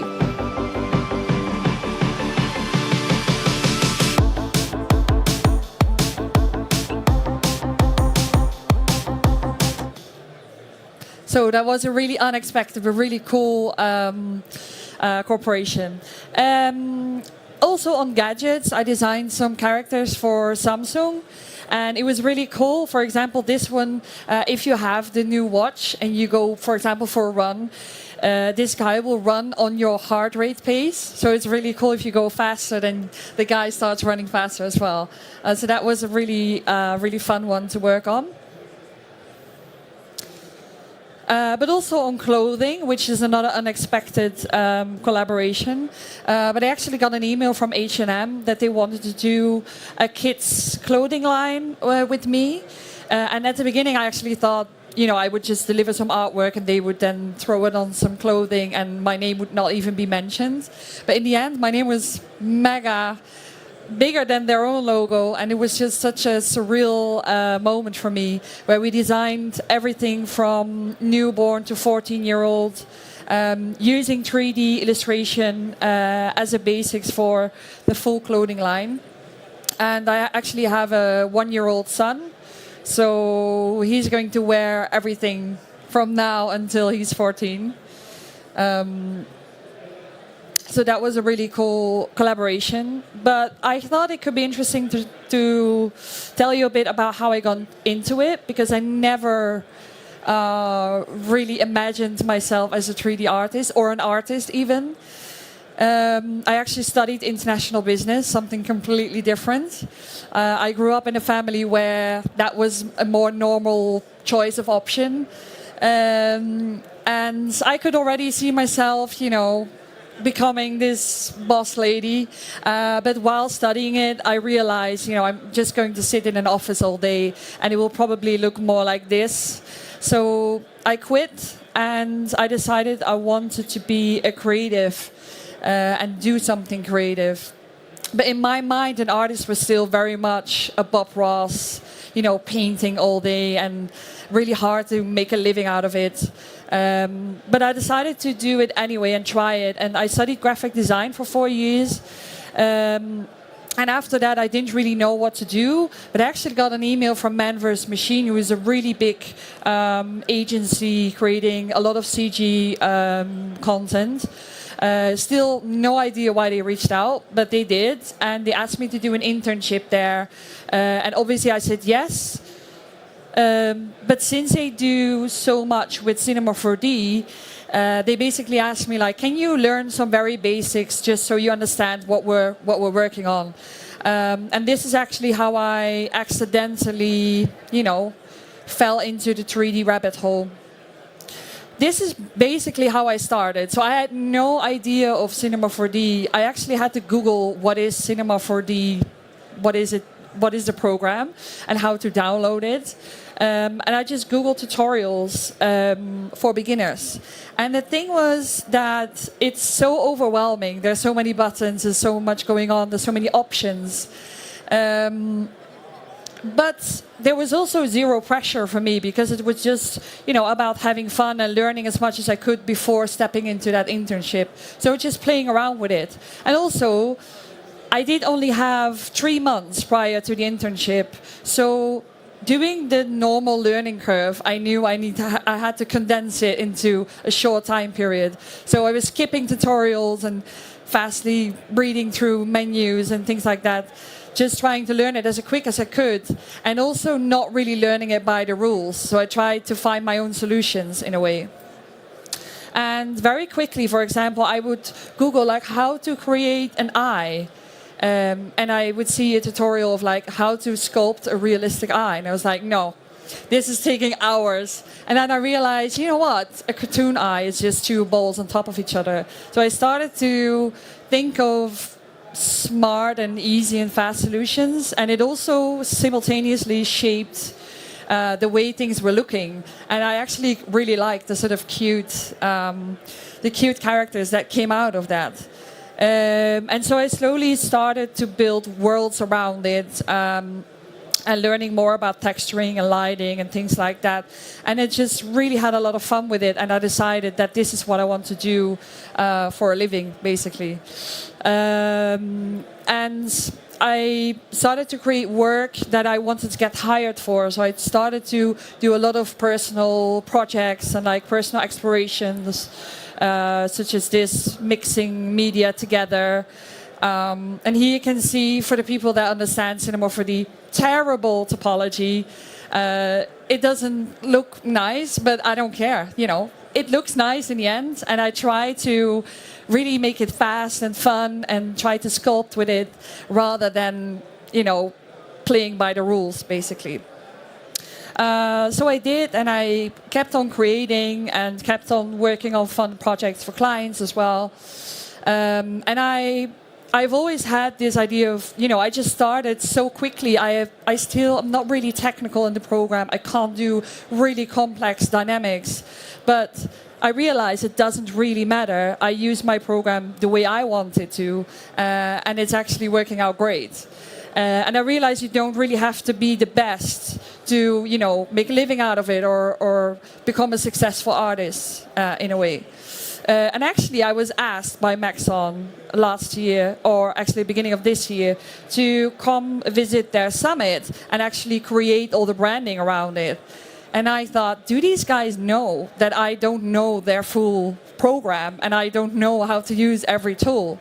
But they didn't care. They just liked the way I was approaching it and like using it. So I was really excited to be able, and scared to be able to stand in front of them and share my story. So taking you to the project, they asked me to create a video, and the theme of their summit was stand out, and they wanted a mascot character. So very quickly I thought, you know, we could do something with the O, it could be a character there, and we immediately mixed the two together. And the O could maybe be a big ball. And I was just sketching around this idea of, if you stand out, you're different than the rest, you act different, or you look different, or you stand out in what you do. And I just wanted to highlight it by using different shapes and have 4 scenes where in every scene, it's really hard to explain, but for example, in every scene, they would all do the same, but there will be one object doing something different and being the standout. So I tried to create a storyline in a very abstract animation. And in the end, the objects would all come together and form this mascot character. And it was really fun to play with it and to create these abstract images and to create this mascot. And the way I work is I try to render really early in the process, just to match everything together and to make sure it all makes sense in the end. Just going through this fairly quickly as I'm going to do some live things as well. But here you can see how I started doing things by just blocking it out basically and doing some small dynamics as well.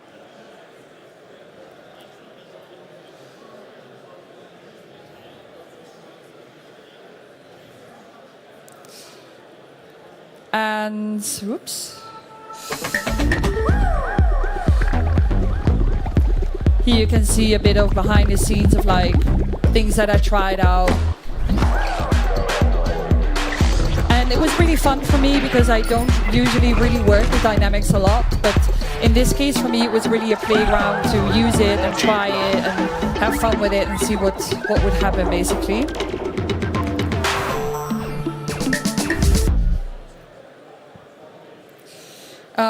And here you can see also some research development like on the look and feel and the textures and all that. And it's just really fun to play with that and test it out and like make a lot of variations and mix and match all the scenes together.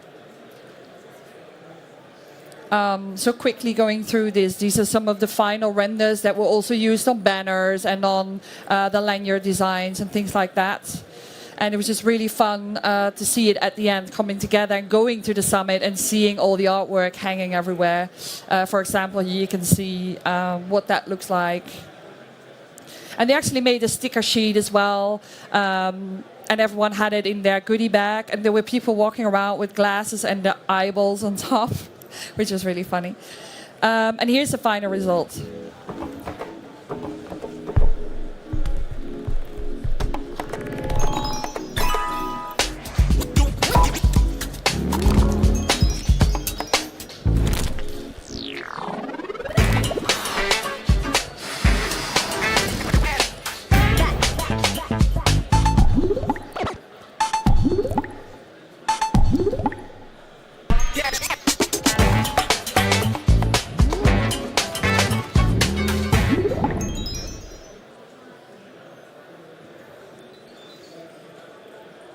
All right, let's dive in cinema. We need a quick change from this laptop to the other. But to complement my story a bit, I just want to show you nothing complex, nothing crazy, not diving in an existing project. I just want to start playing with no assets and just showing you how easy and quickly you can start with Cinema 4D and like how you can have fun with it, just creating something within under, I don't know, 15, 20 minutes, whatever time we have left. If you can swap the laptops, please.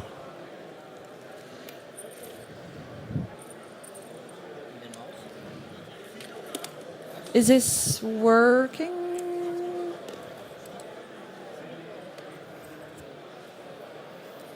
Yeah, there we go.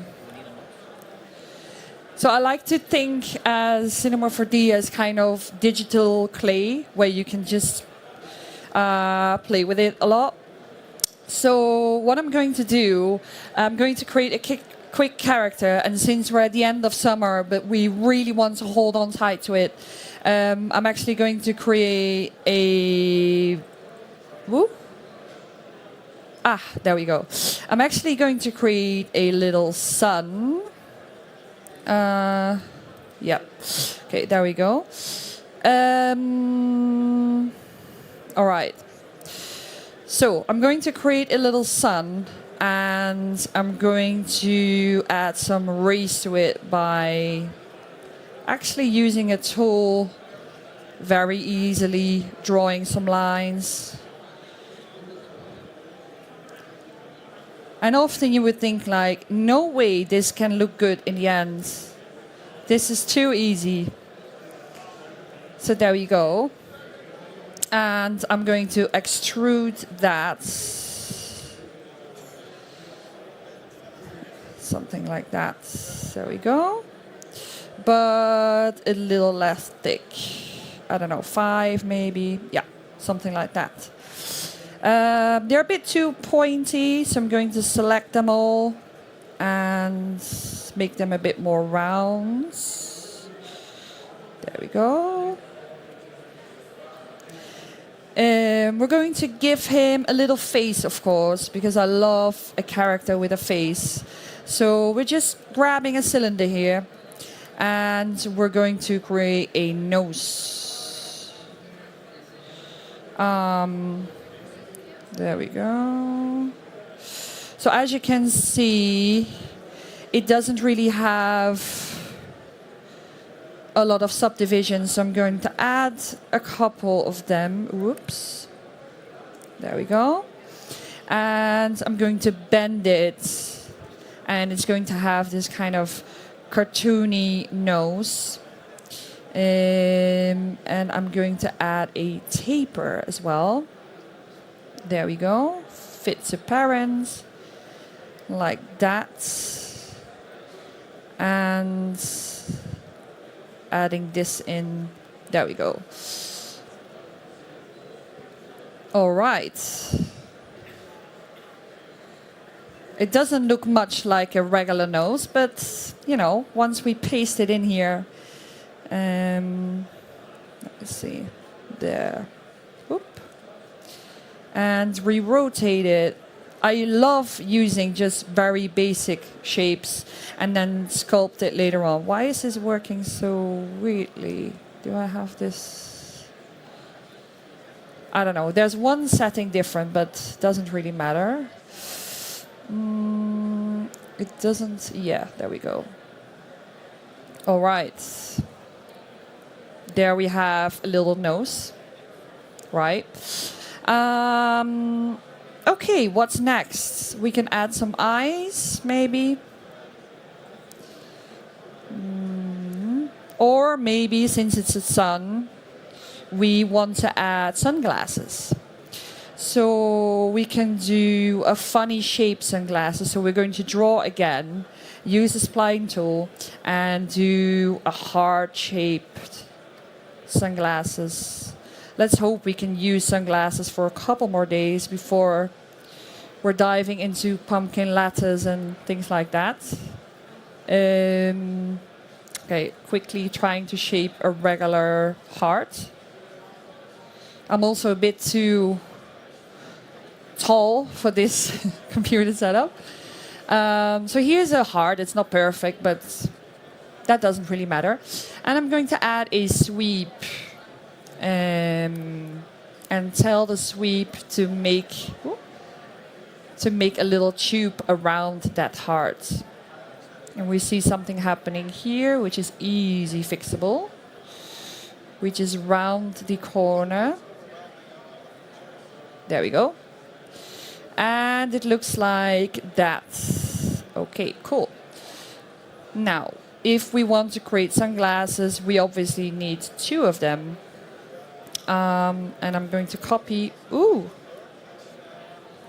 I'm not used to the new version yet. Oh, this is not a Dutch computer, of course. Where are we?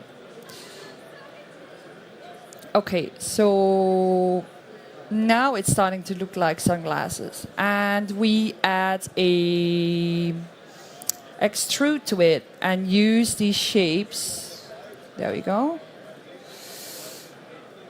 As the glass inside the sunglasses. And do another one.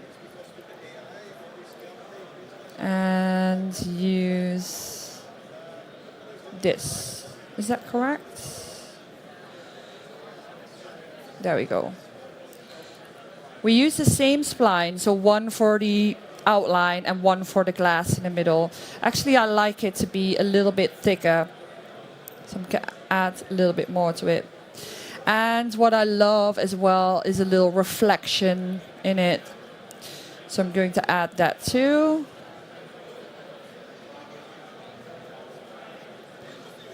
Like an old school cartoon reflection idea. There we go. As you can see, this is far from perfect, but you know, it doesn't always have to be perfect. There we go. We've added this in. That's a bit too much. So I'm just going to do 1 centimeter, and I'm going to see where it is. There we go. There we go. And copy paste it for the other one as well. Oh, whoops. This keyboard, where is the Z? Oh, there. So I'm going to copy paste this one. And there we go. Okay, cool. So now we can select all these elements and say, you know, this is... Why is it not working?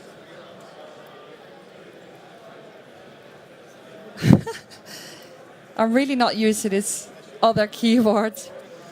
How can I make group object alt? Oh, okay, it's using alt, okay. So we say this is sunny, sunglasses. And we can actually move it around.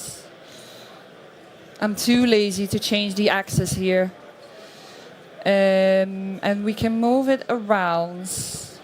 Actually, let's do it anyway. So axis. No. I'll just create. Normally there should be a button right here. Going to ignore it for now. And we'll just place these sunnies right on top there. Let's see. There we go. A little bit higher. A little bit tilted. Okay, cool. Now, another feature that I really like, or love actually, is the volume builder and the volume mesher, because this actually turns everything into clay. So we're going to grab the sun sphere and the nose and actually mesh them together. So this is a bit too big. But if we then add a smooth deformer, then we can really smooth this out. Add a little bit more subdivisions here. And now you can see it's becoming one shape. I'm going to do the same for the rays to make them a little bit more funky. And I'm going to remove actually the sun outside, the sun inside of the rays. I'm going to add that in and say we want to subtract it. And adding in a smooth deformer, but also making it a lot thicker. And you can see it starts to look like clay almost. And I'm actually going to make it slightly smaller, like that. And you can see it's looking a little bit more funky there. So what else? We need to add a mouth. And again, I'm using a sweep to do so. And I'm using a spline tool to just quickly draw a mouth. There we go. It's as simple as that. Okay. Let's rotate this a bit. There we go. Like that. Oops.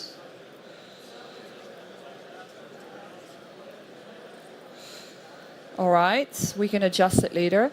And we are going to put this inside a sweep again. And there we go. Well, now it looks a bit too much like a little clown's mouth, but we're going to change that. Oops. And we are going to make this a bit bigger. And maybe we want to add some funny teeth as well. So we're going to grab the bottom one and push this a bit to the back. So we can add a couple of teeth here. There we go. Obviously the mouth is a bit too big. So we're going to scale it down and maybe place it like that. You can also project it onto your character. So it's like shaped around it. There you go. Maybe the glasses are a little bit too big. I'm going to put them inside a node. Just scale them down a little bit. Maybe they're a bit like that. All right. And then I'm going to add some teeth. And let's see. Let's do 8 by 3. No. Oops. Something like that. And yeah, there we go. So we're adding, oops, V. We're adding 2 of them onto here. There we go. I always love to create these kind of silly looking things. There's never a storytelling or, well, sometimes there is, but most of the time it's just creating something fun. There we go. As you can see, I think this took me, what, 50 minutes or something? I mean, it's not perfect and it's not rendered, but still, you can really easily create something fun with this. And I'm not going to render it fully, but we can add some color maybe. I'm just looking at Material Manager. Like if we would quickly do some coloring here just to give you an idea. You know, we would add some yellow.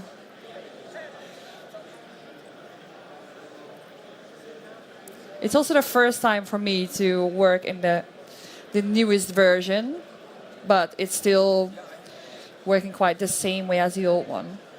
I don't know, maybe the rays are orange. We use that there. And we create another one, and it's for the sunglasses.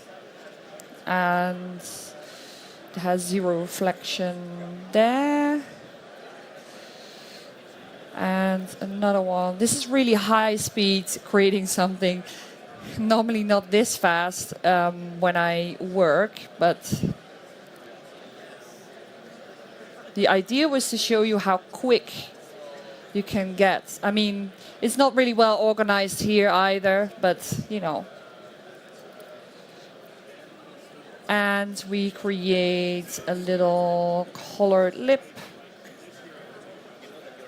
There we go. And whoop. Perhaps the color of the sunglasses are the same. So there we go. I mean, it's still looking pretty cool, I think. And if you render it and create, obviously, a scene around it, you can definitely make this work. So yeah, this is me showing in under 50 minutes you can actually create something fun. So if you're interested in Cinema 4D, definitely just dive in and have fun with it. And just start with the basics and not really follow the rules per se, unless you're interested in doing that, of course. So I think this is it. I don't know how we are with the time, but I think we're nearly there, right? Okay.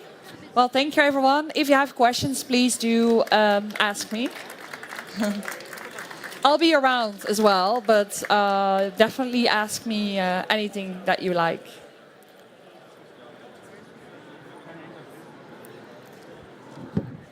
Oh, there you are. I'm here.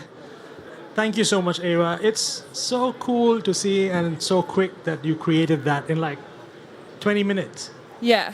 Or less. But colorful. I'm pretty sure when you render it, it'll be so colorful. We would love to actually 3D print it at some point as well. That's cool. Yeah, cool. For sure. And stickers, of course. Yeah. And magnets, of course. And pins and badges, of course. A lot of it. But that is, as I said in the beginning, she's a very colorful individual. Her work is super interesting and colorful. She has collaborated with amazing brands and she does super cool stuff. Please hang out with her. She's super amazing. I'm dying for a beer, so we can go. There you go. Thank you again. Thank you so much for inviting me. Always a pleasure. We'll see you soon. Any questions, please connect with her, speak to her, and we will see you again in 15 minutes. Thank you. Thank you.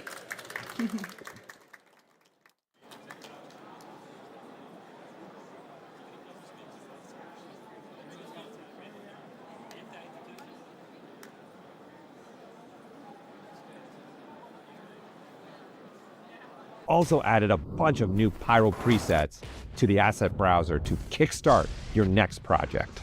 The new field driver tag adds unparalleled flexibility, allowing you to control object parameters with fields. Optimize your scene performance with the Object Profiling Manager, ensuring your projects run smoothly and efficiently. Cinema 4D 2025 offers continuing improvements with updates to color management and render space settings.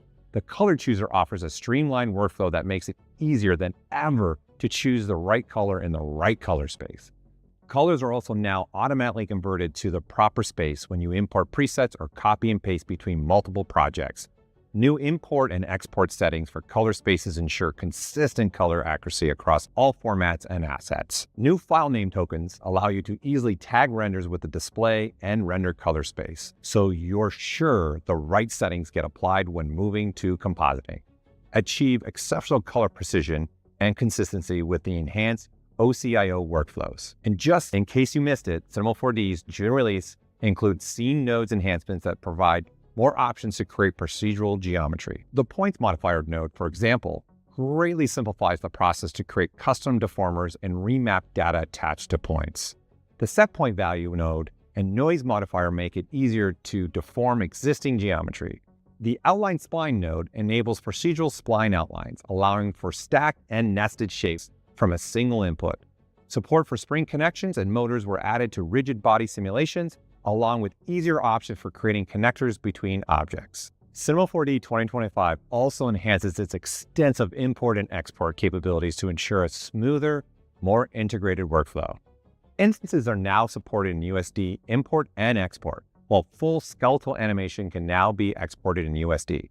FBX import and export now include improved support for units and scaling. Cineware is our bridge for seamless integration of Cinema 4D into other host applications like Adobe After Effects and Unreal. And now, Cineware 2025 offers even more extensive integration and includes a number of performance improvements under the hood. Redshift 2025 updates several aspects of our GPU-accelerated renderer so you can achieve photorealistic and non-photorealistic results with unprecedented speed and efficiency. Rendering beautiful patterns of light passing through glass and gems is easier than ever with improvements to Redshift caustics. Enable the new brute force caustics with a single click and easily achieve realistic lighting. Brute force caustics are ideal when your scene is lit by dome lights or large area lights, but you can still choose photon-based caustics that work best for detailed areas lit by point or spotlights. Improvements to the non-photoreal rendering system let you achieve amazing toon-like results and tone mapping for contours, a global contour option, and custom pattern inputs. With this release, contours no longer need to be added to each material separately. Now, the contour node connected to the global contour port in render settings will apply its effect to every material in the scene that doesn't already have a contour node connected. You can also now choose custom pattern inputs for the tone map pattern node.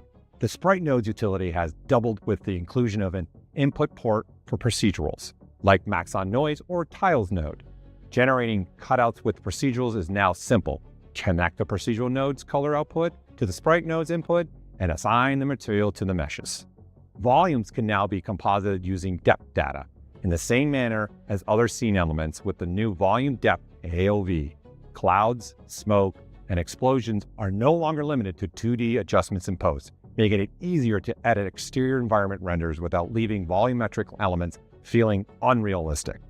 Redshift native cameras are now supported in Cinema 4D crane, morph, and motion cameras, allowing artists easily to create dynamic and realistic camera movement, including adjustments in depth of field and other Redshift camera effects. Continuing our partnership with Adobe, Substance 3D materials with Redshift for Cinema 4D now include improved options for adjusting the size, rotation, and color space of materials. Presets stored within the SBSR files can now be easily applied, so it's quick to explore different surfaces based on each Substance 3D material. Red Giant 2025 injects fresh new energy into your workflows with a stunning set of new features for geos such as rig animation support, expanded cloner capabilities, and depth of field. The new Particular Designer gets a refresh with improved preset search and navigation, timeline controls, and AE project saving. Finally, releasing Red Giant's 5th brand new tool this year, we proudly introduced Parametric Curve, a powerful contribution to our superior line of color tools. Parametric Curve provides unprecedented control for handling color and HDR video. Curves, levels, and working with HDR video are standard practices. Users now have the power to manipulate their footage with an HDR curve. Many color adjustments benefit from more nuanced controls than lift, offset, gamma, and gain. Make use of the Bezier curves effect that both processes the image with an HDR curve LUT and also overlays the curve on the image. One great use of this is to invert a color lookup, which isn't possible with some standard color operations. Supercharge your 3D workflow in After Effects with Red Giant Geo's exciting new advancements. Make your objects array pop with expanded cloner features like multiple materials and objects, with inward and outward orientation, and more.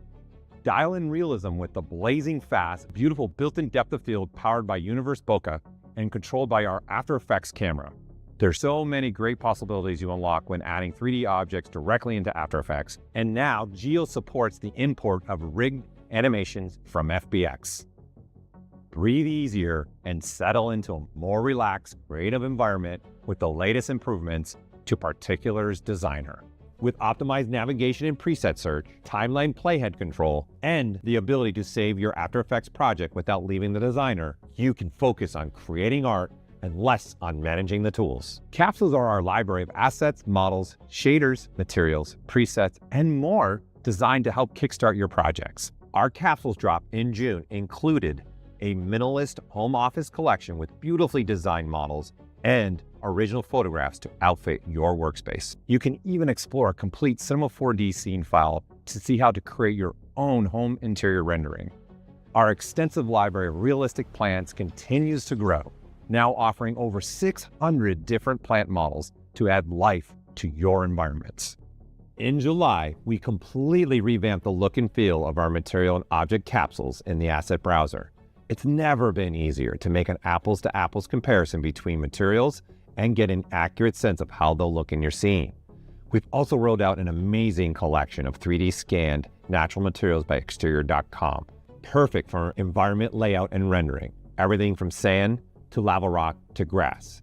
When combined with the 12 volume of plants by Lovework, you can render photorealistic landscapes. We've also continued our collaboration with Fuchs and Vogel to make a diverse set of roofing materials to cap off your exterior architectural visualizations. Maxon Studio, our new template engine for After Effects, was released in June and harnesses the power of over 130 red giant tools you can use to create amazing videos. Whether you're crafting stunning effects, intricate animations, or captivating motion graphics, Maxon Studio empowers you to enhance your videos with a straightforward dashboard that makes the process quick and easy. Need a quick transition effect or lower third? Launch the Studio dashboard and give it a try. We're thrilled to announce a game-changing update to our template engine that will revolutionize the way you customize and manage your designs in Studio. Now you can save your adjustments as reusable presets. Streamline your workflow by quickly applying your favorite customizations to new projects with a single click. Experiment with different styles and layouts without the fear of losing your favorite designs. Share your presets with your team to ensure a unified brand identity. Experience the freedom and flexibility of the Save as Preset feature. Update your plugin to the latest version and start creating with confidence and ease. Along with these amazing new products and features, we've also added the ability within the Maxon app to quickly switch license activations when working from a different computer, making your workflow more flexible and efficient than ever. We'd like to thank you for your support and enthusiasm for Maxon's suite of products. The innovations we've unveiled, from the launch of ZBrush for iPad to the enhanced capabilities of Cinema 4D and Cineware, new brute force caustics and NPR shaders features in Redshift, updates to Red Giant tools, and new capsules inside Cinema 4D and Maxon Studio represent our commitment to empowering your creativity.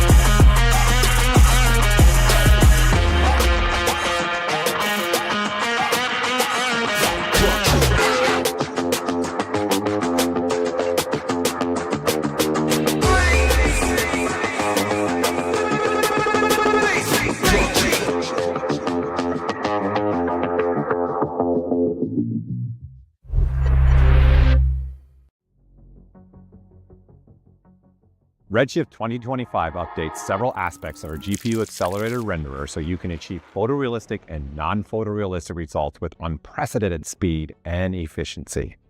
Rendering beautiful patterns of light passing through glass and gems is easier than ever with improvements to Redshift caustics. Enable the new brute force caustics with a single click and easily achieve realistic lighting.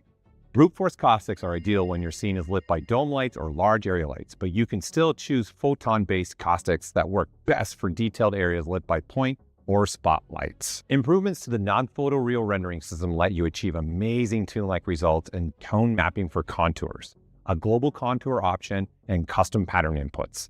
With this release, contours no longer need to be added to each material separately.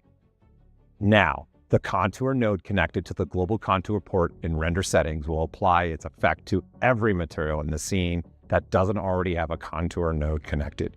You can also now choose custom pattern inputs for the tone map pattern node.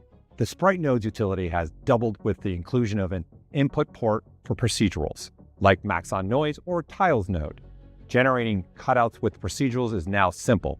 Connect the procedural node's color output to the sprite node's input and assign the material to the meshes. Volumes can now be composited using depth data in the same manner as other scene elements with the new volume depth AOV. Clouds, smoke, and explosions are no longer limited to 2D adjustments in post, making it easier to edit exterior environment renders without leaving volumetric elements feeling unrealistic.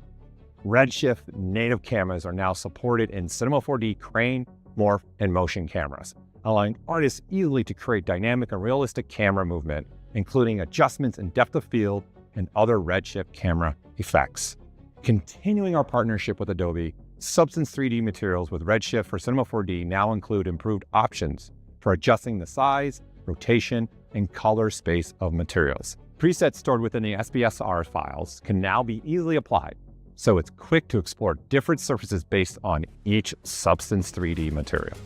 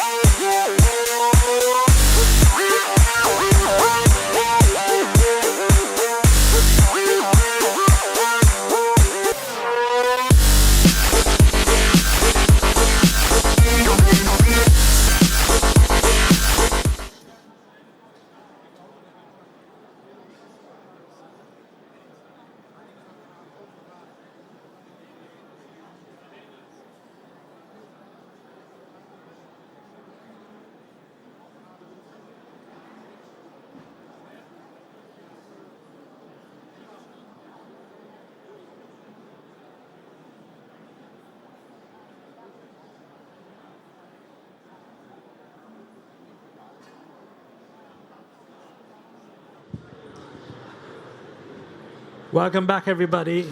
We have an amazing artist all the way from Brazil, but lives in Spain, Caio Cesar. He's a ZBrush artist, does amazing tips and tricks on his social posts, which are super cool. That's how I followed him and met him. He's super interesting individual as well, super fun to hang out with, super passionate, and loves what he does. He posts almost regularly, daily, about his work. He's going to show us everything ZBrush today. He's going to talk about his experience. He's going to talk about where he comes from, what he does. You can also download the assets using the QR code here. Scan the QR code, download the assets. I'll let Caio take over, and stage is yours. Thanks a lot. Hey, people. First of all, Karen, thank you since the beginning for the support. Thank you all. And hello. Today I will talk about ZBrush Fast Learning Method. And before, I want to ask you a question of how long did it take from your first contact with 3D until your first job? Yeah, it's heavy. For me, it took like 10 years until I could start doing what I love. So it was very hard to find a way to work with that, because today I have an example of my life, because people are talking to me, what do you use? No, I want to use the iPad, I use the computer, but with the mouse, oh, with the mouse, okay, old times. And for me, it was a big idea, because it can sound for you like a product. Oh, you use ZBrush with the mouse, but it was my life during like 6 years, 8 years. And when you start looking this way, you understand nothing can stop you when you want to do something, because you think ZBrush, you think pressure, but pressure is one of the features of ZBrush. You can model without pressure, okay? So let's talk about that. But before, my name, Caio Cesar. I am Brazilian. I am an Instagram content creator. I'm the creator of ZBrush Hacks. If you want to see, ZBrush Hacks about me teaching one feature or more, like 4 ways to do something in 1 minute. So it's the way I found to spread it knowledge for free, okay? So I am a 3D artist at Aestelflix, and ZBrush mentor focusing on 3D printing. So let's go on. This is my portfolio until now. Some of my pieces that I like. This one, here, we have almost the first time. First time doing like some complex like this, first time doing hard surface control, first time doing this crocodile there without alpha. I was, let's do some challenging, let's learn something. First time doing a cosplay item, first time doing a dragon, and first time doing, this was the second time trying to do a likeness. So I like first time. And then it was the concept I used to sculpt this guy here. It was a mentorship by Igor Kato. I love his job. And those are some whips, unfinished until now, but there are other parts of this concept. Maybe one day it will be ready. I don't know. So this is the one video of ZBrush Hacks. It won't work here. I didn't know PDF can't run video. So if you want to check it out, Caio Cesar Sculpts, there you will see some hacks. Okay? About the hacks, before going on, dive into it, I have to speak Portuguese a little bit just to thank those guys, because, man, I couldn't be here if it won't be the community, because those hacks, it was what bring me here. So, brigadão, galera. Valeu pelo apoio do pessoal do Brasil, e realmente seria nada aqui, não estaria aqui sem vocês. Então, coming back to English, okay? This is some portfolio of my students. I like to show it because when I perceived that when I was teaching people ZBrush, just open ZBrush and try to do it, and people was stuck. And then I perceived that they need a goal because what they want to reach. So if you are trying to learn ZBrush, I will ask you why. Because people come to me and, oh, I want to learn ZBrush, but why? And they tell me, I don't know. So how can I teach you if you don't know where you want to reach, what's your goal, what you want to achieve, you know? So I started teaching for the market of 3D printing, focusing on Patreon companies, you know? So many of those companies are Patreon that my students could enter after the mentorship, okay? So I have some examples. It's Bruno. One of my students, like I don't know how can I speak it, classes before, okay? So in 4 months, he never opened ZBrush before, and 4 months he was that, and reposted by the artist. Here, another case, Renan, he has a different approach because he already knows ZBrush, but he was stuck, right? And how? Why? You already know ZBrush. Why are you stuck? And then I keep chatting and talking with him, and in 1 month he could achieve these. This one, two, this one. Okay? So those are some proofs that it isn't only about ZBrush, okay? It's about me, it's about you. I don't know if you know how is your life, but in mine, I am my biggest enemy, you know? Because when I start sculpting and I stop and I think, oh, Jesus Christ, can I do it? And I have to keep doing it until I reach the spot, okay? So think about that, and think about that when you are sculpting. Is it a ZBrush problem or is it a confidence problem, right? So let's talk about a ZBrush fast learning method. It's based on some things like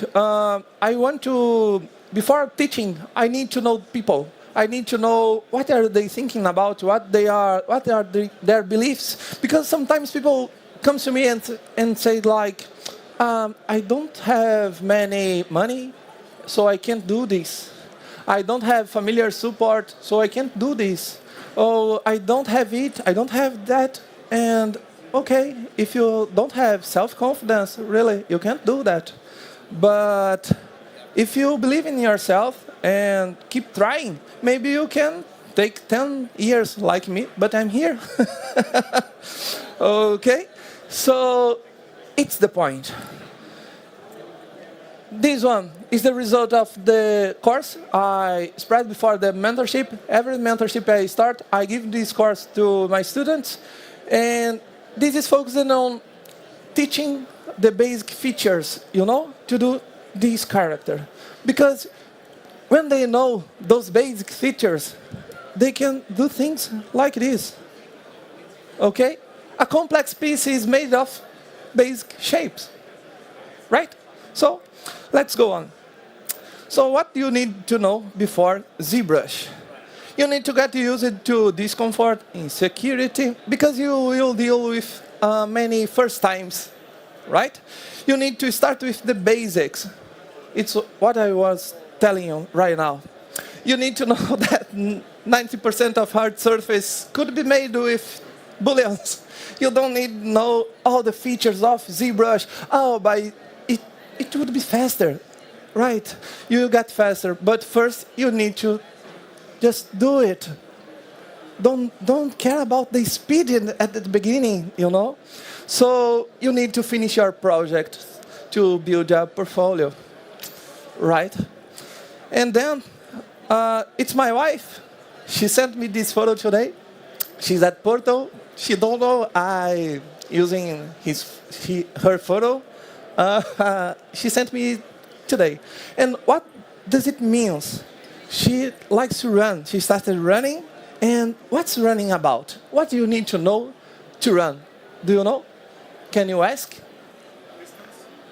What? Distance. No, the distance, but what you need to do to run.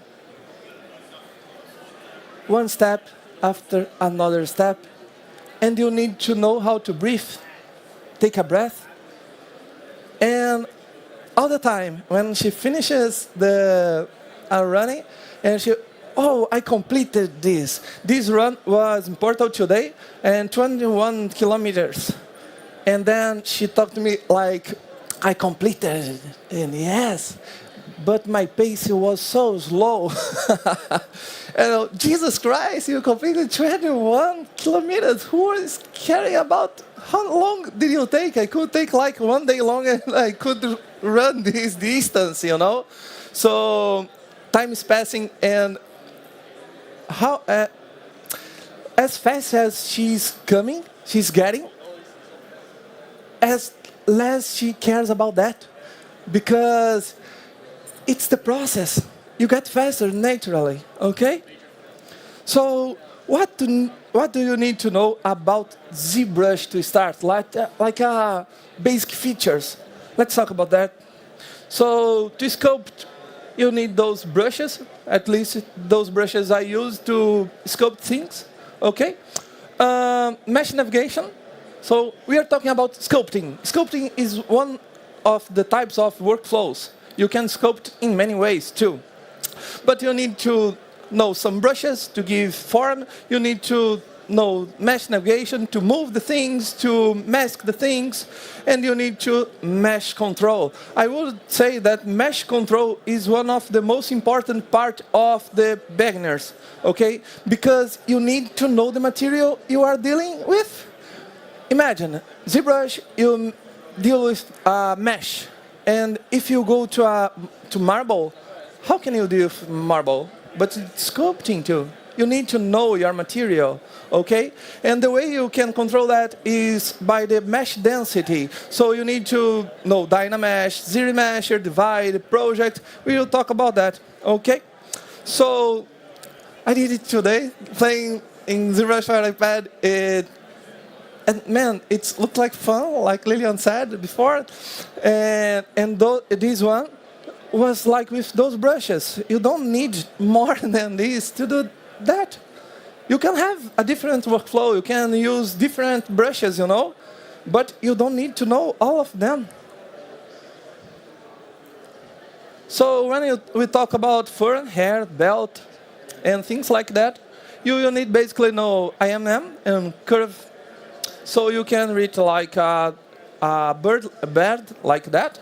So it looks like complex things, but you just start with some strands, put one strand beside another strand, and then you have a couple of strands, duplicate it, and Dynamesh, and after like 20 hours, doing the same thing like a marathon, like running, it's done, okay? And then hard surface. I really like Boolean. This one was my first complex project because it was my first piece, my first job. I didn't believe I could do that before I did that. And then when I started doing it, I was like, Jesus Christ, what I am doing with my life? And then I need to do it now. Someone's paying me now. I need to deliver that. Don't know how much I need to.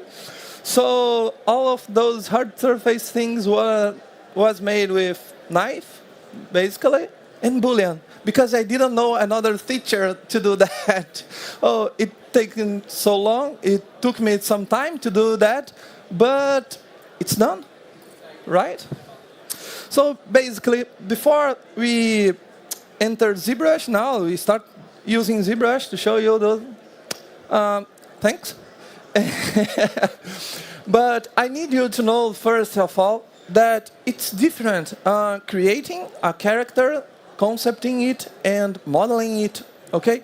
Some examples. You see this model, it has a lot of details, but this is the concept. So if you are starting, man, don't try creating the concept while you are modeling, because the concept will involve another concepts like composition, like silhouette, like movement, like gesturing. And you are learning ZBrush, you are learning tools. So separate those things. And the major problem with people that are starting ZBrush, they think they will open ZBrush and magically they will sculpt a character, you know? But you need to know some concepts to do it, like this guy here. Here, I was having fun there, and I was thinking about, oh, his eyes need to be smaller, because a small eye will be more dangerous creature, you know? Oh, I need more silhouette, it's wrecked. I need to bring those things there. So if I had more time to do that, if I had more fun, I would try to make more silhouettes, you know? It isn't about the tool, it's about the concepts, okay? So don't mix those things. Today, I won't tell you about concepts. I will tell you about tools, how you can realize them. So when you try to apply that, try to take a concept and replicate or sculpt this concept, you know? Don't mix those things. So let's do it. Here, I will just check with my ZBrush here. One thing I like to do is set my interface. People ask me for share my interface all the time, and I said, no, man, no, don't take my visuals. I don't know how I can speak that in English. Visuals, is it right? Something you're addicted to. Don't take my addictions, you know. Build yours. So I will start here. Like I will create a sphere and make polymesh. Just take my and edit. Before entering ZBrush, diving into it, anybody here didn't open ZBrush ever? New beginner? Anyone? All of you already use ZBrush in your life, or just in the beginning, because you need to know how ZBrush works. What's the logic behind it? You need to know, like, ZBrush is like the real life. In real life, we don't build things in one single piece. My glove, my cloth, the computer. Oh, so ZBrush sounds like that. I have a tool made of infinite subtools. Okay, so I could call it a tool, entire piece. And if I keep all the components, it's like subtools. Those are the names we use here. So I pick a tool, like a sphere, and then I will make polymesh. Why make polymesh? Because it's 3D. Before you can sculpt it, you will have some deformations that you don't need to worry right now, okay? So click that button, transform it in a sculptable piece, right? And then here I will use the brushes I told you. I will use move, here, move, control. How can I use control here? Well, okay.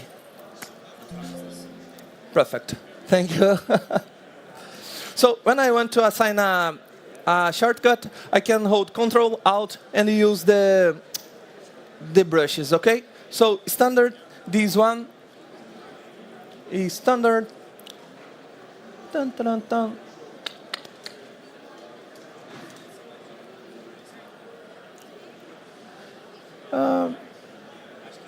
Here. So let me show you some of them. But the funniest part I want to show you here, it isn't sculpting itself, because as I said, sculpt needs pressure. Okay, you can do something with sculpting without pressure, but as deep as you come getting deeper, adding more details, you will need more surface pressure. You need control. Okay, so let me work with those brushes I could show you. So S, I can use my scale. 1 is the shortcut I put here, and 2, it isn't working. Let me put it again. Standard. Okay, standard. Control, Alt, click, 2.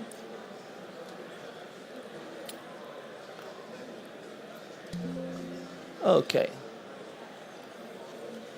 And the clay build up. So let me show you. Here, I can move, but if you try to move here, my sculpture is very big to the canvas, so I can use this one to deactivate dynamic. Why? A lot of people don't know why dynamic is here and why we should use that. Dynamic is a dynamic way to resize your brush all the time, because if you are working so close, Ctrl-N to clean my space. If you are working too close and you try to move or do some detail here, and then you got this far, how can you continue your detail if you lost your size? So it comes with dynamic, because I can activate that and use it, and then I hold my size, So it's dynamic. And this is what I was trying to help people, or trying to have their first approach. And it's my first time here, and it's my first time talking English in public. So I'm anxious too. I'm nervous. It's challenging for me. It's like I know how you're feeling when you start in ZBrush, And the life is made of challenge, Imagine if you were a baby and didn't want to do first time. So you weren't born. You wouldn't born. So let's go. Here, those are the brushes. So you can sculpt, you can pick things. But the most interesting part I want to show you with the mouse is when you have the mouse, you need to have much more control. You need to have much more ways that you won't mess your mesh, So let's do something here, like this Viking I showed you. I can do her entirely with the mouse. I don't need pressure, because she doesn't have tiny details. She doesn't have pores or things like this. So if I want to do her helmet, for example, I can come here, make polymesh, and with the transform I showed you, I can just hold Control and do this. Okay? It's the base of her helmet. And okay, how can we go after this? Remember the Boolean I showed you? We can use that too. Or I can come here, Ctrl-Shift-D to duplicate the subtools I told you, rescale, and Control, and come here again, the same tool. I don't need pressure. I don't need a lot of fancy things, So I can't. Oh, okay. I delete that. I can do it again. So come here. Perfect. I can duplicate this one. Let me change this material. Okay. I can use that the same way here. This way. This way.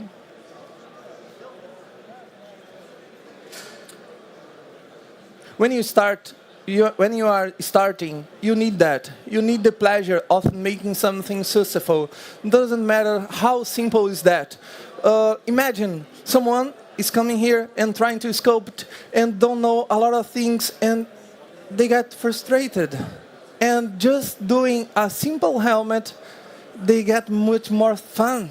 So if you start having success, maybe you will be used to it, You will be more confident to try it more.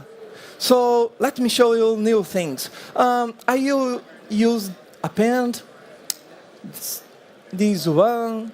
Let me make some horns. And then I can rotate here, scale down. And I can use move itself. Look at this. Maybe it will take me some time, but I will do that. And then I will use another one. Pinch. Where is it? Pinch.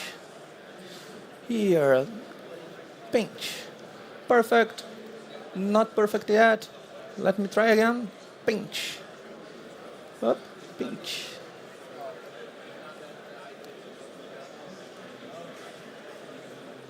Okay. So I can pinch that. And now I have a horn. And come back to move. And I have a horn. I can adjust it as much as I want. And some people ask me, okay, and another faster way to do it. If you already use ZBrush, and if you are starting, close your eyes. Don't confuse your mind. It's not for you now, okay? But you could use bend curve, that you can use those anchors.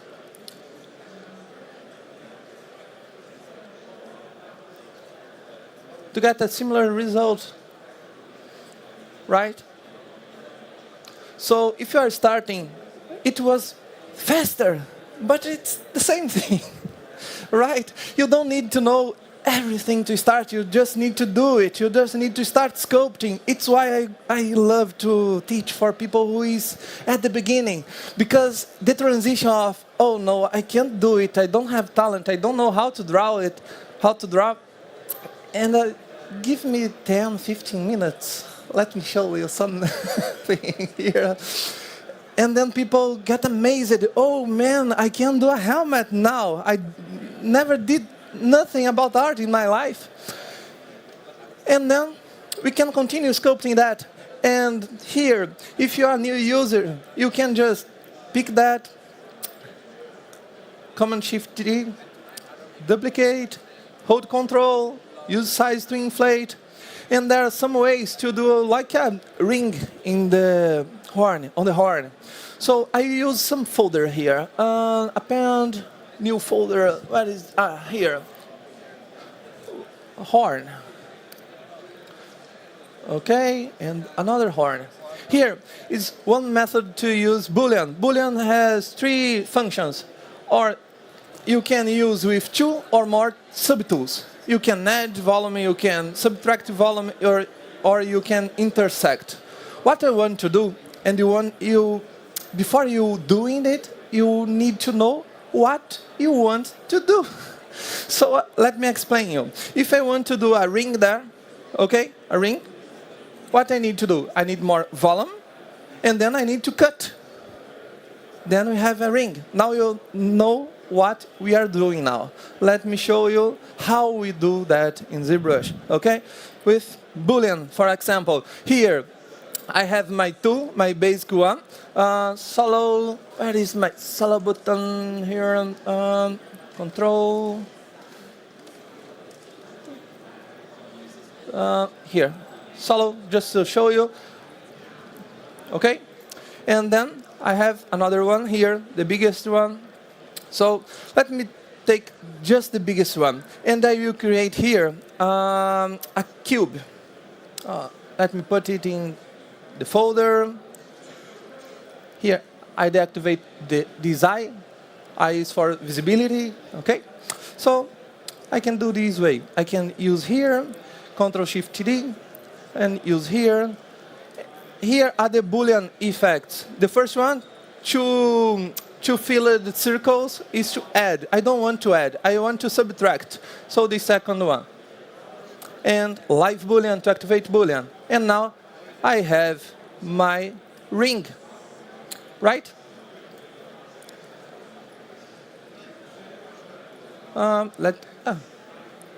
Okay, you are starting to do details. If you are starting, you can do this way. If you are starting, now you close your eyes again, because I will show other methods, right? It's not for you at the moment. So I can use some ways to do it. This case, it won't work to try to shrink that with the transform, because you use transform. Transform basically do this. Let me show you why it don't work. Here, if I try to do this the same way, won't work. Why? Because it's just shrinking. It isn't rect. Control Z. See the mesh going down? It won't work. We need to really cut it, not flatten. So I can use the knife brush, right? I can use the knife brush again, holding space and B radius, choose my size and do this. Okay? So I have many ways to do the same things in brush. You don't need to do every ways. I'm still learning, you know. I was there with other artists and watching them modeling, and they use the same tools in different ways, and I was, oh really? Really? And Lillian, which was talking for me here, she was sculpting an amazing elf there, and wow, what a piece. And then she came here with the same iPad, and she asked, how can I subtract that? And I was, what the hell? How can you sculpt that without subtracting? You know, you just did it now and don't know even how to subtract.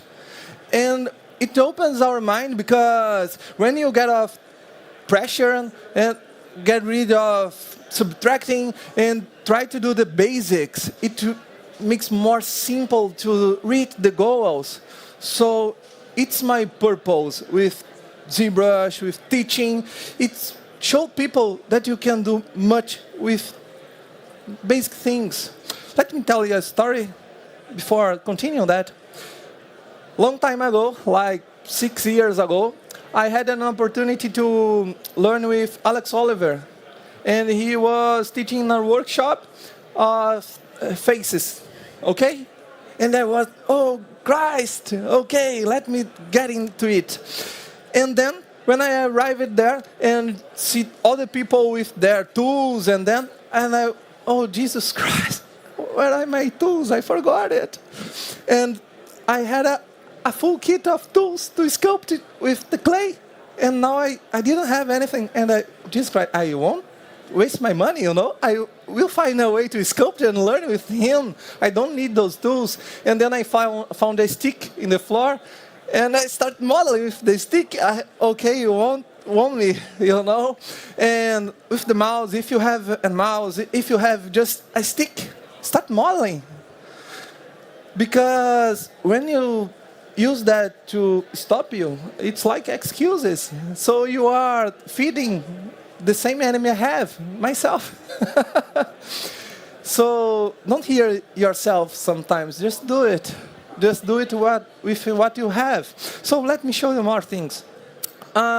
It's the helmet. If I want to add more details, I can just pick here, cut here, duplicate, add a bunch of things. And if I want to do, for example, an axe, a lot of people ask me, how can I do an axe? I can do this axe one. I can take a cylinder. I can make it with the cylinder.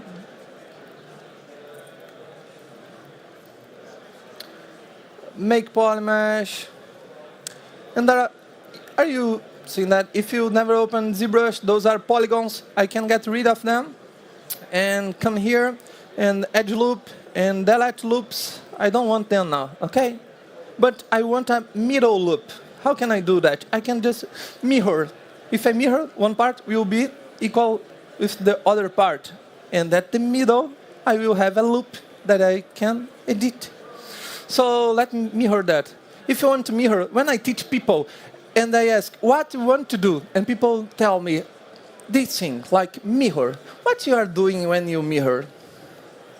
You are modifying your polygons, your geometry. So you can come to geometry about polygons. You can come here to modify topology and mirror and weld. You don't need to know all the paths. You just need to understand the organization of the path. So it's another trick when people come to me and, oh gosh, I have to memorize all those shortcuts, all those tools, all those things, and then no, stop. You don't need to memorize that. You just need to understand those. So what you want to do? Why? What is the description of you are doing? You are using your geometry, you are modifying your topology, so you have a menu for that, okay? So here, mirror and weld, I will just change it, and now I have this one. And then I can come here, just use the mask, as I said. Many types of mask, a square, a circle. Let me take this one, invert it, and pay.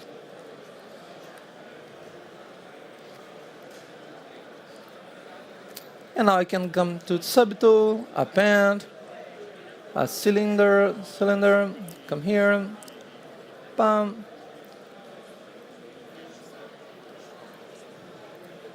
And now I have an axe, you know?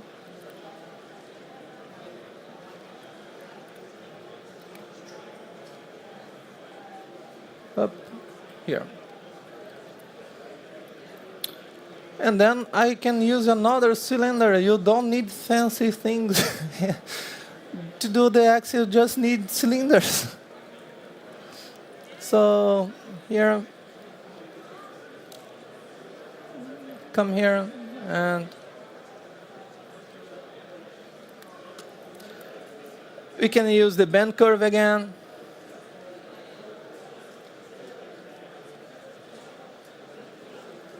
Oops. I can add some anchors. Okay, I can change my size. I won't dive into the bend curve right now, but can do this. Right. And then people ask me, how can I do a bandage? And then I make a ZBrush hack. There was one of the most successful ZBrush hacks that 4 ways teaching how to do a bandage in 1 minute, because it's simple. Look at it. Imagine that. When I was trying to do the face, I told you, people were trying to sculpt hair, I don't know, braids, you know? And they are struggling a lot. And I was struggling a lot too. Have you ever tried to sculpt a braid of hair? It's so hard. And then I was listening to music and I stopped it and let me try to look by another point of view. And okay, now I know. If you give to a kid a bunch of clay and ask him or her to make a braid, what he would do? He would pick it, roll, pick another one, roll, pick another one, roll, and make a braid. And I was in a class of 20 sculptors, artists, that was struggling to do a braid. And the kid with 3 years old could do it better. So don't be confused by the tools. The tools are here to serve you, not to make you struggle, you know. You need the basics. So let me show you that. If I want to add some braids, some bandages here, there are some ways to do that. You can do one by one, like with the... Let me... Ctrl-Z, inflate, that. I can do one by one. Back up, here. Cut this one. Why are you... Just a minute, here. Sorry. I just duplicate that inflated it and cutting. I can resize that a little bit, and I can cut again. You can do it all the way. I just need one tool, knife. And people come struggling with that. I can't do that. How? You can just press 3 buttons, you know, and do it for like 40 minutes or 20 minutes. Okay, it's slow, but who cares? You can do it. Another way to do that, let me show you. You can use the Ctrl-Shift B-radius method. You can just click and then you have one red. Nice. You can use, for example, another one. If you are starting, close your eyes again. Because I can use that. I can just duplicate. I can inflate. I can cut my polygons here, my polygroups. Polygroups, guys, is just a way to organize your polygons, okay? To use another tools. So, cut as you want. Pay. Let me organize that. Inflate a little bit. And then I can use Dynamesh with groups and Dynamesh it. And perfect. I already have my bandage, and to organize that, make the overlaps, I can use move topology, or I can use just move and use the topology.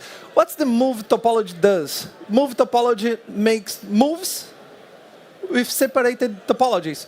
How? I have these two made of a lot of subtools, and if I want to make a move, just that the tip in this metal part, I would use move topology, because the move would move everything. So how can I do that? Do you remember what protects the mesh? A mask. You can mask what you don't want to move. So I don't need to show a new brush to my student. I just need to explain what's the logic behind that, and then I can come to brush, a configuration, and auto mask. So you can ask what this menu does. Hit auto mask, okay? And then I can use this one, topological, right? And then I can use this to move my bandage.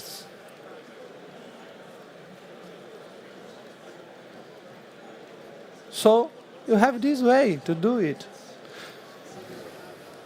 right? Man, I took like 6 years modeling with the mouse. And when I started in Facebook, and a lot of people, I don't have money to sculpt. Do you think, guys, that I can use ZBrush with the mouse, start learning, start doing?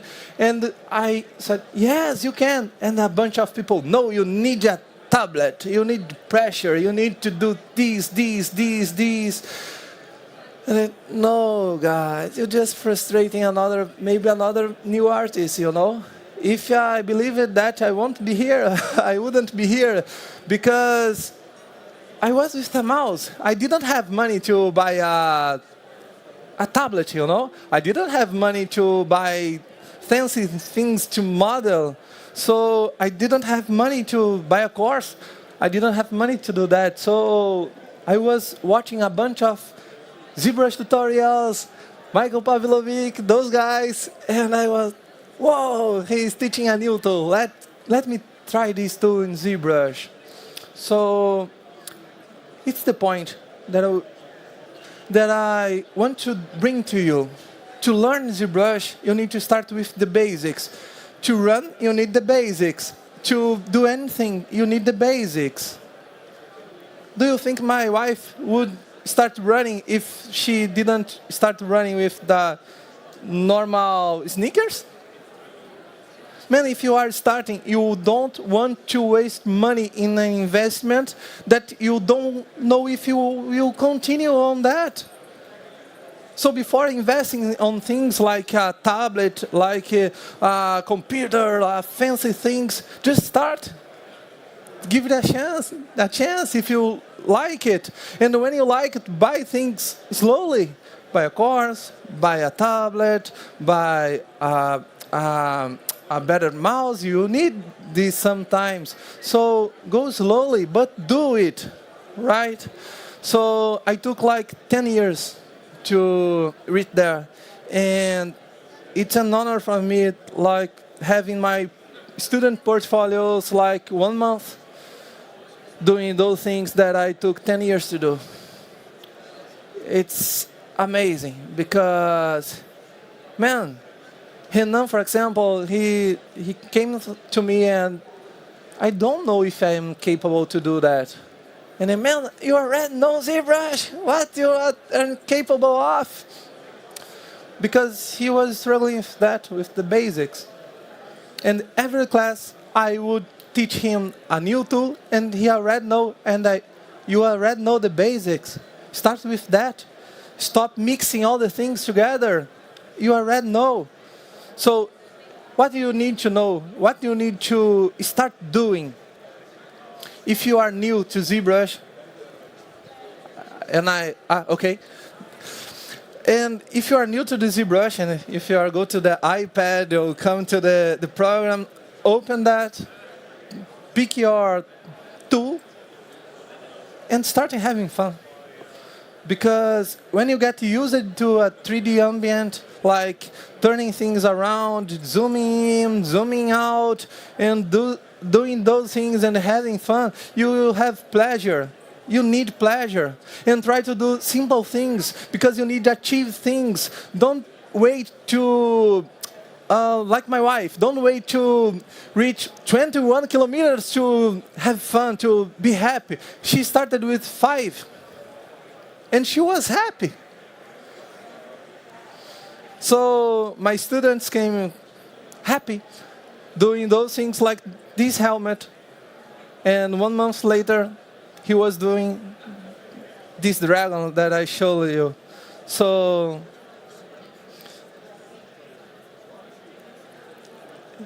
she started with a model like this one, learning the basics. And 1 month later, he was doing that. Not doing that 1 month later. 1 month later, it was done. In this period, he made 4 sculpts. And each one, he learned new tools. Don't try to learn everything at once, at a time. It will melt your brain, man. So conclude your workflow, conclude your basic projects, and any new project, try to learn a new thing. It's why I chose those pieces. Because when I started Karn, this one, I learned how to do hard surface in a way. When I was doing this one, I learned how to do hard surface again another way. And then I missed that thing and I need to redo this like 2, 3, 4 times. And each new time I was learning more things.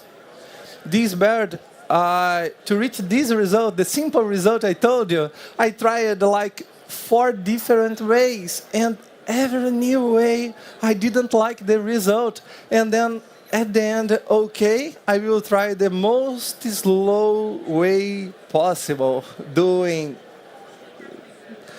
detail per detail. And it was good. Taking time. Things like that take time. So give yourself some time.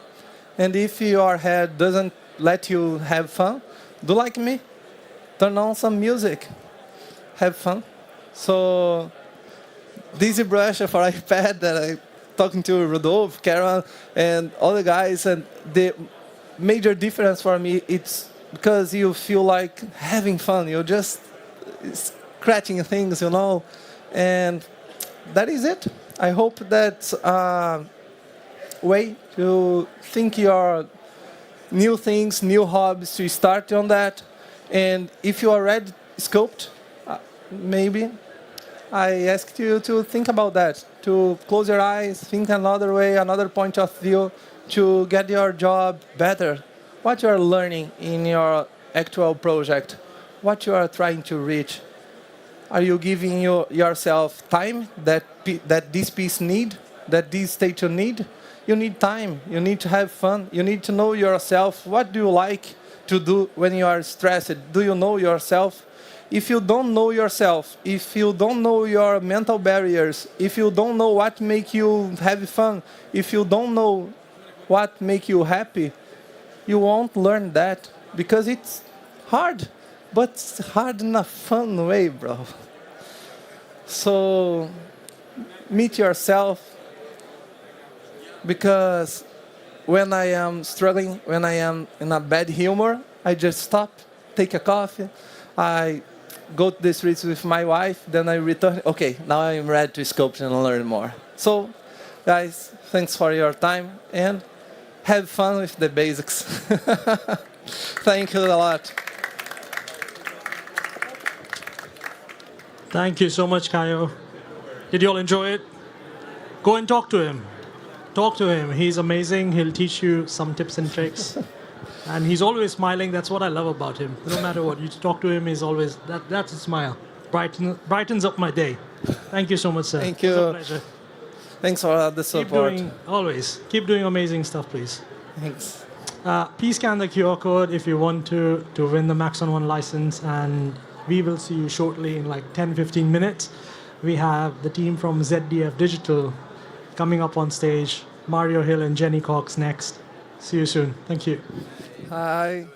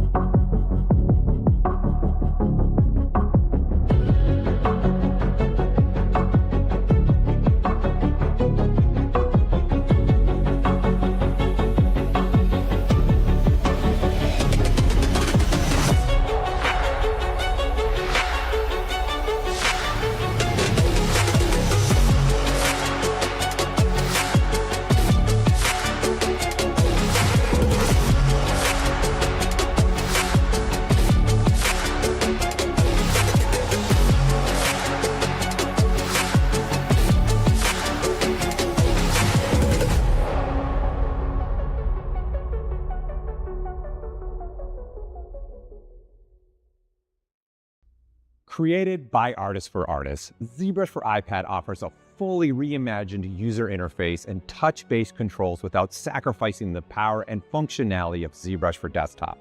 Apple's user-friendly touch capabilities make it easy to jump right into sculpting, especially if you're a new user. And you can streamline your workflow using gestures to control common features such as draw size, focal shift, undos, and redos. The new Apple Pencil features will speed up your sculpting process by assigning actions to adjust things like draw size, Z intensity, or focal shift, or set squeeze to adjust polyframe on or off. You can also customize the Apple Pencil to create simple, quick access to features such as trimming your mesh to the screen, solo your subtool, replay the last stroke, create a new folder, activate symmetry, and so much more. For artists who want to continue their sculpt on desktop, simply save your work. This version allows users with subscriptions to transfer files between iPad and desktop seamlessly, whether it's saving out a ZTL or a Z project, or just pressing the one-button Go Z solution to transfer your creations. ZBrush for iPad's highly customizable user interface lets you personalize your own digital sculpting experience so you can have all the tools arranged just the way you like them. Polycount can reach upwards to the same detail level as the desktop, depending on the iPad memory and version. Up to 92 million polys per mesh has been achieved on the latest M4 iPad. You also can get ZBrush's unrivaled collection of proprietary digital sculpting brushes created with real-world sculpting techniques in mind, so you can get the same type of natural feelings with sculpting with polygons that you get with clay. The familiar ZBrush features you've come to love are now available in ZBrush for iPad. Experience the same powerful tools and capabilities on the go. ZRemesher generates a new mesh with an even distribution of polygons, preserving the essential details and flow of the original surface. Sculptures Pro adds and reduces triangle tessellation with each brushstroke, making it simple to focus on sculpting without worrying about technical restraints. Dynamesh retopologizes while sculpting, so as you stretch the digital clay or add volume, it retains the same basic digital sculpting detail. Array Mesh lets you create duplicate instances of geometry in varying patterns and shapes in real time. The dynamic system enhances your sculpt by allowing any surface to be draped over another surface to give that extra touch to your characters. Live Boolean gives users the ability to combine, subtract, and/or use intersections to create unique results. Polypainting makes it easy to paint and sculpt at the same time, making it possible to paint on a model surface without first assigning a texture map. We're excited that all these features and more are now available to artists who want to work anywhere they feel inspired. ZBrush for iPad is included with your ZBrush or Maxon One subscription and is also available as a standalone subscription. This includes over 200 of ZBrush's leading digital sculpting brushes and allows you to load the thousands of custom desktop brushes that have been created by our incredible user base. For anyone wanting to try the world's leading digital sculpting application, now on iPad, a free plan is available with some limitations in functionality. This builds on the same powerful sculpting foundation with 28 of some of the more popular brushes. We can't wait to see what you'll bring to life.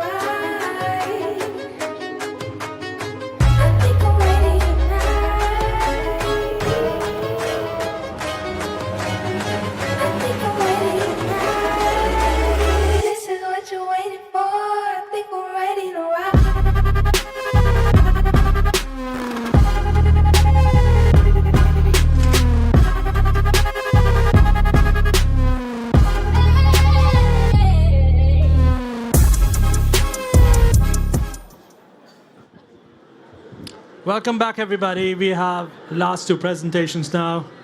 We have a team of Jenny and Mario, the amazing team from ZDF Digital.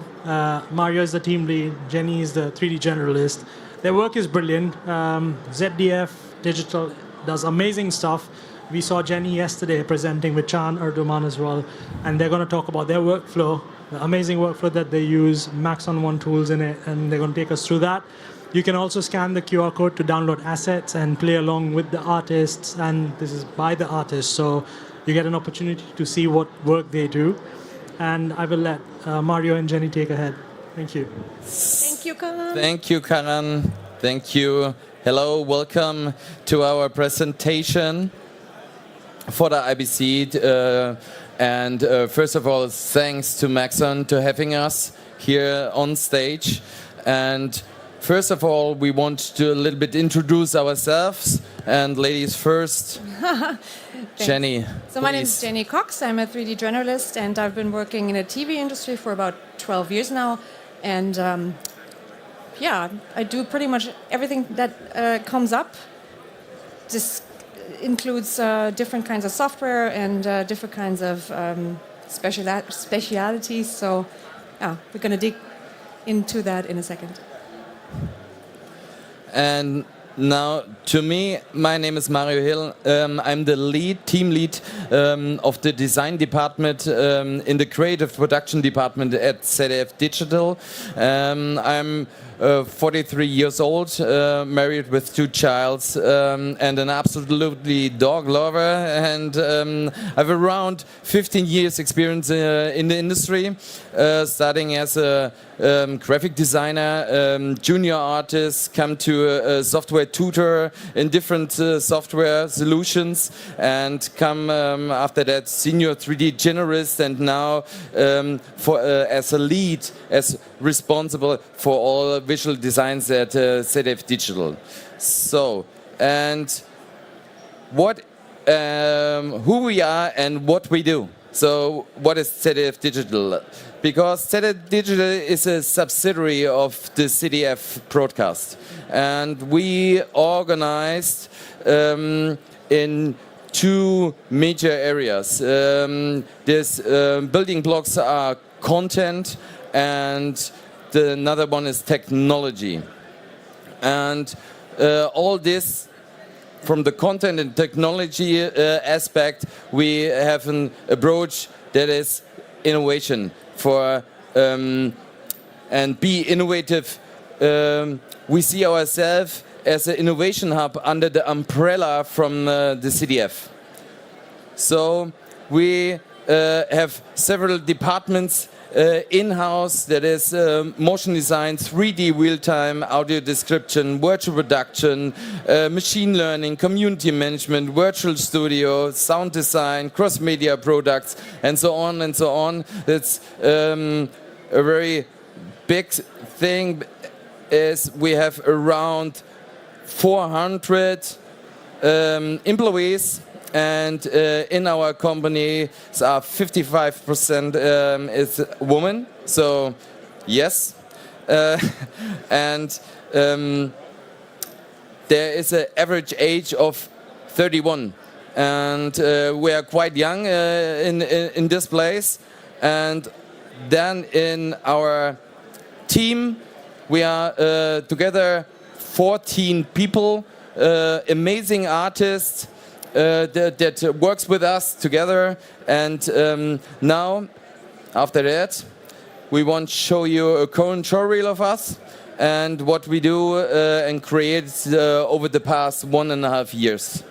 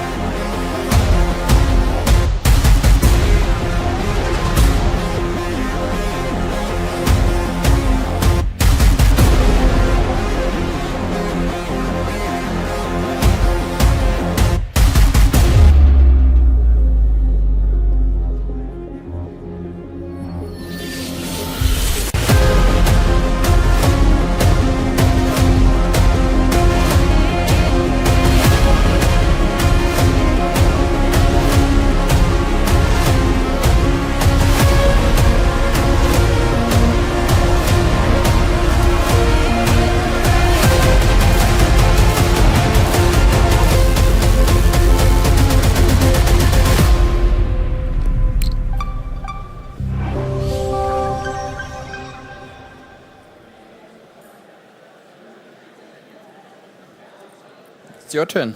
So, one of our projects, which I will gonna walk you through now, happened last year. It was a co-production. Well, it was made in-house, completely made in-house, and called Fateful Planet. And it is a 5-part series that explores the dramatic birth and evolution and survival of our planet. It reveals how Earth has faced and recovered from catastrophic events like asteroid strikes and volcanic eruptions and mass extinctions.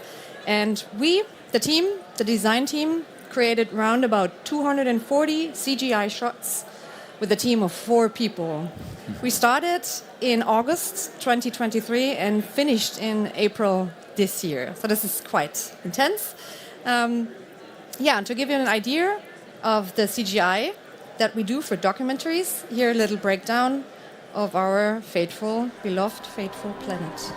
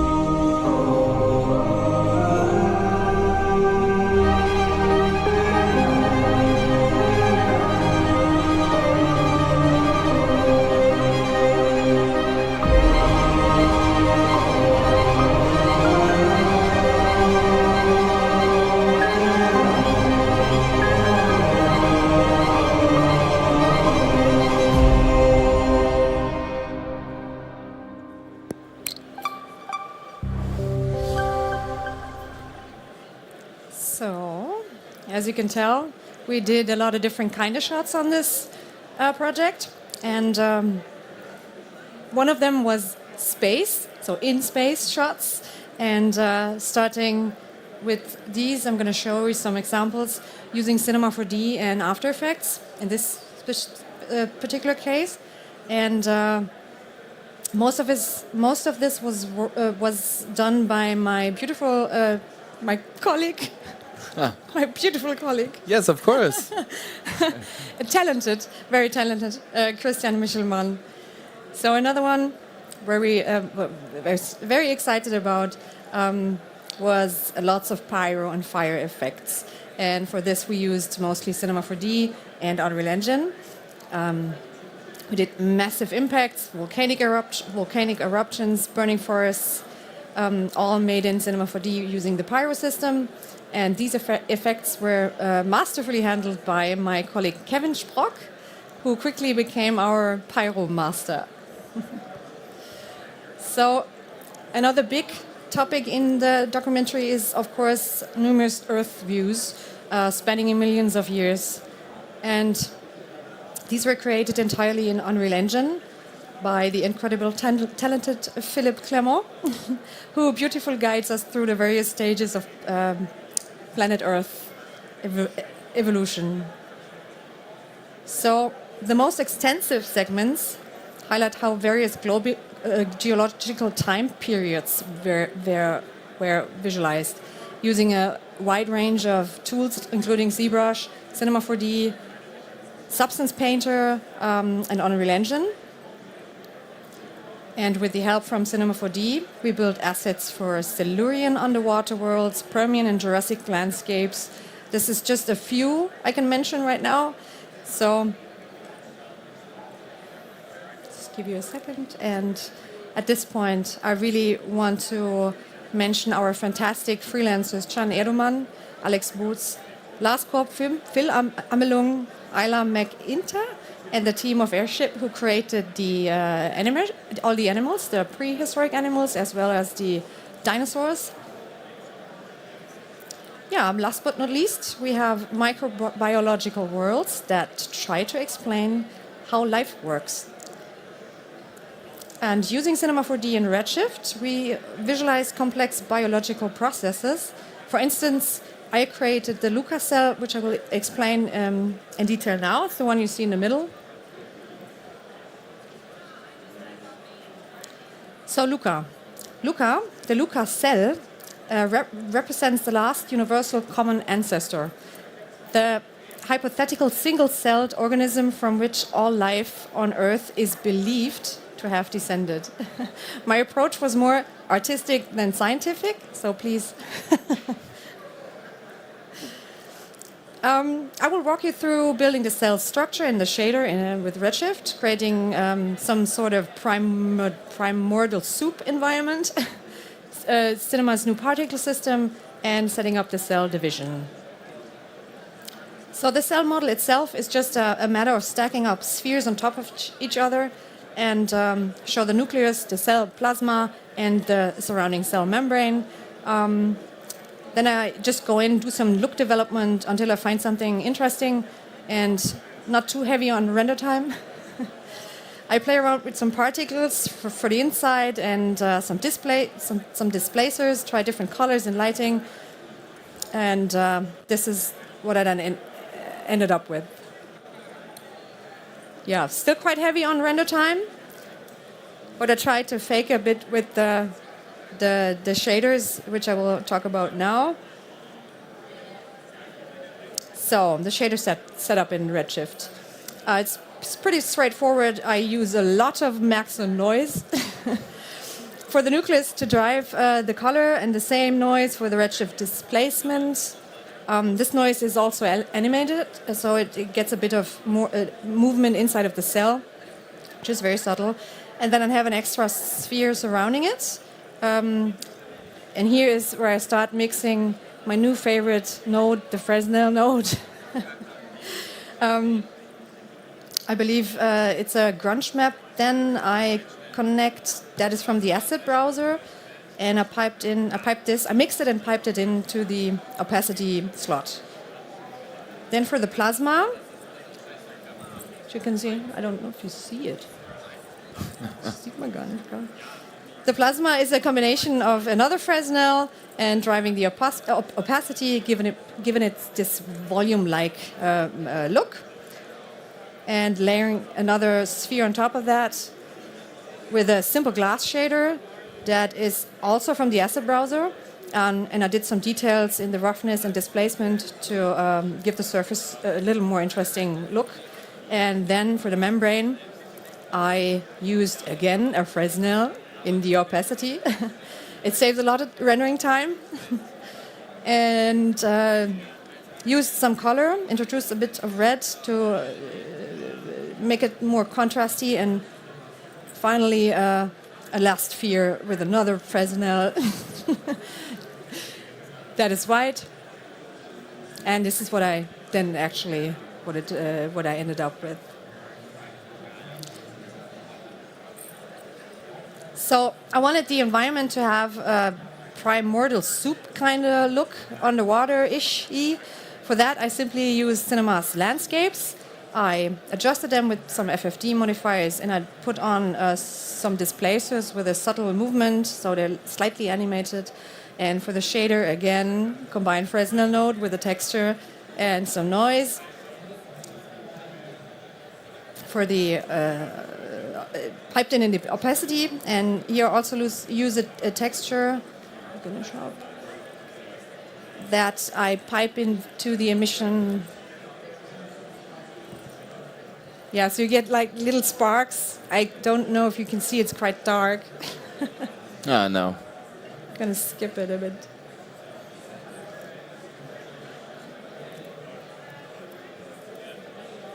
Ja, das geht gar nicht.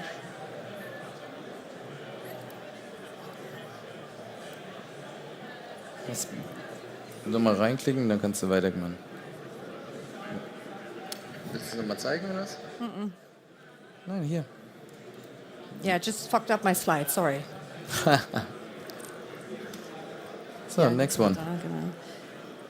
So I'm going to jump to cell division, which is a fairly easy setup. Here I just put the spheres in a cloner and simply animate the offset. I put this then in a volume builder, in a volume mesher, and then on top of it a subdivision to smooth everything out. So that's it.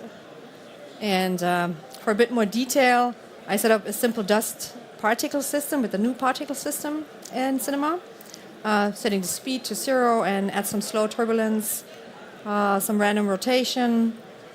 I add a color mapper for some random color. And for custom objects, I quickly did several small spheres with the displays.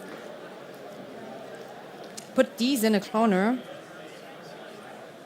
and selected a particle group as an object. All of this I then bake to use it in my actual shot, where I load it in. These are actually alembics, and yeah, you can also duplicate them. And again, using the Fresnel shader to make a dusty shader, and this is what it looks like in the shot. So I did another one, an additional particle system that is basically just switching groups through specific conditions to change the behavior of the particles that start following the animated cell and in the end slowly fade away. So these are the straight renders from Cinema. I tried to cover as much as possible. I did depth of field and everything considering lighting inside of Cinema 4D, so I don't have to do as much in the end because time was short. And yeah, here in After Effects, I did the post-production in After Effects, and I used quite a lot of Red Giant tools, so that was fun. In this specific case, I used bokeh, shine, the looks, the flares, renoise, the heat, and the color Vista. And I'm just gonna really fast show you how this looked inside of After Effects.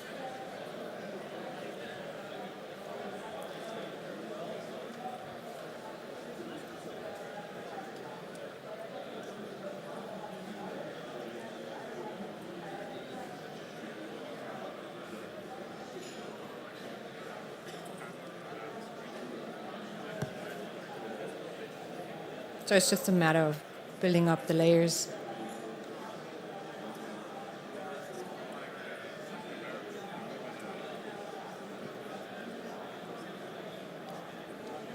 Yeah, and this is how it looked in the end. So the final shot. How life evolved. Your turn. Thank you so much, Jenny. Yeah, you heard before it was a big project for a small count of artists, like 4 people.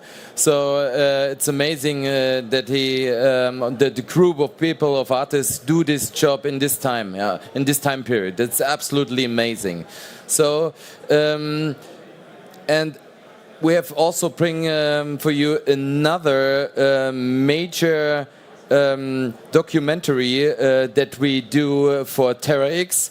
TerraX is one of the popular German and international documentary series produced by CDF, and we have the opportunity to get 41 CGI, VFX, and reenactment shots. We was also able to 3 virtual production worlds on a big LED volume, and then we have 15 different CGI moderation effects in a virtual world with a famous host for TerraX, Harald Lesch. And first of all, maybe someone knows TerraX, but what is TerraX is one of the popular German international documentary, what I say, since 1982. Cover a wide range of topics from history, science, nature, and culture. And also TerraX wins several awards: German Television Award, Golden Camera, Crim Award. International awards with the New York Festival TV and Film Awards, Banff World Media Festival, and so on and so on. That is that you recognize how famous this documentary in German market is. So now a little bit from our 3D shots, some 3D what we do for the documentary, and they all done Cinema 4D and Unreal Engine.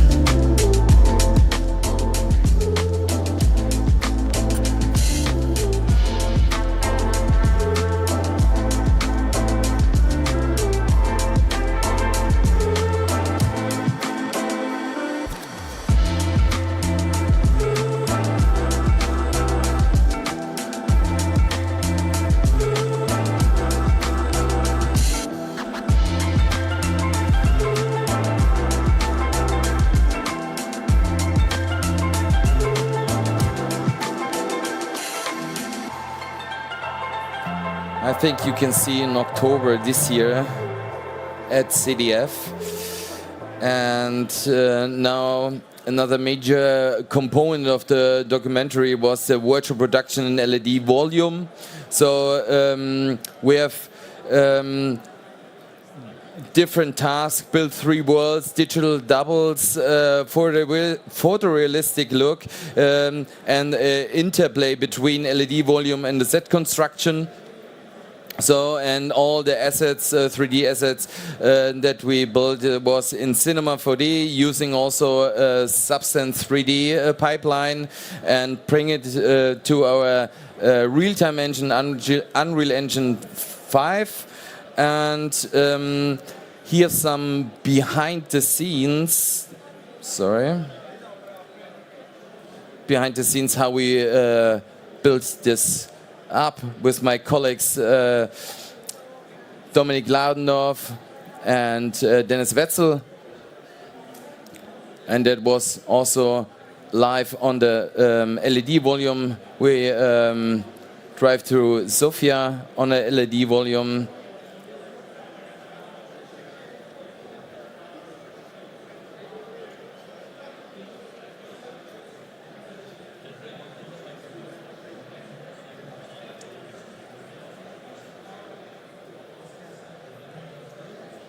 So bring it everything to Unreal after I build it up, and now a little bit time lapsing for how we produce that.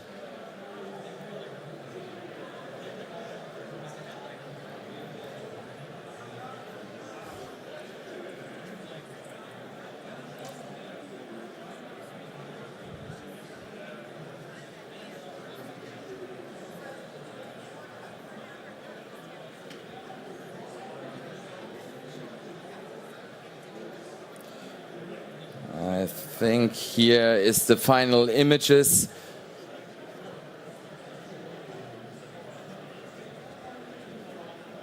It was a desert scene. It was here you see the Ischia Tor, or the Ischia Gate, I would say, and also a historical train station from the for the first.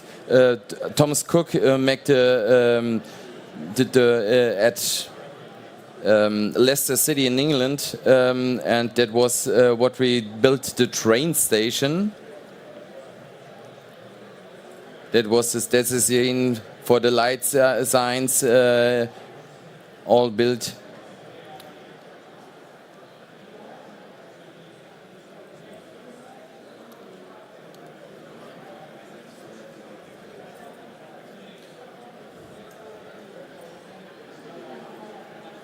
Maybe I skip a little bit further.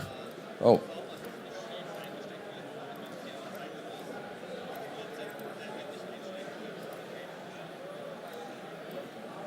It doesn't work. So sorry for that. Okay, we jumped through. We grab all from the 41 shots. We grab one shot in this documentary that Jenny talked before. Our amazing artist Kevin Sprock make this shot with the particle system in Cinema 4D, and I have pleasure to presenting this workflow for you. So I think we are not really just in time, but let us jump into the final shot before. There's the host, Harald Lesch, and it is boiling water. This is a virtual production. We have a camera tracking system. After that, we all dark environment, but we use camera tracking, virtual production, and after that, after recording or producing, this stuff is come to us for the post-production. And first, we build it in cinema, the boiling water, all the particles. So, primary emitter for the bubbles was created. So, and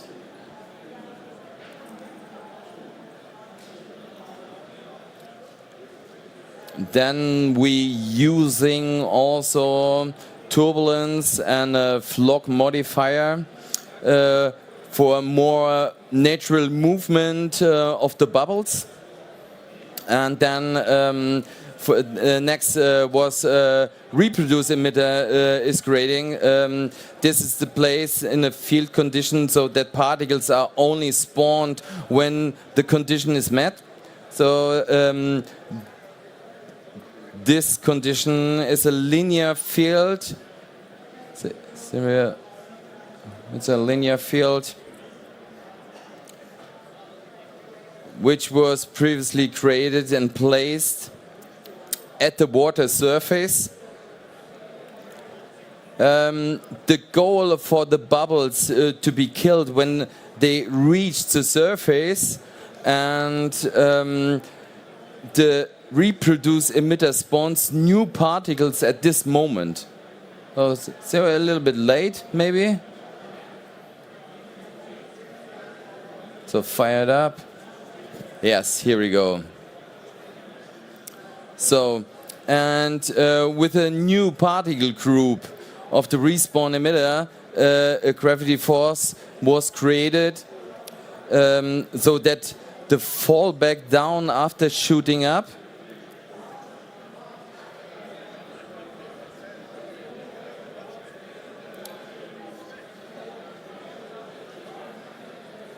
so here we go.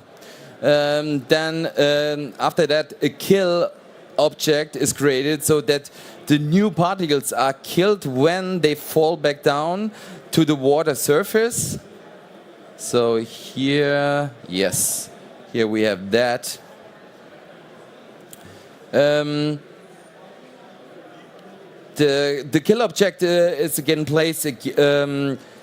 This must be inverted in the condition using an invert layer because new particles fall from above, unlike to bubble the rise from the below.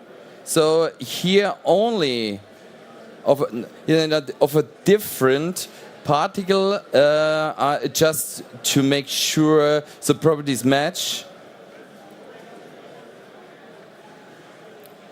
So let me check.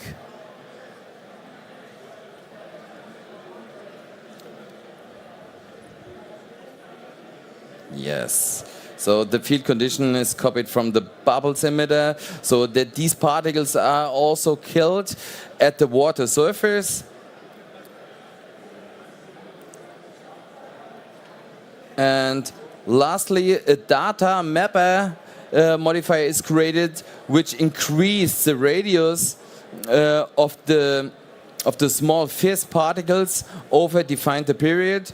So they grow from 0 to 0.1 centimeters between the frame 10 and the frame 30. So becoming gradually larger and more visible as the water is just starting to boil. So this could also done using keyframes, but with this method overspread control. So then the next step then we have done a plane with the dimension of a water surface is created, so 500 by 500, provide enough resolution for the deformations of the boiling water. Then a vertex map tag is applied on the plane. Did we run?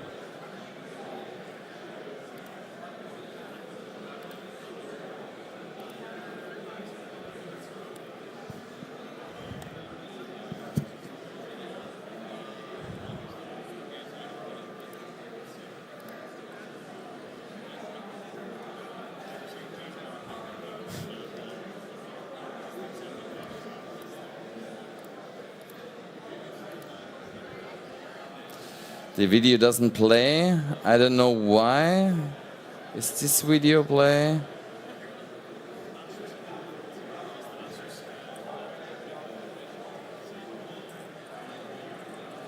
I don't think so. I don't know why now the player is stopped. Sorry for that. Give me a second. So now we have this one.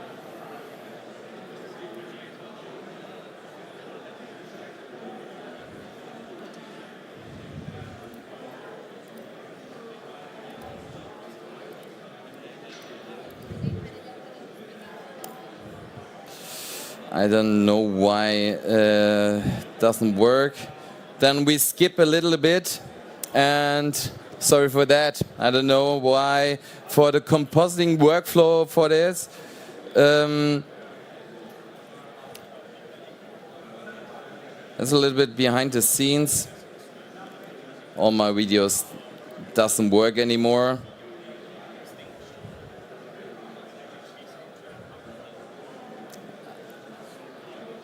I don't know why.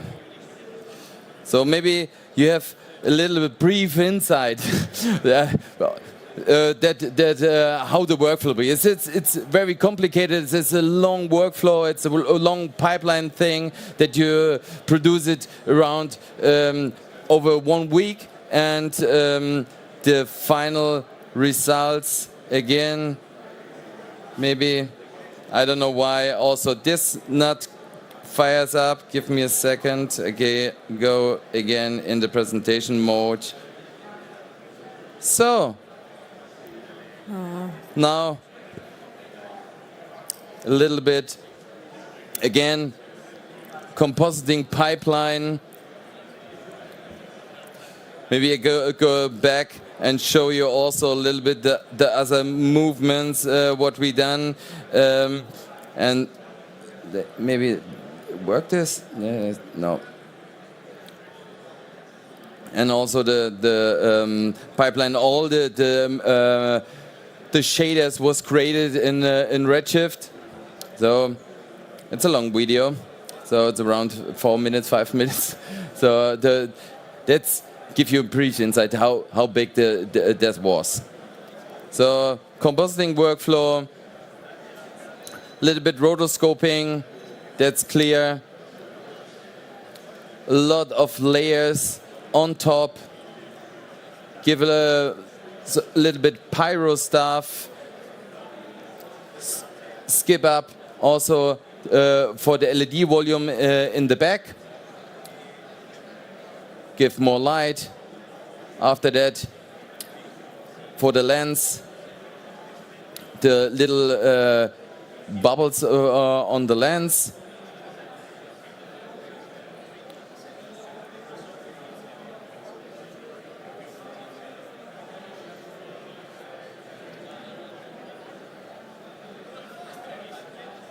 That it shrinks up, and that's the final shot again with Harald Redshift.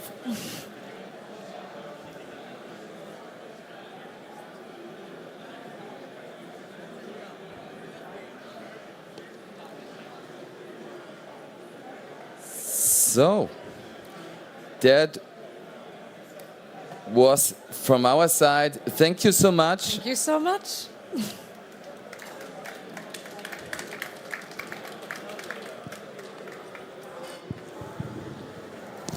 That was amazing. There's so much work that goes into it. It's brilliant, and it's hats off to you, the amount of effort and time and everything that you put into things that you do. And it's such a wonderful pipeline as well, that you have so many things that are ongoing and you have a team that works with it. It's amazing. If you have any questions, please connect with them. They're happy to answer them. You can also scan the QR code to win the Maxon 1 license. We will see you again in like 20 minutes. We have one last presentation. We have Guillaume Courtejan coming up next, and that's the last presentation for today. So see you all shortly. Thank you.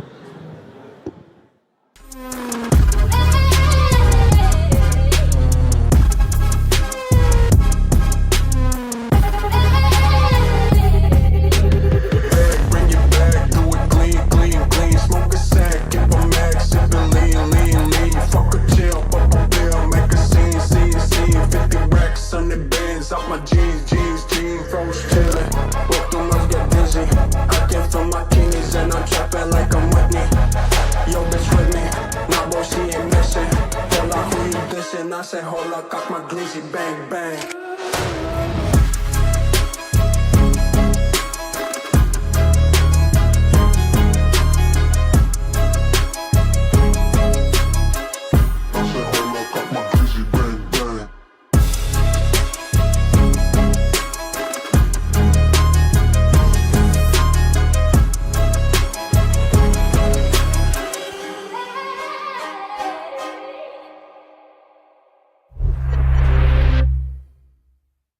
I've always wanted to be able to sit on my couch, sculpt something when that idea strikes, to have that opportunity to just put it down on paper.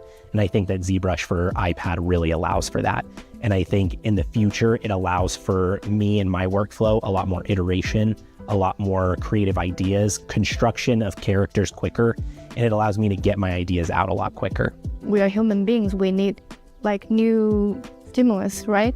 And then when I bring the iPad outside to see the nature more, and I can get inspired more, and I can draw and sketch instantly. So it's huge. You know, you have toys and tools, professional tools. ZBrush for iPad is a professional tool. You can definitely do professional work in the iPad version of ZBrush. I think the future of sculpting is very bright, because I think before, when you have a huge barrier of entry to someone who isn't an artist, or maybe is but doesn't have the funds to be buying tablets left and right, I think a lot of people have products like iPad, and it's going to allow a lot more people access to be making things that they thought was only possible with a crazy setup. The idea of enabling like professional level work, not only for someone like me that can travel, but to me, I think the most exciting thing is getting to a future where someone who's interested in this sort of thing that doesn't even have a desktop or doesn't have experience 3D modeling or sculpting could play around and make some stuff on an iPad and get some of that joy and fun that I get from doing this kind of art that I do. That's what's, I think, the most exciting part of it. I mean, I can really see that to be a very handy tool, especially, you know, if you're in like I said, in a conference with 47 producers who can't make up their mind. And if they said, well, you know, maybe if you want to change that a little bit, you could do it right there on the spot with them, which I really see as an advantage. And I think having them involved in that would actually help them decide, oh, I saw him do that and I suggested that, so I like that design, so I can see that being a real plus.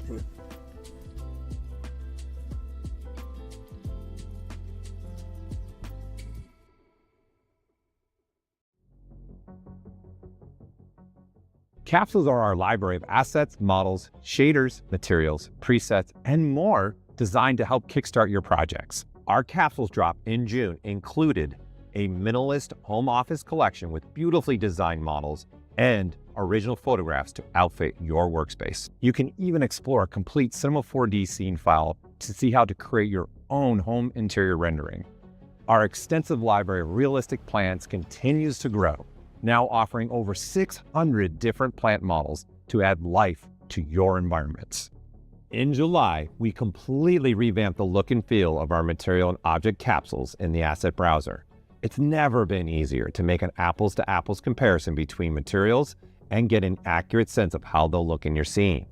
We've also rolled out an amazing collection of 3D scanned natural materials by exterior.com, perfect for environment layout and rendering, everything from sand to lava rock to grass. When combined with the 12 volume of plants by Lovework, you can render photorealistic landscapes. We've also continued our collaboration with Fuchs and Vogel to make a diverse set of roofing materials to cap off your exterior architectural visualizations. Maxon Studio, our new template engine for After Effects, was released in June and harnesses the power of over 130 red giant tools you can use to create amazing videos. Whether you're crafting stunning effects, intricate animations, or captivating motion graphics, Maxon Studio empowers you to enhance your videos with a straightforward dashboard that makes the process quick and easy. Need a quick transition effect or lower third? Launch the Studio dashboard and give it a try. We're thrilled to announce a game-changing update to our template engine that will revolutionize the way you customize and manage your designs in Studio. Now you can save your adjustments as reusable presets. Streamline your workflow by quickly applying your favorite customizations to new projects with a single click. Experiment with different styles and layouts without the fear of losing your favorite designs. Share your presets with your team to ensure a unified brand identity. Experience the freedom and flexibility of the Save as Preset feature. Update your plugin to the latest version and start creating with confidence and ease.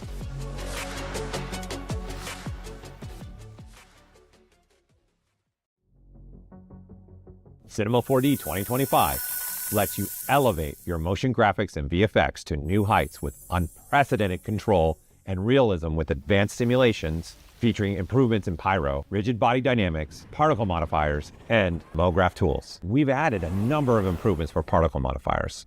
The new follow spline modifier makes it easy to create motion graphic effects with particles flowing along a spline. The spin modifier has been redesigned. We've added align to surface. The math modifier now includes variants, and look, spin, and turn have more artist-friendly controls. Support for MoGraph weights and force objects allows you to quickly dial in rigid body simulations, while the new sparse volume and sparse surface emission types, based on nano VDB technology, allow for faster and larger pyro simulations. Also, improved parameter options in pyro are sure to light the fuse of your creativity. We've also added a bunch of new pyro presets to the asset browser to kickstart your next project. The new field driver tag adds unparalleled flexibility, allowing you to control object parameters with fields. Optimize your scene performance with the Object Profiling Manager, ensuring your projects run smoothly and efficiently. Cinema 4D 2025 offers continuing improvements with updates to color management and render space settings. The color chooser offers a streamlined workflow that makes it easier than ever to choose the right color in the right color space. Colors are also now automatically converted to the proper space when you import presets or copy and paste between multiple projects. New import and export settings for color spaces ensure consistent color accuracy across all formats and assets. New file name tokens allow you to easily tag renders with the display and render color space, so you're sure the right settings get applied when moving to compositing. Achieve exceptional color precision and consistency with the enhanced OCIO workflows. And just in case you missed it, Cinema 4D's June release includes scene nodes enhancements that provide more options to create procedural geometry. The points modifier node, for example, greatly simplifies the process to create custom deformers and remap data attached to points. The set point value node and noise modifier make it easier to deform existing geometry. The outline spline node enables procedural spline outlines, allowing for stacked and nested shapes from a single input. Support for spring connections and motors were added to rigid body simulations, along with easier options for creating connectors between objects. Cinema 4D 2025 also enhances its extensive import and export capabilities to ensure a smoother, more integrated workflow. Instances are now supported in USD import and export, while full skeletal animation can now be exported in USD. FBX import and export now include improved support for units and scaling. Cineware is our bridge for seamless integration of Cinema 4D into other host applications like Adobe After Effects and Unreal. And now, Cineware 2025 offers even more extensive integration and includes a number of performance improvements under the hood.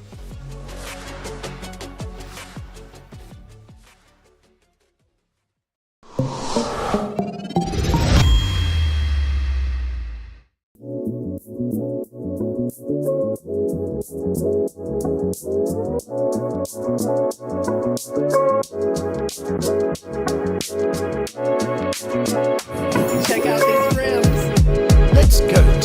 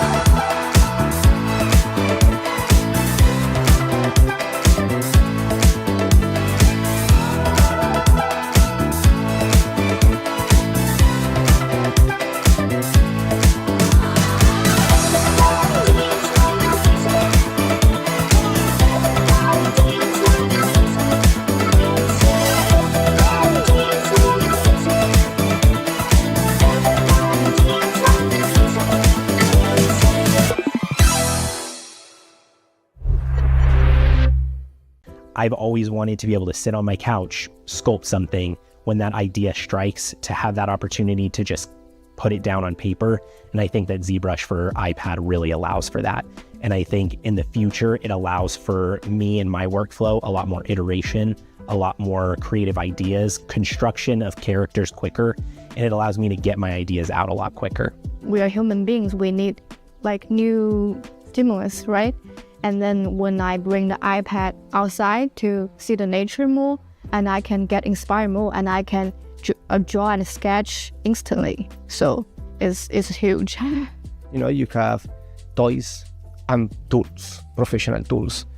ZBrush for iPad is a professional tool. You can definitely do professional work in the iPad version of ZBrush. I think the future of sculpting is very bright, because I think before, when you have a huge barrier of entry to someone who isn't an artist, or maybe is but doesn't have the funds to be buying tablets left and right, I think a lot of people have products like iPad, and it's going to allow a lot more people access to be making things that they thought was only possible with a crazy setup. The idea of enabling like professional level work, not only for someone like me that can travel, but to me, I think the most exciting thing is getting to a future where someone who's interested in this sort of thing that doesn't even have a desktop or doesn't have experience 3D modeling or sculpting could play around and make some stuff on an iPad and get some of that joy and fun that I get from doing this kind of art that I do. That's what's, I think, the most exciting part of it. I mean, I can really see that to be a very handy tool, especially, you know, if you're in like I said, in a conference with 47 producers who can't make up their mind. And if they said, well, you know, maybe if you want to change that a little bit, you could do it right there on the spot with them, which I really see as an advantage. And I think having them involved in that would actually help them decide, you know, oh, I saw him do that and I suggested that, so I like that design, you know, so I can see that being a real plus. You know?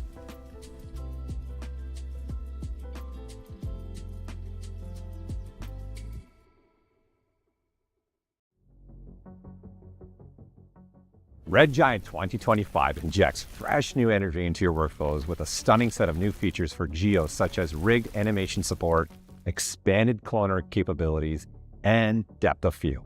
The new Particular Designer gets a refresh with improved preset search and navigation, timeline controls, and AE project saving. Finally, releasing Red Giant's 5th brand new tool this year, we proudly introduce Parametric Curve, a powerful contribution to our superior line of color tools. Parametric Curve provides unprecedented control for handling color and HDR video. Curves, levels, and working with HDR video are standard practices. Users now have the power to manipulate their footage with an HDR curve. Many color adjustments benefit from more nuanced controls than lift, offset, gamma, and gain. Make use of the Bezier curves effect that both processes the image with an HDR curve LUT and also overlays the curve on the image. One great use of this is to invert a color lookup, which isn't possible with some standard color operations. Supercharge your 3D workflow in After Effects with Red Giant Geo's exciting new advancements. Make your objects array pop with expanded cloner features like multiple materials and objects, with inward and outward orientation and more. Dial in realism with the blazing fast, beautiful built-in depth of field powered by Universe Bokeh and controlled by our After Effects camera. There's so many great possibilities you unlock when adding 3D objects directly into After Effects, and now Geo supports the import of rigged animations from FBX. Breathe easier and settle into a more relaxed, creative environment with the latest improvements to Particular Designer. With optimized navigation and preset search, timeline playhead control, and the ability to save your After Effects project without leaving the designer, you can focus on creating art and less on managing the tools. Maxon Studio, our new template engine for After Effects, was released in June and harnesses the power of over 130 red giant tools you can use to create amazing videos. Whether you're crafting stunning effects, intricate animations, or captivating motion graphics, Maxon Studio empowers you to enhance your videos with a straightforward dashboard that makes the process quick and easy. Need a quick transition effect or lower third? Launch the Studio dashboard and give it a try. We're thrilled to announce a game-changing update to our template engine that will revolutionize the way you customize and manage your designs in Studio. Now you can save your adjustments as reusable presets. Streamline your workflow by quickly applying your favorite customizations to new projects with a single click. Experiment with different styles and layouts without the... Welcome back, everybody. This is the last presentation for the day. Oh, I'm tired, but okay. It's a last presentation for today, but it's we're saving the best for the last, I would say. Guillaume is a brilliant artist. I had a pleasure of meeting him in Paris last year, if I'm not wrong, and his work is, I don't know how to explain it. It just is so colorful and cute. It's toon rendered. It's just, you look at it and you're like, I want that piece in my bedroom. I want that artwork printed. I want to place it somewhere. It's, if you haven't seen his work, please check it out. Guillaume Courtijan, correct? Yeah, Courtijan. I don't know. Courtijan. Okay. On Instagram, he uses Cinema 4D and is going to talk about his creative workflow process and how he gets inspired by reality and how he creates the stuff that he sees into the artwork that he's going to show today. You can also scan the QR code to download the assets of various artists and play along. And I'll let Guillaume take over and give the presentation. Thank you, Karen. Okay. Here we go. So, hi everyone. Thank you for coming today. So I'm going to talk a bit about... Oh, there is just a technical problem. I'm supposed to have my notes on my screen. Karen, maybe? Yeah. I'm going to use this. I think it's only with mirroring it. I don't know if you can extend it. Ah, that's interesting. Okay. So I'll have to remember then. Okay, so anyway, I'm going to tell you a bit about illustration and animation and how did I get there and the creative process behind it. So I'm a French illustrator from Paris. I've been always freelancing my whole life for more than 10 years now. And my main focus has been the architecture from the beginning, like building and stuff like that. So I work on the little, usually it's like little colorful loops with little characters and curious vehicles. It's like this scene, for example, has been inspired by the lovely city of Honfleur in the north of France, in Normandy. And so yeah, it's mainly architecture. These are little buildings where you can see faces inside of the windows and all.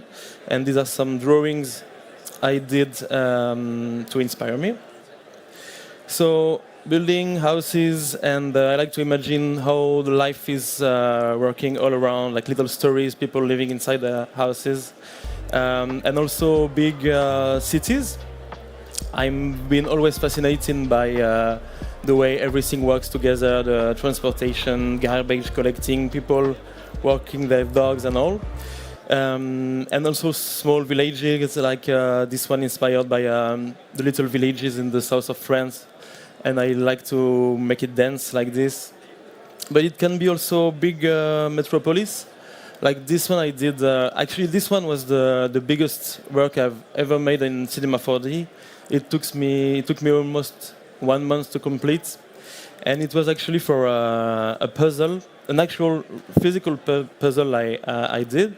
So I like to imagine little stories on every corner, like this game, these books, Where's Waldo? I had when I was a child, and where your illustration become a game in itself.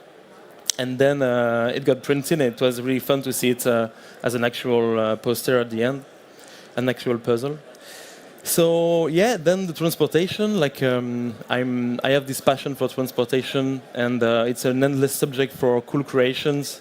We created all kind of crazy machines to make people move from one point to another. So obviously cars, and I like to imagine how they could be built in a cool way. So it's really not technical, but just to make it look good. And any kind of moving machines in the air, on the water, etc. Or it can be also imaginary ones, like just you go crazy in your head, and that's the beauty of 3D. You can imagine anything that you want, and there is no physical reality, but it's living in the screen. So how did I learn? Actually, it was really messy and full of pauses. I never attended like a real class. I learned text on the internet from YouTube tutorials here and there, and that's why I don't have an academic process, and I probably lost a lot of time in my process. I know it's not the best, but maybe it's also where my style comes from, and yeah, it's as long as you the most important is to find the motivation and to reach the destination that you want to go. But the technique in itself is not necessarily that important, and I don't have really technical huge basis, but it's working within my world, so I'm happy enough with it. And for example, one big struggle of all time, and it's the case for a lot of designer, is character design. And for me, it was like this big wall I couldn't reach. I tried many times to learn how to properly rig a character and all, but I just realized it was a bit too much for me. So I developed my own really scrappy technique. I mean, for someone who is an expert at character design and rigging, it must be really annoying to see. But these days, for some projects, I'm just using simple benders, modifiers on the limbs, on the fingers, on the body. So these are some examples in the Cinema 4D viewport. And it's the same for all the other elements. Like here, for example, you have the smoke of the motor scooter. It's really not clean. It's just some smalls in an emitter, in a metaball. So nothing physical. I'm not using any complex plugin or anything, but it's working for the style I want to reach. And here you can see the smoke. It's just a little detail, but it's changing everything to the scene. So then, how did I get there? I will tell you a bit about my journey into illustration. So in around 2013, I started with a cracked version of 3ds Max at the time, because my brother was working on this, and I was recreating the furnitures in my bedroom. So there was no real spirit. It was just basic illustration at the time. But then I continued. I felt something was going on, so I started to dedicate more time. So this is 2009. Wow, it's really, really old. So I started to add characters and strange little things, but I felt something was starting to happen. So I decided to continue. But for me, it was really just a hobby at the time. So in this is 2014, I guess. I did this illustration animation. So it's really basic, but I guess everything was here already at the time. So I'm trying to remember all my notes, but since they are not on the screen, it's a bit hard sometimes. Then in 2015, I guess, I went away from 3D for a moment and started this project called Bisous les copains. And it was just little loops made on Illustrator and animated on After Effects. And this was the project that changed everything for me, because I started to have, before that I published a lot of animation on the internet, but nothing worked really. But this one got noticed, and I got contacted by magazine. I had some interviews, and I started to work with some companies around the world and agencies. So I made a lot of them, around 60 of them until 2015-16. And it really got me started into the illustration world. But then I decided to go back to 3D, to go further in style, and to be able to have more complex animation. And I started with this really simple vehicle animation, but it worked very well on the internet, so I felt something was going on, so I continued. And at this moment I started to create a series, because series is just, it's a really cool way to apply your skill and to find a motivation to go on.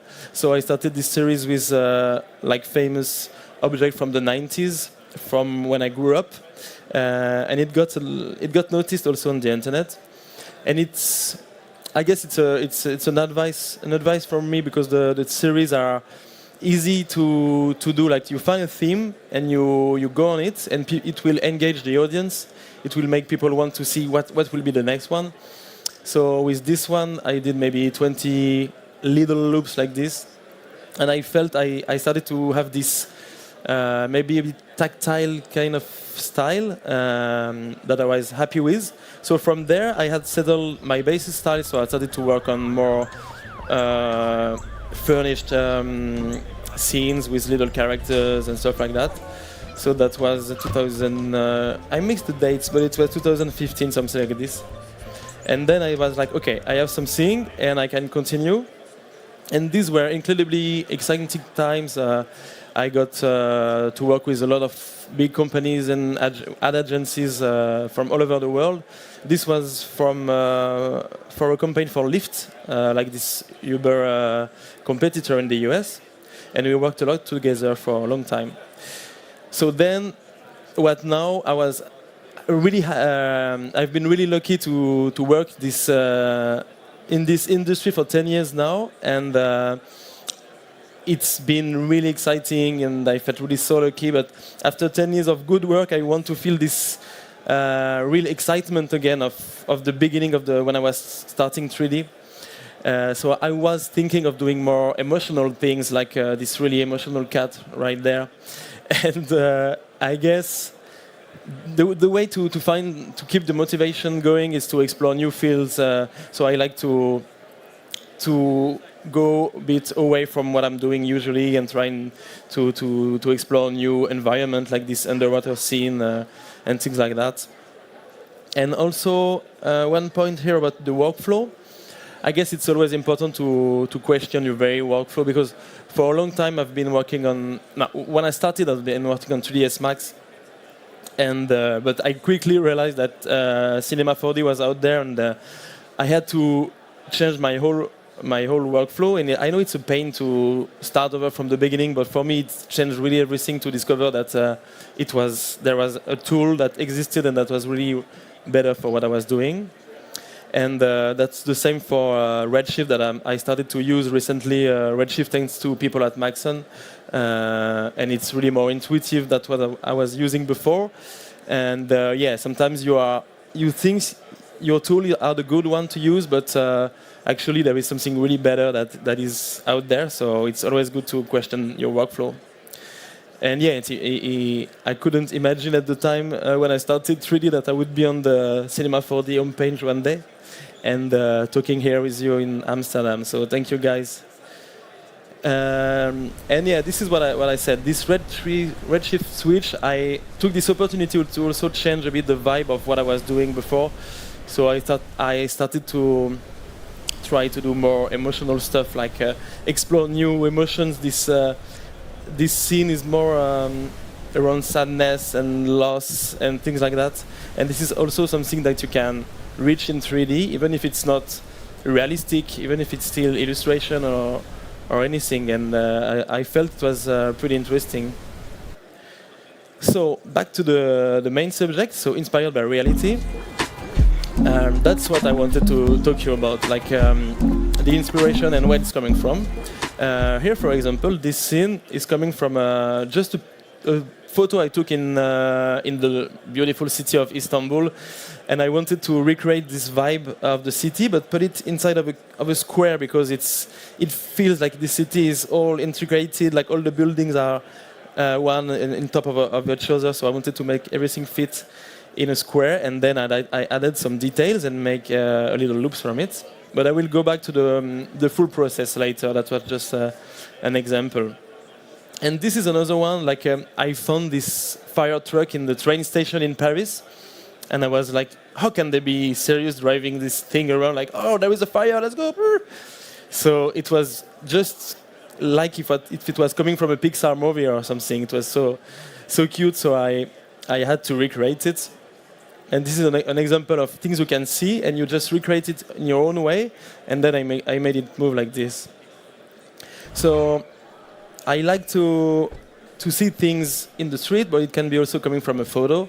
And this, in this example here, I found this image from a famous French photographer, which is called Raymond Depardon. It's a documentary master, and he spent a lot of his life wandering in the forgotten territories of France, and taking in pictures these little villages that nobody wants to talk about usually. And I had fun creating a little story of this guy going to buy cigarettes and having his car stolen. And then I continue. This is in the viewport, the look. But then I wanted to continue this process and turn those photos into animation. So I decided to go on with this series. And I guess there is this part, like if you want to find the motivation to dedicate time, you have to find the material that you're connected with. And I grew up in the countryside of France, and for me those images were resonating with my past and my childhood. So I had really fun doing this. And there is this emotional part that is a bit hard to explain, but there is also a more concrete part to the process of creating a style. And this I can tell you a bit more concretely about this. For example, here, the idea is to create rules and then to stick to them. Here, for example, the greenery is not absolutely not the same. It doesn't look the same as it is in real life, but you will keep the shape and the colors, and you will make people believe that it's actually grass and greenery, but it's just blocks of simple 3D shapes, but it's working within my world. And then you have to choose, should I go with faceted mesh or smooth mesh, or what palette of color should I choose, etc. And also the level of details. For example, here the number of tiles on the roof and the size of them is really different from what it is in the reality, but it's working well within my composition. So for the viewer, it's not a problem as long as it's homogeneous with the world you created. And it's the same for the palette of colors. I guess it's always nice to go with a limited palette of colors. It makes your illustration more impacting. And then I had some quirky and funny little details with the dogs driving his car, his baby to the school maybe, or something like that.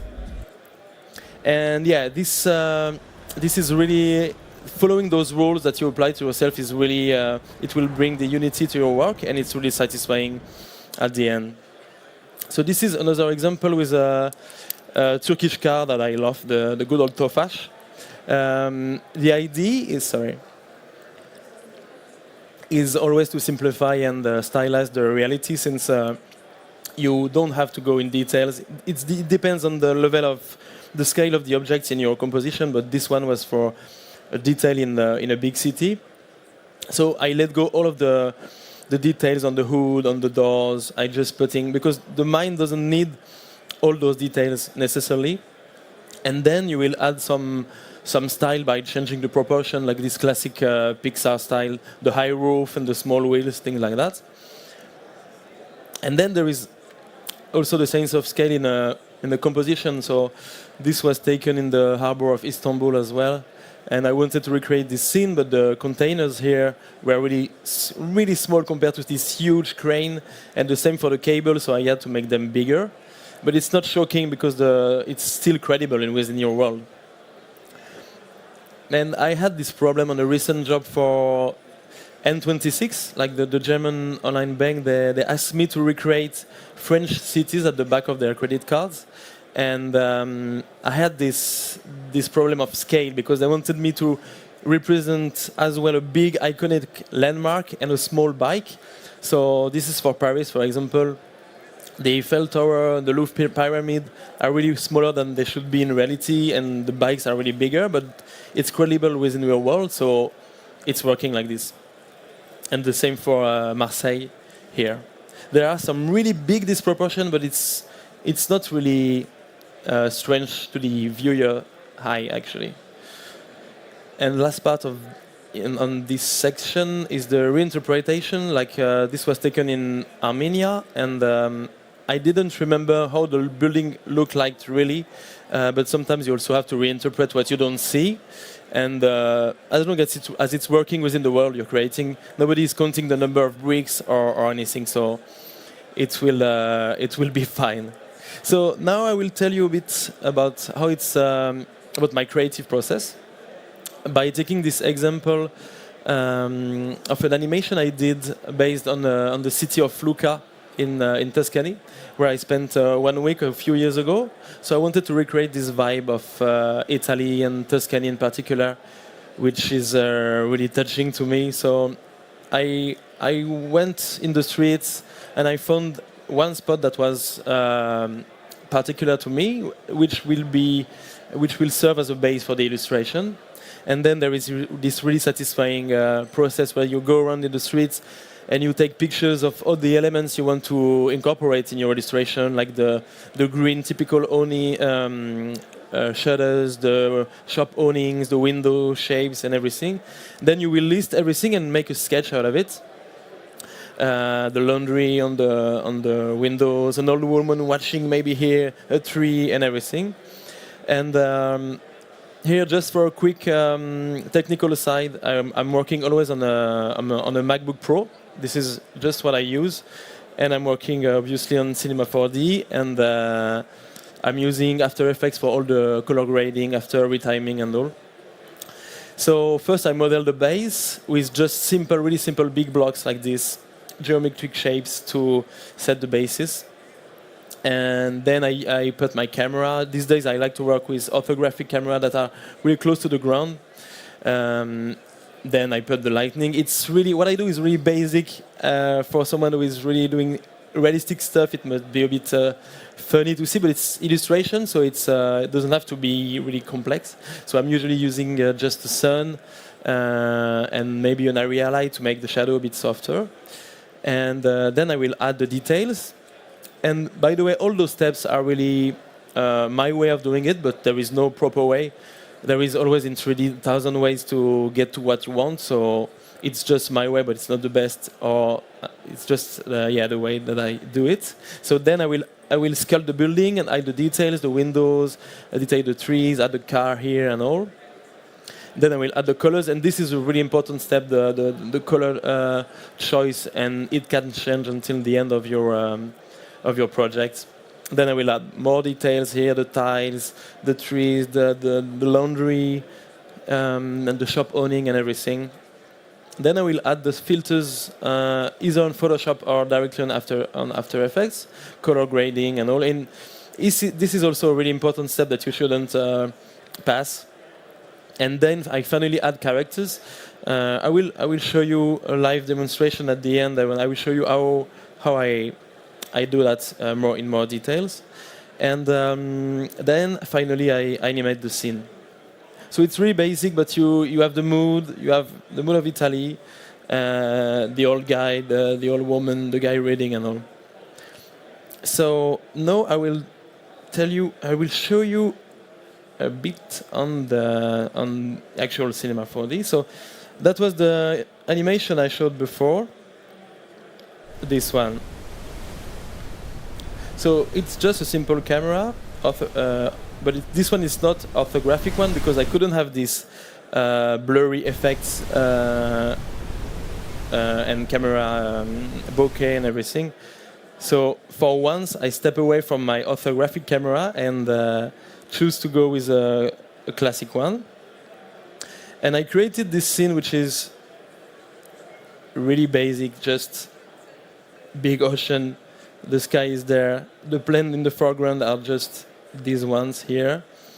For the trees, it's actually a cloner object within this shape here. Let me put, yeah. So it's really, really basic with a random objects here. And then for the characters, they are made of really simple shapes. And within those shapes, I will add, for the monsieur, a little taper object here to make it thinner on the top. And then just a bend modifier to make it move. And I just animate those modifiers. And it's the same for the fingers, actually. They are all made, the whole hand is made of a main bender, and then each finger has his bending tool on it. And also taper one, but this one I don't animate. And just from this, since I don't need to make them move around or anything, they don't have any limbs, I just animate those settings, and that's enough for what I want to do. Here is another example I did recently also with Redshift. Oh, it's a bit loud.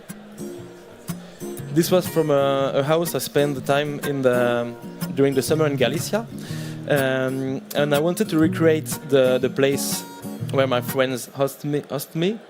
And they had some pigs in the backyard, and they had this camper, and also I wanted to recreate the vibe of the place. And it was not fitting, so I had to make some camera tricks. So here, basically, the scene is like this. And it's just, the whole scene is moving, and the camera is following. So it gives this impression that only the camera is moving. But since it's an orthographic camera, it's actually the scene that is moving around like this. And then same, always finding because I'm lazy, I'm always finding the easiest way and the shortest way to do something. So the same, really, the fire here is just made of little blocks with, I don't even remember what I put, but yeah, a wind modifier on these guys. And the pigs, they are just cute pigs holding hands. And the same process here, just benders. And here you have, yeah, this guy here. And so one more example. I did this animation really recently for a client. He asked me, he had a brief. He wanted like this crazy kind of curious animation of a guy writing down an ID and then putting this ID into a machine, and then this machine will represent the client work. So I created this imaginary machine like from nowhere, and then the ID is the cube, and it's going into this rocket ship, and it's all really basic and simple, but I thought it was a good example to show you the process. And then it's turning into this planet, and this planet is animating around. And here, for example, I did the transition from the cube becoming the planet. It's working well animating like this, but in reality, it's just really simple process. So here is the scene, and you can see the machine and everything. Cube is going there. And I always find easy way to do things like this. The smoke is just an emitter, and there is some dynamics to the spheres here, so a glider. And then it's going in the air. And here. So it's the same cube, but I put it in a Voronoi object. So it's now divided into multiple objects. And this one, with just a randomizer effector, it will explode. And at the same time, the planet is growing with also some modifiers inside of it. And yeah, it's going like that. So you can see from here, cube going. And the little alien inside also is just a really simple guy. There is no rigging or anything. Yeah. So that's it for the live demo. We'll go back. I have just some more slides for you. Just to finish a few thoughts I had along the way, along these 10, 11 years. I think it's important, it has to remain fun for you, because if it's not fun, you start a project and you have big ideas, big motivation, but you don't finish it because you don't have fun doing it. And also if it's boring for you, everybody will see that it's boring, so keep that in mind. And the good thing to do that is to bring some dynamism to your scene. It can be either through the animation, the expression of the characters, but it can be also from the position of an object in a scene. Like this bit boring car can be made really more exciting with some tricks like this, or the camera angle will bring some will convey more personality to your object. And yeah, the idea is always to always experiment. And I know it's a bit hard because you have a full day of work and it's a bit hard to go back to your computer after, but it's a nice thing to stay in the race and to also sell new skills to your clients as well. And can be style experiments, like for example these low polygon style that I never used before, in the shapes, in the texture I was not used to work with. Here a more cartoony look where the shadows are not really shadows but colors in itself. It was really fun to work with. Or it can be a complete new style, like this 2D scene and 2D look, like flat look inside of Cinema 4D. And I just explored and finally found this relaxing little scene of two kind of birds in a boat, and it was away from what I was doing before, because usually it's more dynamic and all, but it felt good to work on something like that. It can be also new palettes of colors, and you will see that changing the colors will really change everything, so more flashy tones or anything that you want. Or it can be a complete new tone or different point of view, like this top camera here, and a really more darker mood, with something a bit convey some anxiety with this character here. Or it can be new camera movement that you're not used to work with. And also, it's always important to learn new stuff like this dynamics in Cinema 4D. I did this little car with Legos with my nephew, and then I exploded it with the dynamics and passed the clip in reverse, so this has this magical effect that it's creating from nowhere. Or you tried a new tool, like when I discovered the Voronoi object in Cinema 4D, I was really excited, so I created those buildings, and I imagined this like these geographic spots. It could be in Amsterdam also, where the same building is evolving through time, from the medieval times to the future. With those, I try to add more detail and texture to this one, and it's actually really easy to do in Cinema 4D. In a few clicks, you can destroy like this an object. And it can be also complete new mediums. I bought a 3D printer, not like the one we have here, but a resin one, and because I wanted to be connected to the real world again, and I started to design those little toys, and it's really impressive to see what you have on your screen and then to have it as a physical object after. So it was really cool to do. And then also I did this. It's a bit crazy because it's a bit of an absurd process, because I 3D printed objects and I painted them, and then I did the animation as a stop motion animation that would be really easier to do inside of Cinema 4D, of course, but there won't be this organic and this really tactile touch to it. And also, this is another example, a 3D comic book. I wanted to do this world where the pillows could talk when you're asleep. And finally, this is made also with the tracking inside of Cinema 4D. I realized it was, I didn't know, I never used that before, and I realized it was super easy. You just take your phone and you take a video in the street. This was in Paris, and I imported the video inside of Cinema 4D, and it tracks all the points and recreate the scene in 3D. And I just had to put my little gorilla inside of the scene, and it broadened my horizon like nothing else. So that's it for me. Thank you, guys.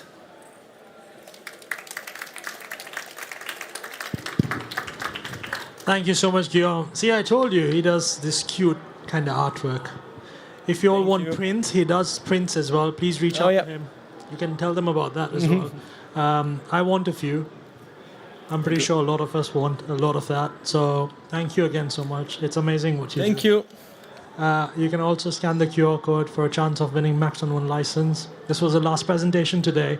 We will see you back tomorrow at 9 a.m. It's the last day of IBC. So see you tomorrow, guys. Thank you. Thank you. Fear of losing your favorite designs.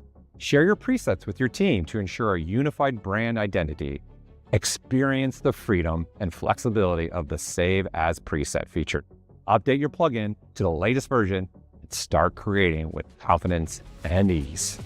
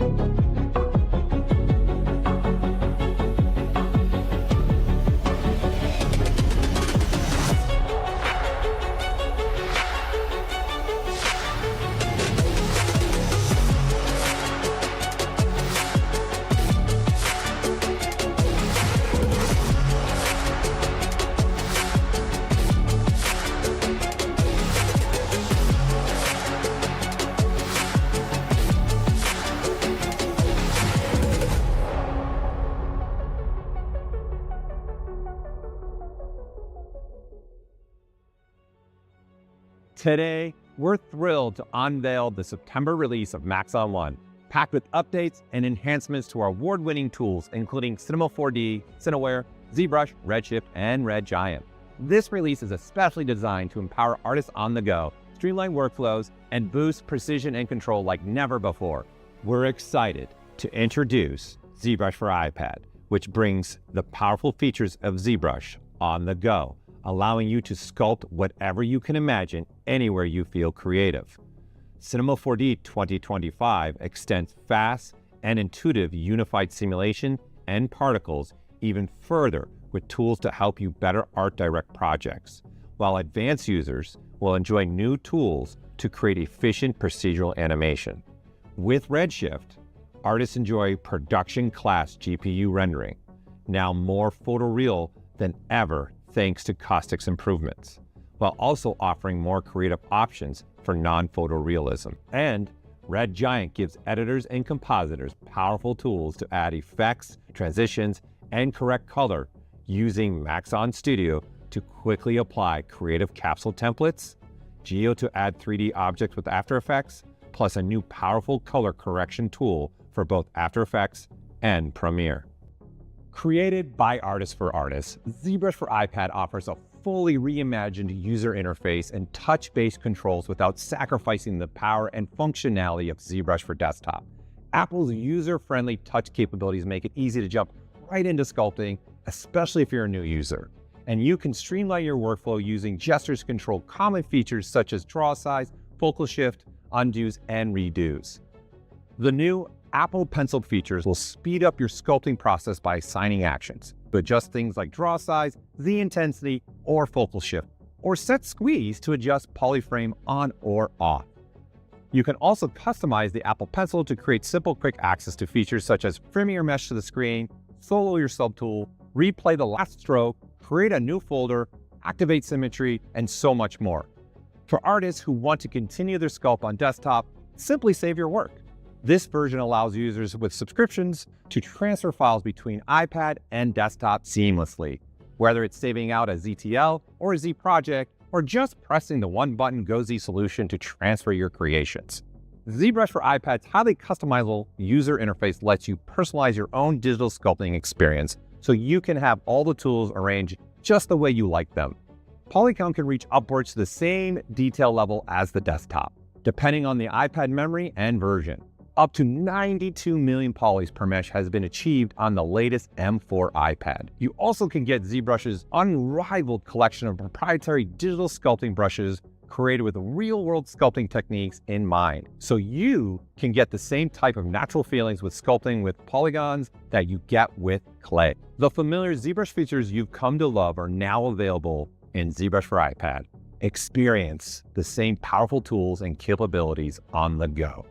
ZRemesher generates a new mesh with an even distribution of polygons, preserving the essential details and flow of the original surface. Sculptures Pro adds and reduces triangle tessellation with each brushstroke, making it simple to focus on sculpting without worrying about technical restraints. Dynamesh retopologizes while sculpting, so as you stretch the digital clay or add volume, it retains the same basic digital sculpting detail. Array Mesh lets you create duplicate instances of geometry in varying patterns and shapes in real time. The dynamic system enhances your sculpt by allowing any surface to be draped over another surface to give that extra touch to your characters. Live Boolean gives users the ability to combine, subtract, and/or use intersections to create unique results. Polypainting makes it easy to paint and sculpt at the same time, making it possible to paint on a model surface without first assigning a texture map. We're excited that all these features and more are now available to artists who want to work anywhere they feel inspired. And we can't wait to see what you'll bring to life. ZBrush for iPad is included with your ZBrush or Maxon One subscription and is also available as a standalone subscription. This includes over 200 of ZBrush's leading digital sculpting brushes and allows you to load the thousands of custom desktop brushes that have been created by our incredible user base. For anyone wanting to try the world's leading digital sculpting application, now on iPad, a free plan is available with some limitations in functionality. This builds on the same powerful sculpting foundation with 28 of some of the more popular brushes. Looking ahead to other aspects of this release, our product teams have been hard at work integrating new features and updates into the rest of our product lineup. Cinema 4D 2025 lets you elevate your motion graphics and VFX to new heights with unprecedented control and realism with advanced simulations featuring improvements in pyro, rigid body dynamics, particle modifiers, and MoGraph tools. We've added a number of improvements for particle modifiers. The new follow spline modifier makes it easy to create motion graphic effects with particles flowing along a spline. The spin modifier has been redesigned. We've added align to surface. The math modifier now includes variants, and look, spin, and turn have more artist-friendly controls. Support for MoGraph weights and force objects allows you to quickly dial in rigid body simulations, while the new sparse volume and sparse surface emission types, based on nano VDB technology, allow for faster and larger pyro simulations. Also, improved parameter options in pyro are sure to light the fuse of your creativity. We've also added a bunch of new pyro presets to the asset browser to kickstart your next project. The new field driver tag adds unparalleled flexibility, allowing you to control object parameters with fields.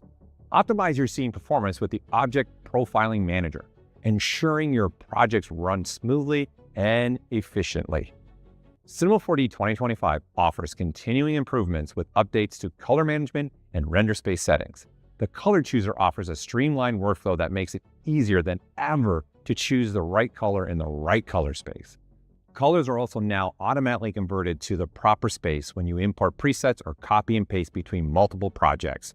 New import and export settings for color spaces ensure consistent color accuracy across all formats and assets. New file name tokens allow you to easily tag renders with the display and render color space, so you're sure the right settings get applied when moving to compositing.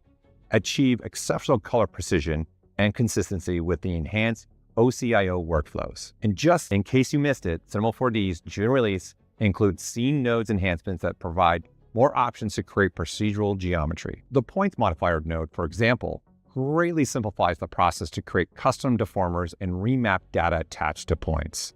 The set point value node and noise modifier make it easier to deform existing geometry.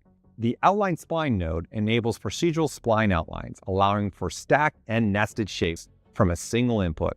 Support for spring connections and motors were added to rigid body simulations, along with easier options for creating connectors between objects. Cinema 4D 2025 also enhances its extensive import and export capabilities to ensure a smoother, more integrated workflow. Instances are now supported in USD import and export, while full skeletal animation can now be exported in USD. FBX import and export now include improved support for units and scaling. Cineware is our bridge for seamless integration of Cinema 4D into other host applications like Adobe After Effects and Unreal. And now, Cineware 2025 offers even more extensive integration and includes a number of performance improvements under the hood. Redshift 2025 updates several aspects of our GPU-accelerated renderer so you can achieve photorealistic and non-photorealistic results with unprecedented speed and efficiency. Rendering beautiful patterns of light passing through glass and gems is easier than ever with improvements to Redshift caustics. Enable the new brute force caustics with a single click and easily achieve realistic lighting.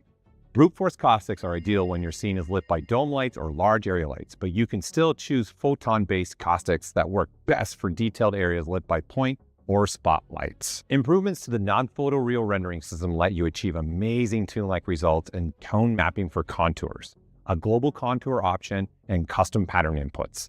With this release, contours no longer need to be added to each material separately. Now, the contour node connected to the global contour port in render settings will apply its effect to every material in the scene that doesn't already have a contour node connected. You can also now choose custom pattern inputs for the tone map pattern node. The sprite nodes utility has doubled with the inclusion of an input port for procedurals, like Maxon noise or tiles node. Generating cutouts with procedurals is now simple. Connect the procedural node's color output to the sprite node's input and assign the material to the meshes. Volumes can now be composited using depth data in the same manner as other scene elements with the new volume depth AOV. Clouds, smoke, and explosions are no longer limited to 2D adjustments in post, making it easier to edit exterior environment renders without leaving volumetric elements feeling unrealistic. Redshift native cameras are now supported in Cinema 4D crane, morph, and motion cameras, allowing artists easily to create dynamic and realistic camera movement, including adjustments in depth of field and other Redshift camera effects. Continuing our partnership with Adobe, Substance 3D materials with Redshift for Cinema 4D now include improved options for adjusting the size, rotation, and color space of materials. Presets stored within the SBSR files can now be easily applied, so it's quick to explore different surfaces based on each Substance 3D material. Red Giant 2025 injects fresh new energy into your workflows with a stunning set of new features for geos such as rig animation support, expanded cloner capabilities, and depth of field. The new Particular Designer gets a refresh with improved preset search and navigation, timeline controls, and AE project saving. Finally, releasing Red Giant's 5th brand new tool this year, we proudly introduce Parametric Curve, a powerful contribution to our superior line of color tools. Parametric Curve provides unprecedented control for handling color and HDR video. Curves, levels, and working with HDR video are standard practices. Users now have the power to manipulate their footage with an HDR curve. Many color adjustments benefit from more nuanced controls than lift, offset, gamma, and gain. Make use of the Bezier curves effect that both processes the image with an HDR curve LUT and also overlays the curve on the image. One great use of this is to invert a color lookup, which isn't possible with some standard color operations. Supercharge your 3D workflow in After Effects with Red Giant Geo's exciting new advancements. Make your objects array pop with expanded cloner features like multiple materials and objects, with inward and outward orientation, and more. Dial in realism with the blazing fast, beautiful built-in depth of field powered by Universe Bokeh and controlled by our After Effects camera. There's so many great possibilities you unlock when adding 3D objects directly into After Effects, and now Geo supports the import of rigged animations from FBX. Breathe easier and settle into a more relaxed, creative environment with the latest improvements to Particulars Designer. With optimized navigation and preset search, timeline playhead control, and the ability to save your After Effects project without leaving the designer, you can focus on creating art and less on managing the tools. Capsules are our library of assets, models, shaders, materials, presets, and more designed to help kickstart your projects. Our capsules drop in June included a minimalist home office collection with beautifully designed models and original photographs to outfit your workspace. You can even explore a complete Cinema 4D scene file to see how to create your own home interior rendering. Our extensive library of realistic plants continues to grow, now offering over 600 different plant models to add life to your environments. In July, we completely revamped the look and feel of our material and object capsules in the asset browser. It's never been easier to make an apples-to-apples comparison between materials and get an accurate sense of how they'll look in your scene. We've also rolled out an amazing collection of 3D scanned natural materials by Exterior.com, perfect for environment layout and rendering, everything from sand to lava rock to grass. When combined with the 12 volume of plants by Lovework, you can render photorealistic landscapes. We've also continued our collaboration with Fuchs & Vogel to make a diverse set of roofing materials to cap off your exterior architectural visualizations. Maxon Studio, our new template engine for After Effects, was released in June and harnesses the power of over 130 red giant tools you can use to create amazing videos. Whether you're crafting stunning effects, intricate animations, or captivating motion graphics, Maxon Studio empowers you to enhance your videos with a straightforward dashboard that makes the process quick and easy. Need a quick transition effect or lower third? Launch the Studio dashboard and give it a try. We're thrilled to announce a game-changing update to our template engine that will revolutionize the way you customize and manage your designs in Studio. Now you can save your adjustments as reusable presets. Streamline your workflow by quickly applying your favorite customizations to new projects with a single click. Experiment with different styles and layouts without the fear of losing your favorite designs. Share your presets with your team to ensure a unified brand identity. Experience the freedom and flexibility of the Save as Preset feature. Update your plugin to the latest version and start creating with confidence and ease. Along with these amazing new products and features, we've also added the ability within the Maxon app to quickly switch license activations when working from a different computer, making your workflow more flexible and efficient than ever. We'd like to thank you for your support and enthusiasm for Maxon's suite of products. The innovations we've unveiled, from the launch of ZBrush for iPad to the enhanced capabilities of Cinema 4D and Cineware, new brute force caustics and NPR shaders features in Redshift, updates to red giant tools, and new capsules inside Cinema 4D and Maxon Studio represent our commitment to empowering your creativity.